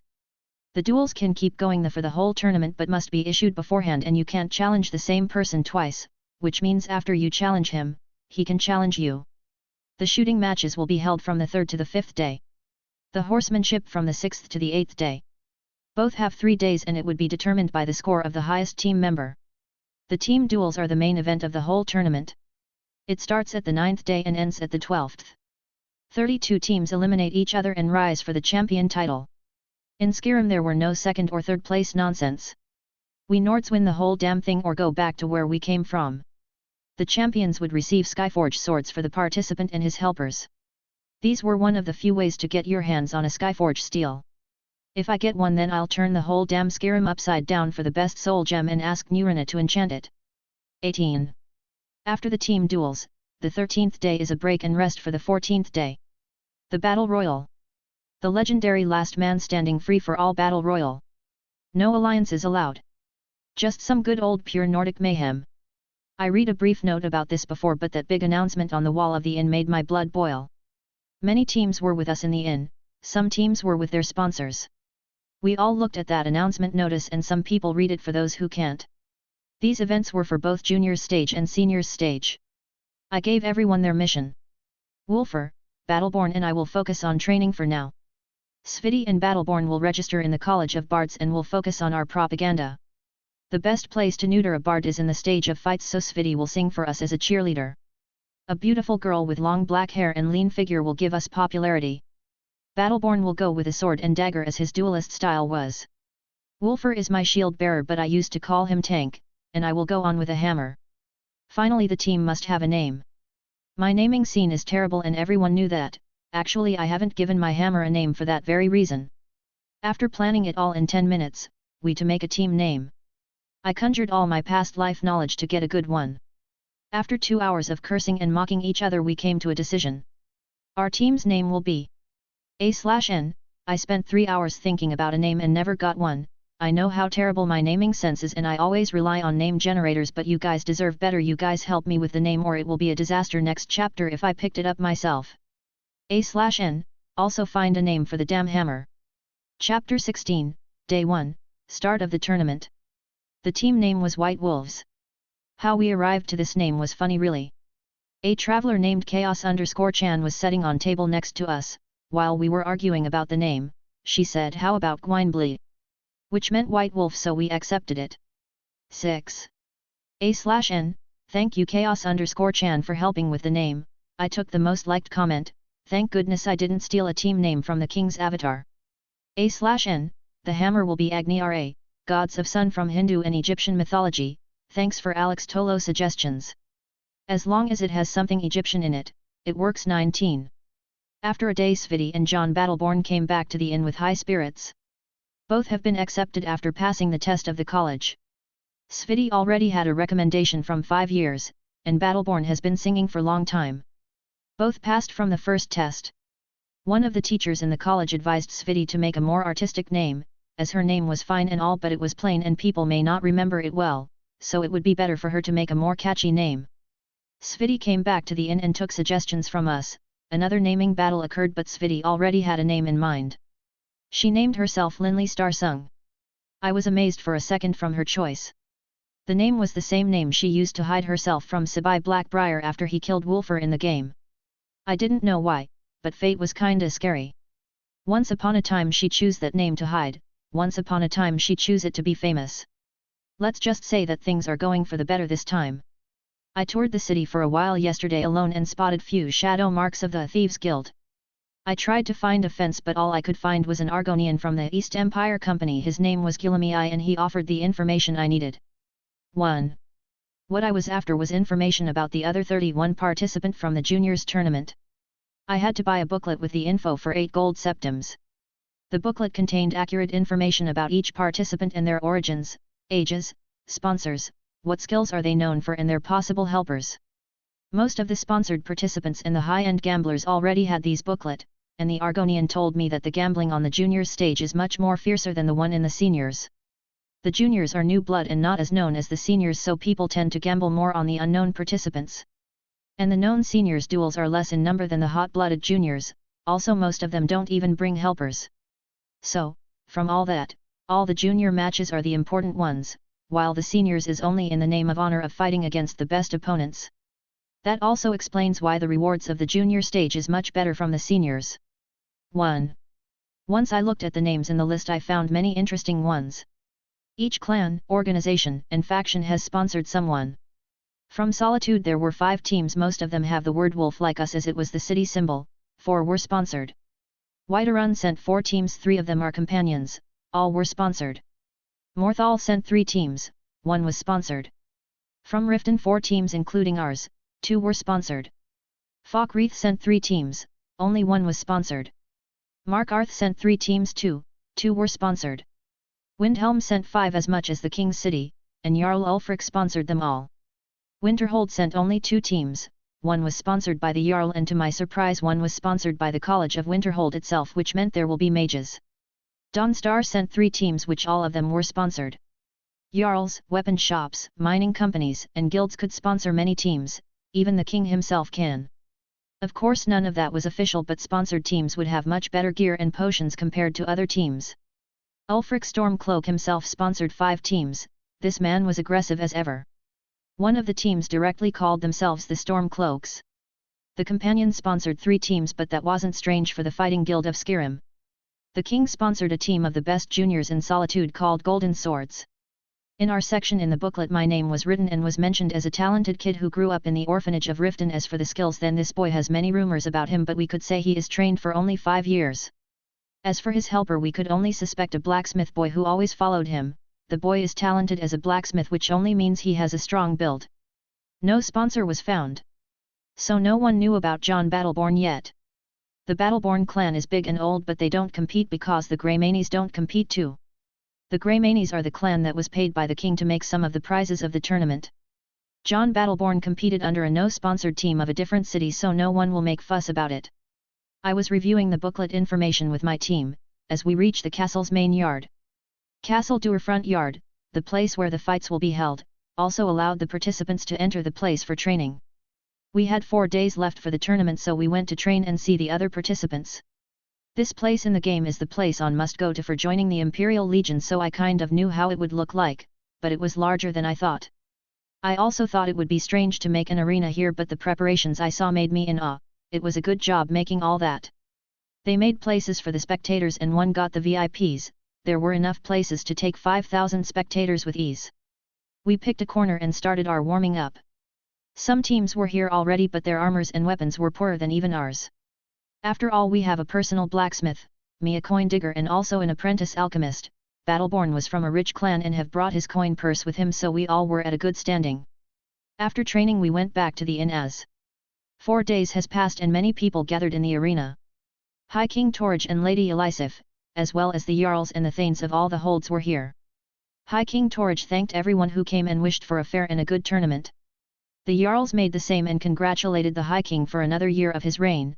Ulfric's Stormcloak wasn't that nice to Torridge, but he said the customary speech. After that was done, the famous warriors of the Holds and the Jarls started challenging each other. Jarl Ulfric challenged Jarl Balgruaf, Galmer Stonefist challenged Balgir Bearclaw, Thane Brylyn challenged Irilith the famous Dark Elf and close aid to Jarl Balgruaf, Unmid Snowshod last year junior champion challenged Brunwolf Freewinter last year's senior champion. All these matches were to hype up the tournament and to make things more spicy. They all ended with draw except for the champions matches. Brunwolf Freewinter sent Unmid Snowshod flying with his hammer. What brought an end to the day was King Torridge's match with Jarl Igmund of Markarth. The king of course won. What a sham. 5. The people cheered and all then the participants and their helpers were invited to the middle of the arena to listen to the king's speech which was directed for them. He said few words of courage and honor, then we had to cheer and make ourselves look like some crazy Nord warriors, only after that we could challenging the hell out of each other. An hour later I was bored and wanted to slip away and do some reading or anything just to discover that Wulfur received a challenge, and to my surprise the challenger was from Team Black Snow of Riften and he was none other than Sibai Blackbriar. 1. Black Snow team was made of Sibai and his brother Hemming along with Asgeir Snowshod. The three rich brats of Riften, or as I like to call them in order. The annoying, the wimp and the idiot. So that bastard came here. And he came all the way by himself to pick a fight. Fine. Wulfur, have his head. I said to Wulfur, who nodded with a sneer. Of course killing is not allowed. He thought he can win against his Truma if he won against my friend. Too bad what was known about Wulfur is only that he is a blacksmith boy. Well, unless you are a troll, you can't do anything about Wulfur's shield, the High Dam. The High Dam is a shield 1.5 meter of smooth steel enchanted with fortify block effect, and its weight is something that scares me. I barely can carry it. Of course Wulfur's physical strength is above that of mine. He can carry the damn thing and run around with it. I also suggested to him how to make a charge so he can bash people away. Wulfur always carried few normal axes that can be thrown and fought with, and no one would want to receive an axe thrown by him.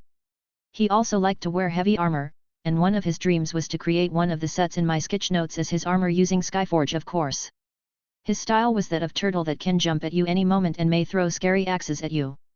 He also can use a flail, which was a morning star mace with a chain connecting the stick and the mace itself. Let's just call his style the Hopper Juggernaut. 18. Wulfur carried his shield with one hand. How admirable! He walked to the middle of the arena and stood front of Sibai, then he walked left then walked right like a lion sizing up his opponent. The people were taken aback by the Iron Man, Wulfur's behavior. He really was acting a bit cocky for a 15 years old going against someone older. He took the flail from his side and positioned his shield ahead of him. Sibai was a sword user and also carried a shield and was donned in an expensive looking armor. He made a pose and stood face to face against Wulfur. The announcer came, voice sounded, "Here comes Sibai of Blackbriar clan, fame is his name, shiny is his armor and sword is not plain. He issues a load challenge to an Iron Man, with a shield too heavy, so what's his plan?" The artistic words of the announcer made the people anticipating the fight even more. Bets were set and the judge voice sounded, "Sibai Blackbriar of Team Black Snow and Wulfur of Team White Wolves, fight with honor, don't kill, don't poison, don't use dirty words in the presence of the High King and the Jarls. Any of these actions will revoke you from the tournament, understood?" The two nodded and looked at each other fiercely. That's the spirit. The judge gives them the permission to fight and Sibai charges like a mad person. He tried to kick the shield but Wulfur was as steady as a rock and didn't attack back. Sibai tries to clash shield to shield but Wulfur bash his shield against Sibai, who was about to fall. Wulfur was smiling. He could hear his sister speaking among the crowd cheering for him. She used some artistic lines as the announcer a while ago and some people was actually liking his heavy shield style. After few clashes between the two I could feel Wulfur already had enough fun and was going to wrap this up. He bashes away Sibai, whose face was red after being played around so much.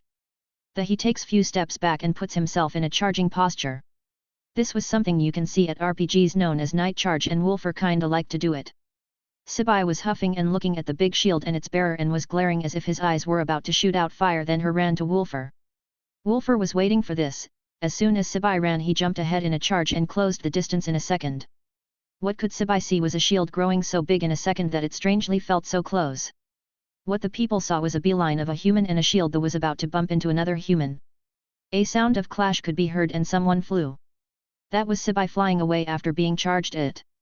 In my past life we called that hit and run, but the culprit was a car usually. This time it was a man with a shield. 11. Sibai fell to the ground and the whole arena went silent. They thought it was going to take a bit longer, but Wolfer was as if a car had hit a person and couldn't stop his charge that easily, so he had to take a second to stop. The judge looked at Sibai and found him unconscious. This was all to it. A fast win is a fast win. This was expected to happen, but it was reversed in some people's minds. Everyone thought that the Black Briar boy would play around with his heavy opponent and tire him slowly, but that charge was just too absurd. Even some of the Jarls were discussing how to deal with such a thing. After a while people came to carry Sibai. Wolfer came from the stage and stood with a dissatisfied face. What? I asked. TCH, too easy, that evil BAS *ard was just played with. Wolfer was expecting some more. Man, you are just that good. I sighed and refuted. Some people looked at him from the VIP stage. This was a good opportunity to pick up good talents from the unsponsored teams. Few matches later we received another challenge, and this time it was me. The challenger from the companions' first team, Farkas. Why is that Ice Brain is looking for me? I carried my hammer, which was named Agni-Ra, and headed to the stage. The announcer started spewing some BLLSHT about the companions and how unlucky the opponent is. I looked at Farkas and raised my brows. He smiled at me and said, I saw you in the Horvaskr before, but I didn't know you were coming here. Ela said you are a good fighter, and it happens I don't have anyone to challenge. How arrogant. You don't have any of those great fighter in your eyes? I asked while laughing. Bah! These are some rich milk drinker or people who are trying to be picked by the rich. You don't look like that to me. Farkas was serious though. Fine, game on. I raised my hammer, which was resting on my shoulder, while saying that. Farkas carried his two-handed broadsword and took his posture. I also made my stance and held the hammer with both hands. The judge gave the permission to fight, but we didn't move. We just kept glaring at each other. The first to give up at this staring contest was Farkas. He tried to swing his sword horizontally, but I swung the same time with him while taking a step back. My aim was not his body but the sword's pommel in his hand that was still in swinging motion. My speed was higher than him and I could land the hit accurately. Farkas was surprised as the sword flew away from his hand and his hands became red and started shaking. I tried to take the opportunity and strike him again, but he was still ready and he kicked me in the torso, sending me back. I barely recovered from the kick. This guy is stronger than me but a bit slower. He jumped back to take his sword and I gave a chase. Once he reached his sword, he swung it back at me, which I had to dodge away and retreat a bit back, but that was the beginning of my headache. Farkas relied on his strength to push me back again and again. I couldn't find a good opportunity to make a comeback at him. On this rate it will be bad for me. I slowed a bit and waited for him to charge at me. With a step to the right I dodged him and attacked with a kick to his knee. I could see his face turn agunish from the sudden kick. His armor covered most of his upper body, but his lower half was not that much guarded. I, on the hand, had a full armor of reinforced leather leg and arm guards which were made of leather and bars of metal, and enchanted as well. I had a good piece of plate armor on my torso and chest as well as a helmet. My armor was light and protective, Wolfer's best work. After few tries of pulling and pushing with each other, I found an opportunity while he was making a sidestep and ambushed the leg he was leaning on. Soon after his posture crumbled and I found a chance to hit him with the hammer on the right side of his upper body armor. His breathing worsened, but he was like a maniac. He threw away his sword and jumped at me from 2 meters away. I hurriedly took a step back while spinning my body around itself and in the process sent my hammer to his other armor's side. His jump changed direction midair and he fell down holding his side. The judge comes to him and check his injury, then he ends the match with me as the winner. Farkas was hurting but he smiled while he was being taken to the healer. This guy likes to fight, I am sure of it. Let's just get along with the companions from now on. After a while Jon Battleborn was challenged and he won with style. After his name was announced as a Battleborn, the VIP area was in a stir, but they calmed down when they found out that he wasn't even in a sponsored team, let alone representing anyone. He was here on his own. The day came to an end and people re-evaluated the participants once again. Let's just say that my team has got a better standing and we won many of today's gambles. 2. A/N, not a long chapter, but I was not in any mood to write today. I may start writing smaller chapters to make it easier on myself for the time being and to be able to continue longer. 1. Chapter 17, A Good Bath, A Good Fight. Healing magic can't erase fatigue, that's something I learned the hard way. One night, when I was absorbed in reading, I cast healing on myself to resist sleeping and I was still 9 years old. The next day I collapsed from fatigue and got scolded by Nurina. After that, I made a decision to take it easy when recovering from fatigue. And the best way was through a hot bath and a good sleep. Luckily for me, Solitude has a bathhouse and the participants like me who won and were witnessed by many were treated like nobility in that place. The bathhouse was outside the city near the river. A place where men spent time away from their wives. It was an open space with a water wheel to draw water in, and a boiler to heat water, along with many small and tall white tents. Every tent has a wooden tub. Wenches of bathhouse were its number one feature. You can go in there, spend your money and go out with a wide happy smile. There are also some other services like cleaning clothes, and there was a barber. I'll definitely use all these features. I was beaten up the most after my match with Farkas, so I needed it the most.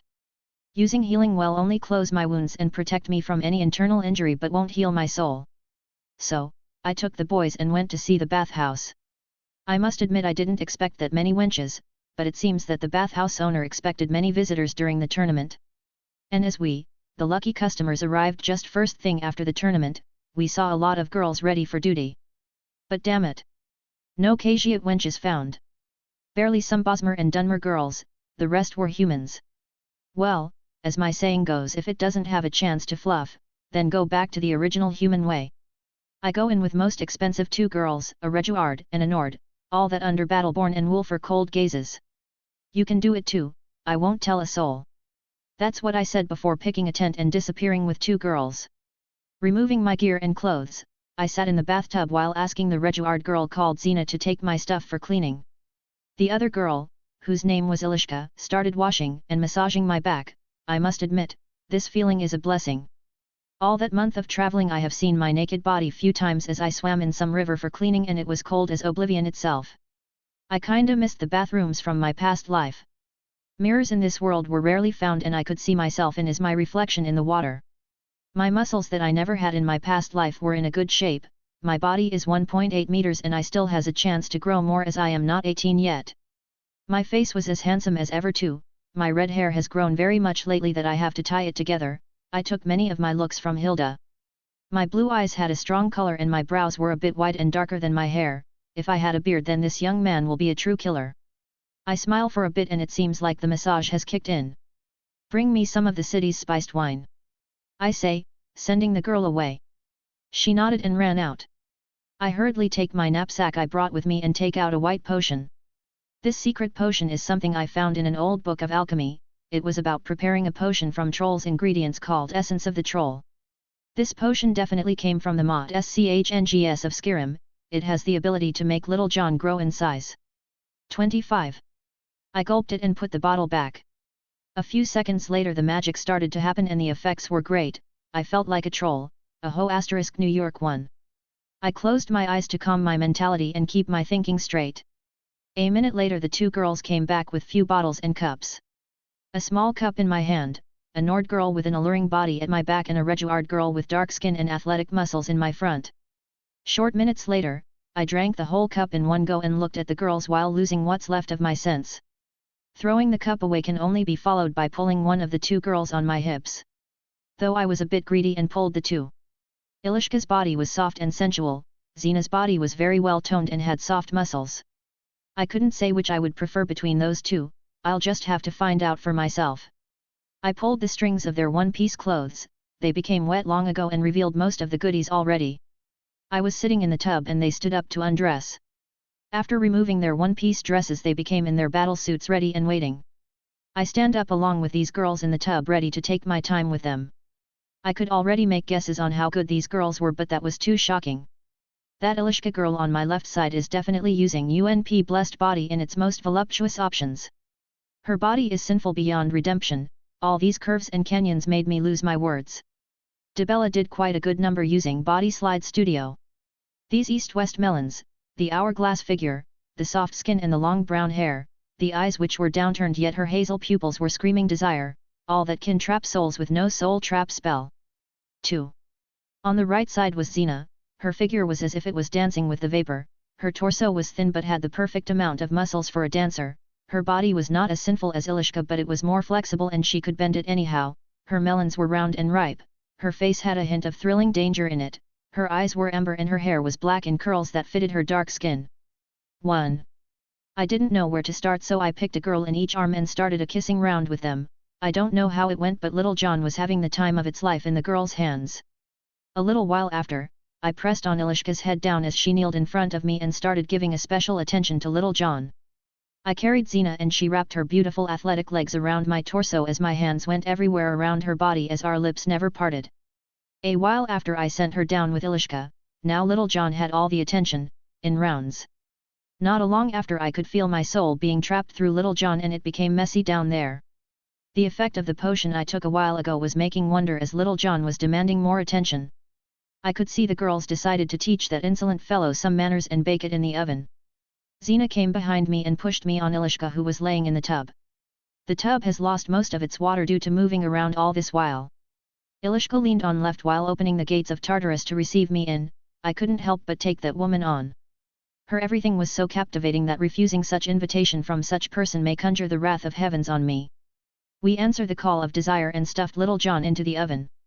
It was hot and wet as if it was powered by magma. Staying like that for a while is the best option to take while waiting for little Jon to adapt in.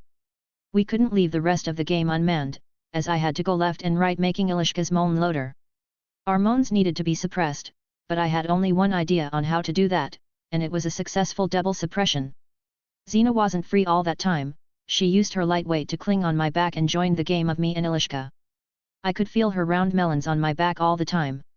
Little Jon had already taken his time adapting and had to retort to that hot oven. It went back and advanced again, all the vigor started to return to it. Outside at the gates of Tartarus, Ilishka's moans were hard to contain and I was no better. Her legs were wrapped tightly around me. Due to the shaking, the sound could be heard as if Kronos himself was trying to break out of Tartarus. Ilishka's leg lock meant that the only way outside is through. I must put down that woman or her demands won't be satisfied. Xena made the matter worse. She was moaning just from hearing us moaning, couldn't help but to send a hand to check her oven. It was already spewing magma and little Jon was fighting hard on one front right now. After a minute Ilishka's body twisted up and down as her oven sent all its magma at me. Her arm can't support her anymore and she let her strength loose as her gate of Tartarus crumbled before mighty Kronos. A/N, should I change it from little Jon to Kronos? Next was that troublemaker Xena. I grabbed her fiercely and took her on Ilishka. Their faces met and Xena was out of sanity, clashing even with the fallen Ilishka. Ilishka sobered a bit and took Xena head on in a long kiss. I center myself behind Xena and invade her oven with little Jon. That place was tight and perfect. Little Jon started action immediately. Xena was moaning crazy and Ilishka was suppressing her lips to lips. I held to Xena's back while working on her oven. After a while I flipped her to face me. She rested her body on Ilishka's and now I had the two girls cornered and ready to be played with. I moved from Xena to Ilishka and took my time with both. Not long after, Xena's oven was giving up all the magma it had to little Jon. That was it for round 1, round 2 and 3 came after until little Jon finally gave it his all and made mess all around the girls. They were too tired to stand, but a minute later Xena stood and washed herself and Ilishka. Then they washed me again and it all was clean. I couldn't help but smile.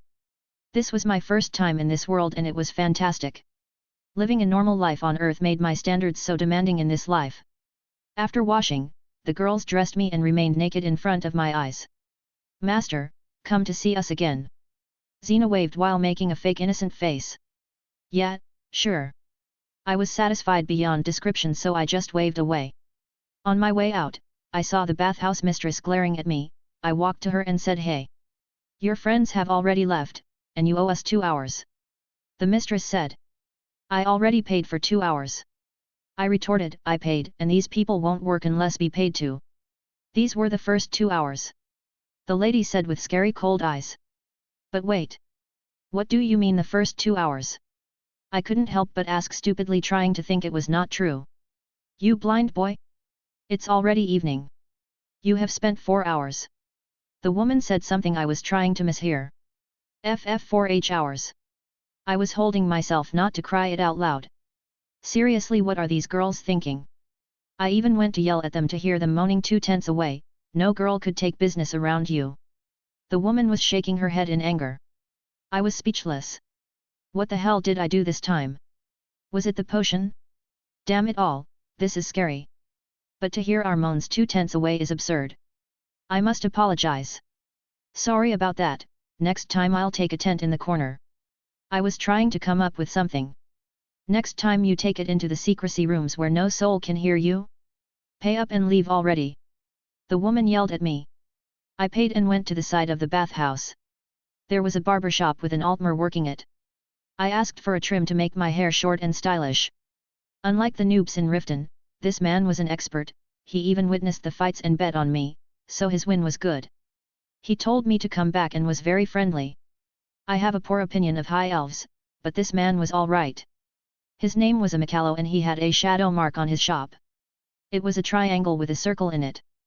This place was a safe house for escaping thieves. 12. Looking at the mirror he provided, I could finally see my face to the clearest detail. I have been trying to find such a good mirror, but of course, an expensive hairstylist would have one. Even Nurina, who was rich and capable, doesn't really have mirrors. What I could see in the mirror was I, a young man with racial features of Nords such as blue eyes, pale skin, and colorful hair. But after asking for the same taper hairstyle I used to have in my past life, I already confirmed what I thought of long time ago. The facial features of my past life didn't change much. The colors of my hair, eyes, and skin were the only things that changed. My eyes were the same Egyptian white eyes with the saber-like brows. I had the same small nose and the full long face. My chin was a bit thinner, but that's due to healthy diet. 3. This was not a dream, me is still me, just a little luckier and much more handsome. I returned to the inn and found the boys drinking in the first floor. I went and sat down. They looked at me with half eyes and kept staring. Don't even start thinking about it. I was not in the mood to be lectured. They looked at each other and sighed, then gave me a bottle. Say Wolfer, what do you think of our brother here? Battleborn started it. Normally he is a man among men, yet he has taken it a bit too far. Wolfer talked in a low voice but not minding me at all. I sat down while looking at that exchange. You mean he is manlier among men now? Battleborn exclaimed and continued, say, how long did you last? A tad less than an hour, what about you? Wolfer answered and asked back. Same as you. Battleborn gulped and answered while averting eye contact. You saying that this bastard lasted 4 times more than us? Wolfer made a calculation. And with 2 girls.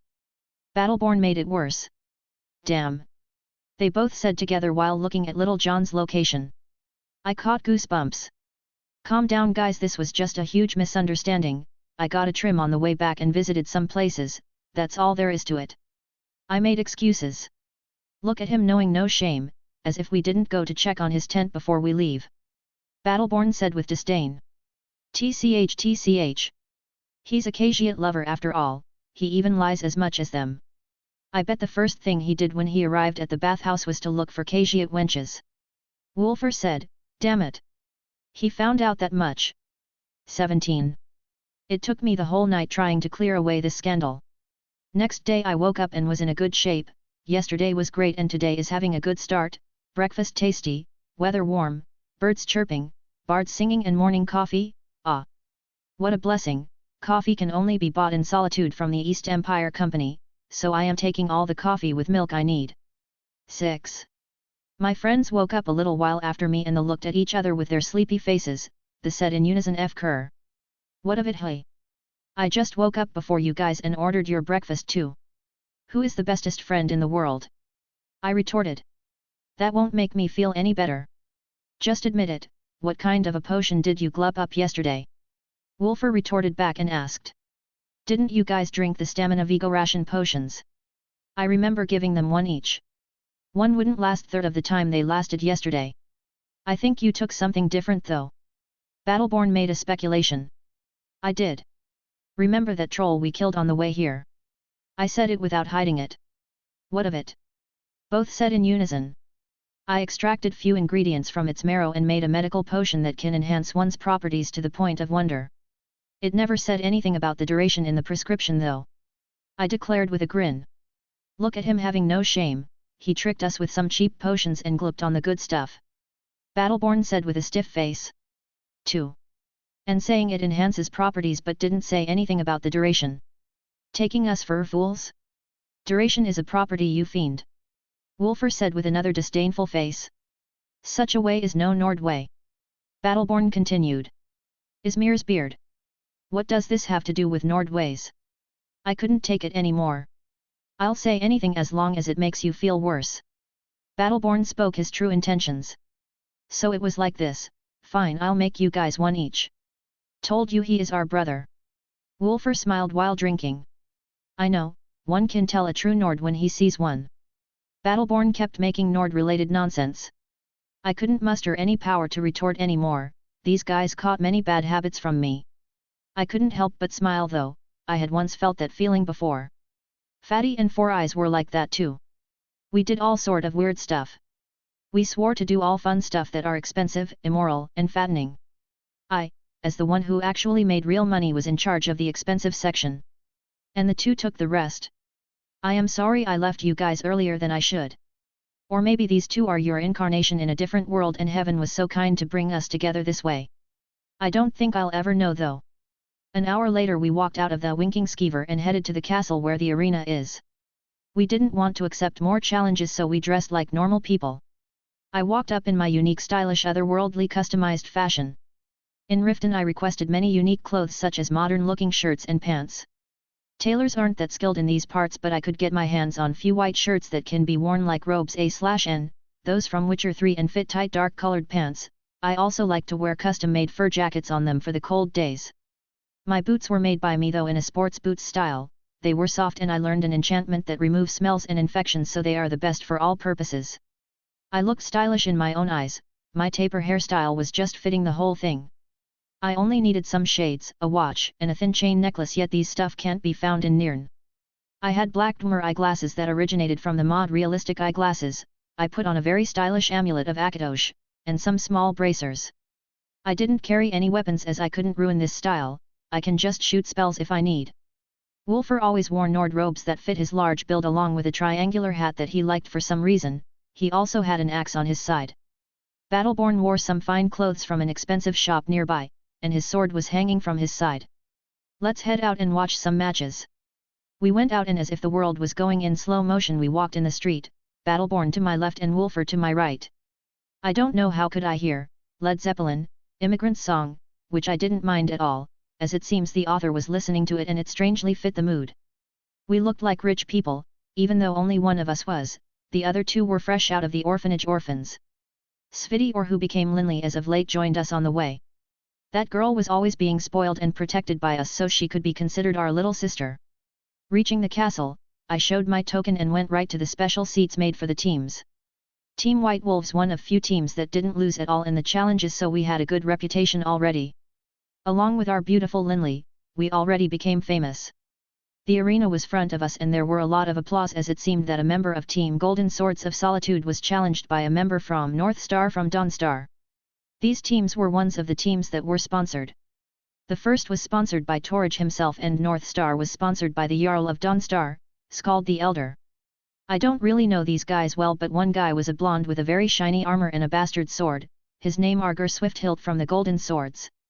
The other guy was Ongium Scarmouth, a tower of muscle with 2 axes each hand. 5. Knight style vs Barbarian style, this must be interesting as the two of them were not helpers but the main participants. Arger was a handsome guy with a tall blonde hair and good height, he looked to be one of the future king's men, his style is a bit mysterious to me. Ongium was 2 meters in height and wore a leather armor with 2 axes in hand, one could tell his style was speed and power. Ongium took the initiative and kicked the ground, flying at Arger swinging his left axe from upwards. Arger, who took a stance, made a step dodge in the last second. He was not really making any effort, but Ongium was not that simple, he followed with his right axe horizontally at Arger, who was on his right, covering his side and making Arger retreat again. Arger jumped back and took a stabbing pose. I thought that he would launch himself at Ongium's opening, but he just waited. After Ongium approached, Arger started stabbing and slashing and stabbing again. It looked messy, but it was so accurate that wounds and cuts started to appear on Ongium's body. Ongium on the other hand became slower and could only retreat while guarding. I couldn't see a rhyme to Arger's sword, but he was something else, he was aiming at precise locations in his opponent's body. That was like a surgeon, but he was dismantling people, not fixing them. I must admit it, he is good. As good as me and Farkas. His hitting speed is really high, but his body is not that strong, that's why he would rather wear a heavy armor on his waist and his arms and legs only in protective light gear. The same also goes to my gear. I think I want to fight him, but my hammer will get in my way. Let's think of that later and watch the match now. Ongium was having a hard time, his right arm has many cuts and it was barely moving now. I think that's as far as he goes. But to my surprise, he jumped back away from Arger's blade and lagged for a second. Arger was giving a chase, but once he started cornering his opponent, a fast shadow attacks him. He was able to protect his head, but his shoulder guard was grazed and blood oozed out. It seems that Ongium was waiting for Arger to chase and he threw the axe in his left hand once Arger wasn't able to dodge. Wise move, but now he had lost one of his weapon. He switched the axe on his right wounded arm to his left and charged. On the other hand, Arger was in a daze after taking the hit. He staggered and lost his momentum completely. One could hear few girls screaming after he was hit. He barely started to react when Ongium's shadow approached him. Ongium was going for blood and was really in a bad mood now. He didn't swing his axe, but he attacked with all the might he can muster in one straight kick. Arger received the kick and flew backward. He coughed blood from his mouth too. That kick carried all Ongium's stress from the start of the match. I really liked these two guys. They have good judgment and also strong. Arger recovery was fast. He took his sword and was about to stand, but a shadow covered him and he could feel the air changing from a certain direction. He dodged backward while on the ground. It looked like he could read his surroundings well. What caused the air to change was Ongium's kick upward. He wanted to launch Arger again. Once he saw Arger dodge, he used his left hand and attached with a high arc towards Arger in the ground. Arger had no time to breath, but that was not a problem. All he could do is roll to the side. Once he could find a chance to put his feet on a solid ground, without even standing, he leaned on his left hand and used the sword with his right to stab at the nearest spot of Ongium. The stab went into Ongium's left thigh all the way through and blood gushed out. Ongium fell and the referee made his announcement that he can fight no more. A healer ran to Ongium to stop the bleeding and remove the blade, another ran to Arger to check on him. I must say that match was something else. I really made a good decision to come today instead of participating in the shooting range. Duels are way much better after all. Arger was hailed as the winner and many girls started jumping around. Seems like this handsome fellow is well known in Solitude. I can't lose now. I don't have a weapon, but I need to fight or else my adrenaline rush will go to waste. 1.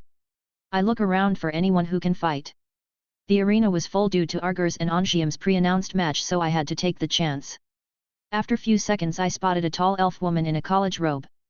She was an Altmer with 3 boys and 2 girls around her. From her outer appearance I could guess that she is one of the NPCs I know. That is teacher Ferelda from the College of Winterhold, master level mage at the Destruction Major. 1. So they were here too. I don't have a weapon, but most of my enchanted gear is on me, the belt, the ring and the amulet of Akatosh that gives magicar regeneration. I walked to her and greeted, if I am not mistaken, you are Master Mage Ferelda from the college. High elves get things done quickly when people are more polite. It is wizard when you add the word master to it, and your information is not right, though I would rather it would be. My rank is still that of a wizard, but that's of a little importance to people outside the college, I guess. Ferelda said in a haughty manner, I feel like I was scolded just now, but I can't point to where it was. Anyway, she was no master yet. So, by any chance, are your people up for a challenge? I cut to the chase before any annoying idea come to her head. I don't understand, why should we join these barbarous acts of common folk? And why should my students fight a no-name like you? Ferelda kept spewing nonsense again. This woman is annoying. So, you guys came to fight or not? You can't refuse a fair challenge once you are challenged, or it will be considered a loss on your side, right? I spoke to her students directly. These guys looked to each other and one of them stood, I am Riften, the main participant. Whoever sent you, I'll take them on. His name was Riften and he wore a blue college robe with a hood that, he looked Nord enough for me, so as his teammates. It seems the college used their Nord students for this tournament. I guess they want to make their image look better with Nords. The people started to look at us and they knew there would be another match. I'll be your challenger, I said. You? But you aren't even armored or anything, Riften said. He looked at my unusual appearance and gave me a weird look. I don't go around unprepared. Let's get this over with. What should I call you with? I asked. Just my name is enough, he replied. I nodded and walked to the arena. I found the referee and told him that I am issuing a challenge. I then walked to the middle of the stage with many eyes looking at my strange appearance in tight pants and white shirt. People started pointing at me and I could hear words of "what is he doing with no gear," and stuff like that. I stood in the middle and raised my voice. Riften from the College of Winterhold, I challenge you. This was the simplest way to call someone out for a challenge. Some people would exchange weapons and stuff like that. I could see Rustning standing and was about to come, but Farelda stopped him and whispered something in his ears. Probably she is suspecting something. Rustning nodded and came down from the seats. He held no staff, so this meant he will spam many spells at me. He stood towards me and did nothing at all, just waiting for the referee. The announcer didn't know what to announce, so he only announced our names. People were not really understanding what's going to happen, but Nords in Solitude were more open-minded than any other place, so they didn't cheer for me just because I am against a mage. They waited too. Rustning was waiting, I was waiting too. The referee announced the start and we still didn't move. I was thinking of which spell this guy will shoot. I need to at least know the element he likes to use and think of a counter. That's how Nurina and I sparred. My favorites are lightning the fire, lightning because I just love electromancy as a skill, and fire because I am very good with it for some reason. This guy, as Farelda's student, must be a destruction monger if that was a word. 2. He sighs and starts to call spells on both hands. From their appearance he is going to use Stoneskin and a fire skill. Fine, let's get into business. I used Stoneskin too and changed it to Conjure Flame Atronak. The people was startled seeing me use magic. No one came here expecting to see a mage fighting another. Some were scared, some were hyped. The VIP section was partly empty, but due to the previous matches Torridge and Scald the Elder haven't left yet. They sat back, and all people started to show interest. Rustning was narrowing his eyes, and Farelda had a look as if she was saying, I had a feeling it might be the case, but it really is. He fired a firebolt at me, which I received with a normal lesser ward. I thought of hyping up the atmosphere and shot the spell in my other hand. What happened was a space distorting followed by an appearance of figure on fire. It looked like a female and was hovering around itself. That was a flame Atronak. Before anyone react, I summoned another flame Atronak. My conjuration skill was good and second only to main mysticism. This was also due to the mod multiple summons that makes the conjurer summon more Atronaks and raise more dead with every rank up. 4. 2 flame Atronaks stood in front of me and the people just realized what happened just now. Some people screamed and some looked in daze. Some children were very amazed by what they saw. The 2 Daedric creatures I summoned made the arena in a stir. Rustning was calculating his strategy fast, but why would I give him time? I commanded the Atronaks to fire and made another 2 spells ready. They were my signature quadrant ward on my left and a bound sword on my right. Rustning started spamming ice spells and my Atronaks dodged left and right. My control over them was good, and I also can summon 1 creature more, but my control would worsen over 3 Atronaks. An exchange of spells were going between Rustning and my Atronaks. I ran to the side and charged at Rustning. He was observing me the whole time, and as I slashed at him with the spectral sword I bound, he jumped away and fired an ice spike at me. I used the quadrant ward in my block it and charged again as my Atronaks started blocking his escape routes. I am not even done yet. I slash again and again, and he retreated to use fire magic and deal with me as it wouldn't actually harm my Atronaks. My strategy was to counter his fire magic with my flame Atronaks, which don't get damaged by its own element. As I drive him to a corner, he fired a bigger fire bolt. I didn't think much about it, tried to dodge it, but it was fired to the ground right next to me. I suddenly understood, but I was too late. He also ambushed me by using apprentice level spells and then used an adept level spell. This was fireball and it tends to explode. My Stoneskin was on, so I didn't get harmed, but I took the next flight to the other direction of the explosion and took me few seconds to recover.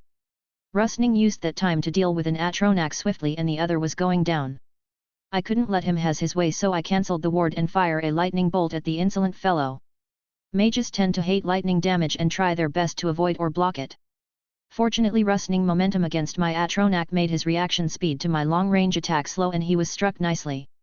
I could see his face turn anguish as he felt a chunk of his magicka pool fly away. Lightning is a counter mage's magic, so he was disadvantaged with a good strike. I kept firing few lightning spells again, but he was ready and I couldn't spam lightning forever. It was the costliest element for a reason. My Atronaks were already defeated and I dispelled my spectral sword. Me and Rustning needed a breath for the coming showdown. We looked at each other and read spells on both hands. I readied sparks and he readied flames. According to the mod magic duels, if 2 spells met in the way of each other, a channeling contest shall begin by pushing each other with destruction elements. Rustning took a pose by positioning his hands to the right side in a dual casting way and summoned his fire. I do it more stylishly by raising my hands in the air together and summoned my lightning. 5. 2 beams of channeling spells gets fired against each other and clash between us. I raise the output a little by little, but Rustning was going all out for some reason. it caused my beam to get shorter and being pushed back a little.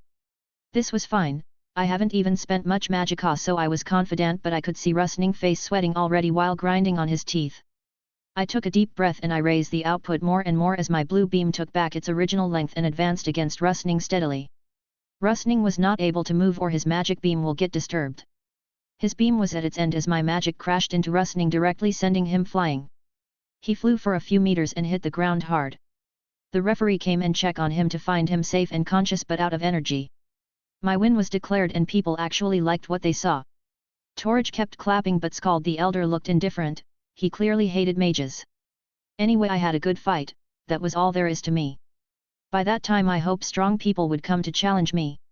At the end of the day I was still thinking about going to the bathhouse or leave it for later. Chapter 18, Madness. Third-person POV. The night of the second day of the tournament was cheerful and many people started to celebrate after witnessing the amazing fights of the day. 2 fights made the people of Solitude lose their minds. Arger Swifthilt vs Ongium Scarmouth were 2 blood-boiling. Many young boys after that match wanted to learn the ways of both junior warriors. But the second match was too flashy that it covered the hype of the first match. Magic as a dreadful force in Nord eyes was the cause of many misfortunes. The Oblivion crisis when the Daedric prince Merons Dagon tried to enter the realm of Nirn was caused by extremist mages. The Great War was against the High Elves who are also mages, adding to that the Great Collapse that destroyed Winterhold and left nothing behind except for the College of Mages. 1.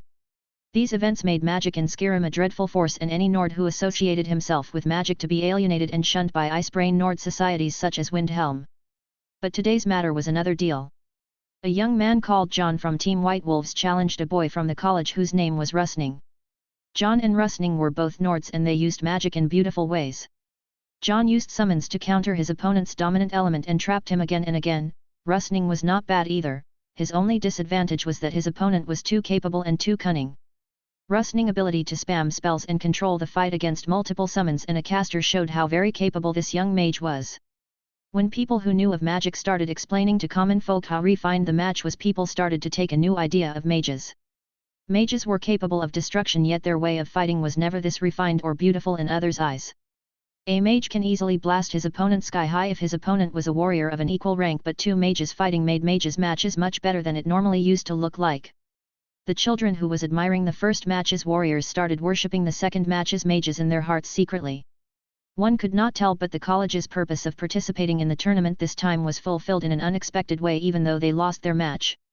In a particular manner, near the Blue Palace of Solitude, a tall woman wearing a sky blue robe was sitting on an expensive-looking chair while looking at a young man wearing a deep blue robe. Her gaze at him was emotionless, but he was not looking back at her, he just looking to the ground while standing in front of that woman. A wild mage. That's all we could find about him. An orphan from Riften that can use magic and barely left the orphanage a month ago was able to defeat a trained destruction mage from the college. What the FK was that? Someone explain it to me. The tall woman was shouting, that was clearly Ferelda. 1. The young man looked up and squeezed what's left of his courage to talk to his teacher, but master, his magic was so strong. You could see him able to control many Atronachs and using conjuration to a strong degree. I couldn't have much space to breathe. He said. That's all you have to say? Fine, then what about the duel? What the FK was that? He was clearly an apprentice rank mage, you are a journeyman mage already, how could you lose that bad? Ferelda was shouting her lungs out at Rustning. 5. I don't know, master. I could press him at first, but it was like pushing against a wall for a second, then the wall started pushing back. Rustning said. A wall? Are you f-king kidding me? Why would a Nord, let alone a wild mage, would muster such a strong magicka? He wasn't even a Breton for Oblivion's sake. Ferelda was angry. She stopped and looked at Rustning again, then said, you failed the college, you failed me, and unless you atone, I'll deal with you when we return. Now get out. Rustning turned around and left hastily. After he walked out, Ferelda was huffing from anger and threw away the stuff on the end table next to her chairs. Outside the room, Rustning stood with a sad face. His friends from the Destruction Major stood around him showing support. They were the 2 boys Holman and Svadil, and 2 girls Svefna and Jolma. They were the best Nord students in the Destruction Major. Actually, Rustning was better than many other students and was at the rank of Journeyman Mage already. How is Ferelda? Jolma asked. In a scary mood. Rustning answered with heavy emotions. Farelda was his teacher, and no matter how haughty that Altmer was, he never hated her. We really didn't see this one coming. Holman exclaimed. It's not strange for wild mages to exist, but this one was truly powerful.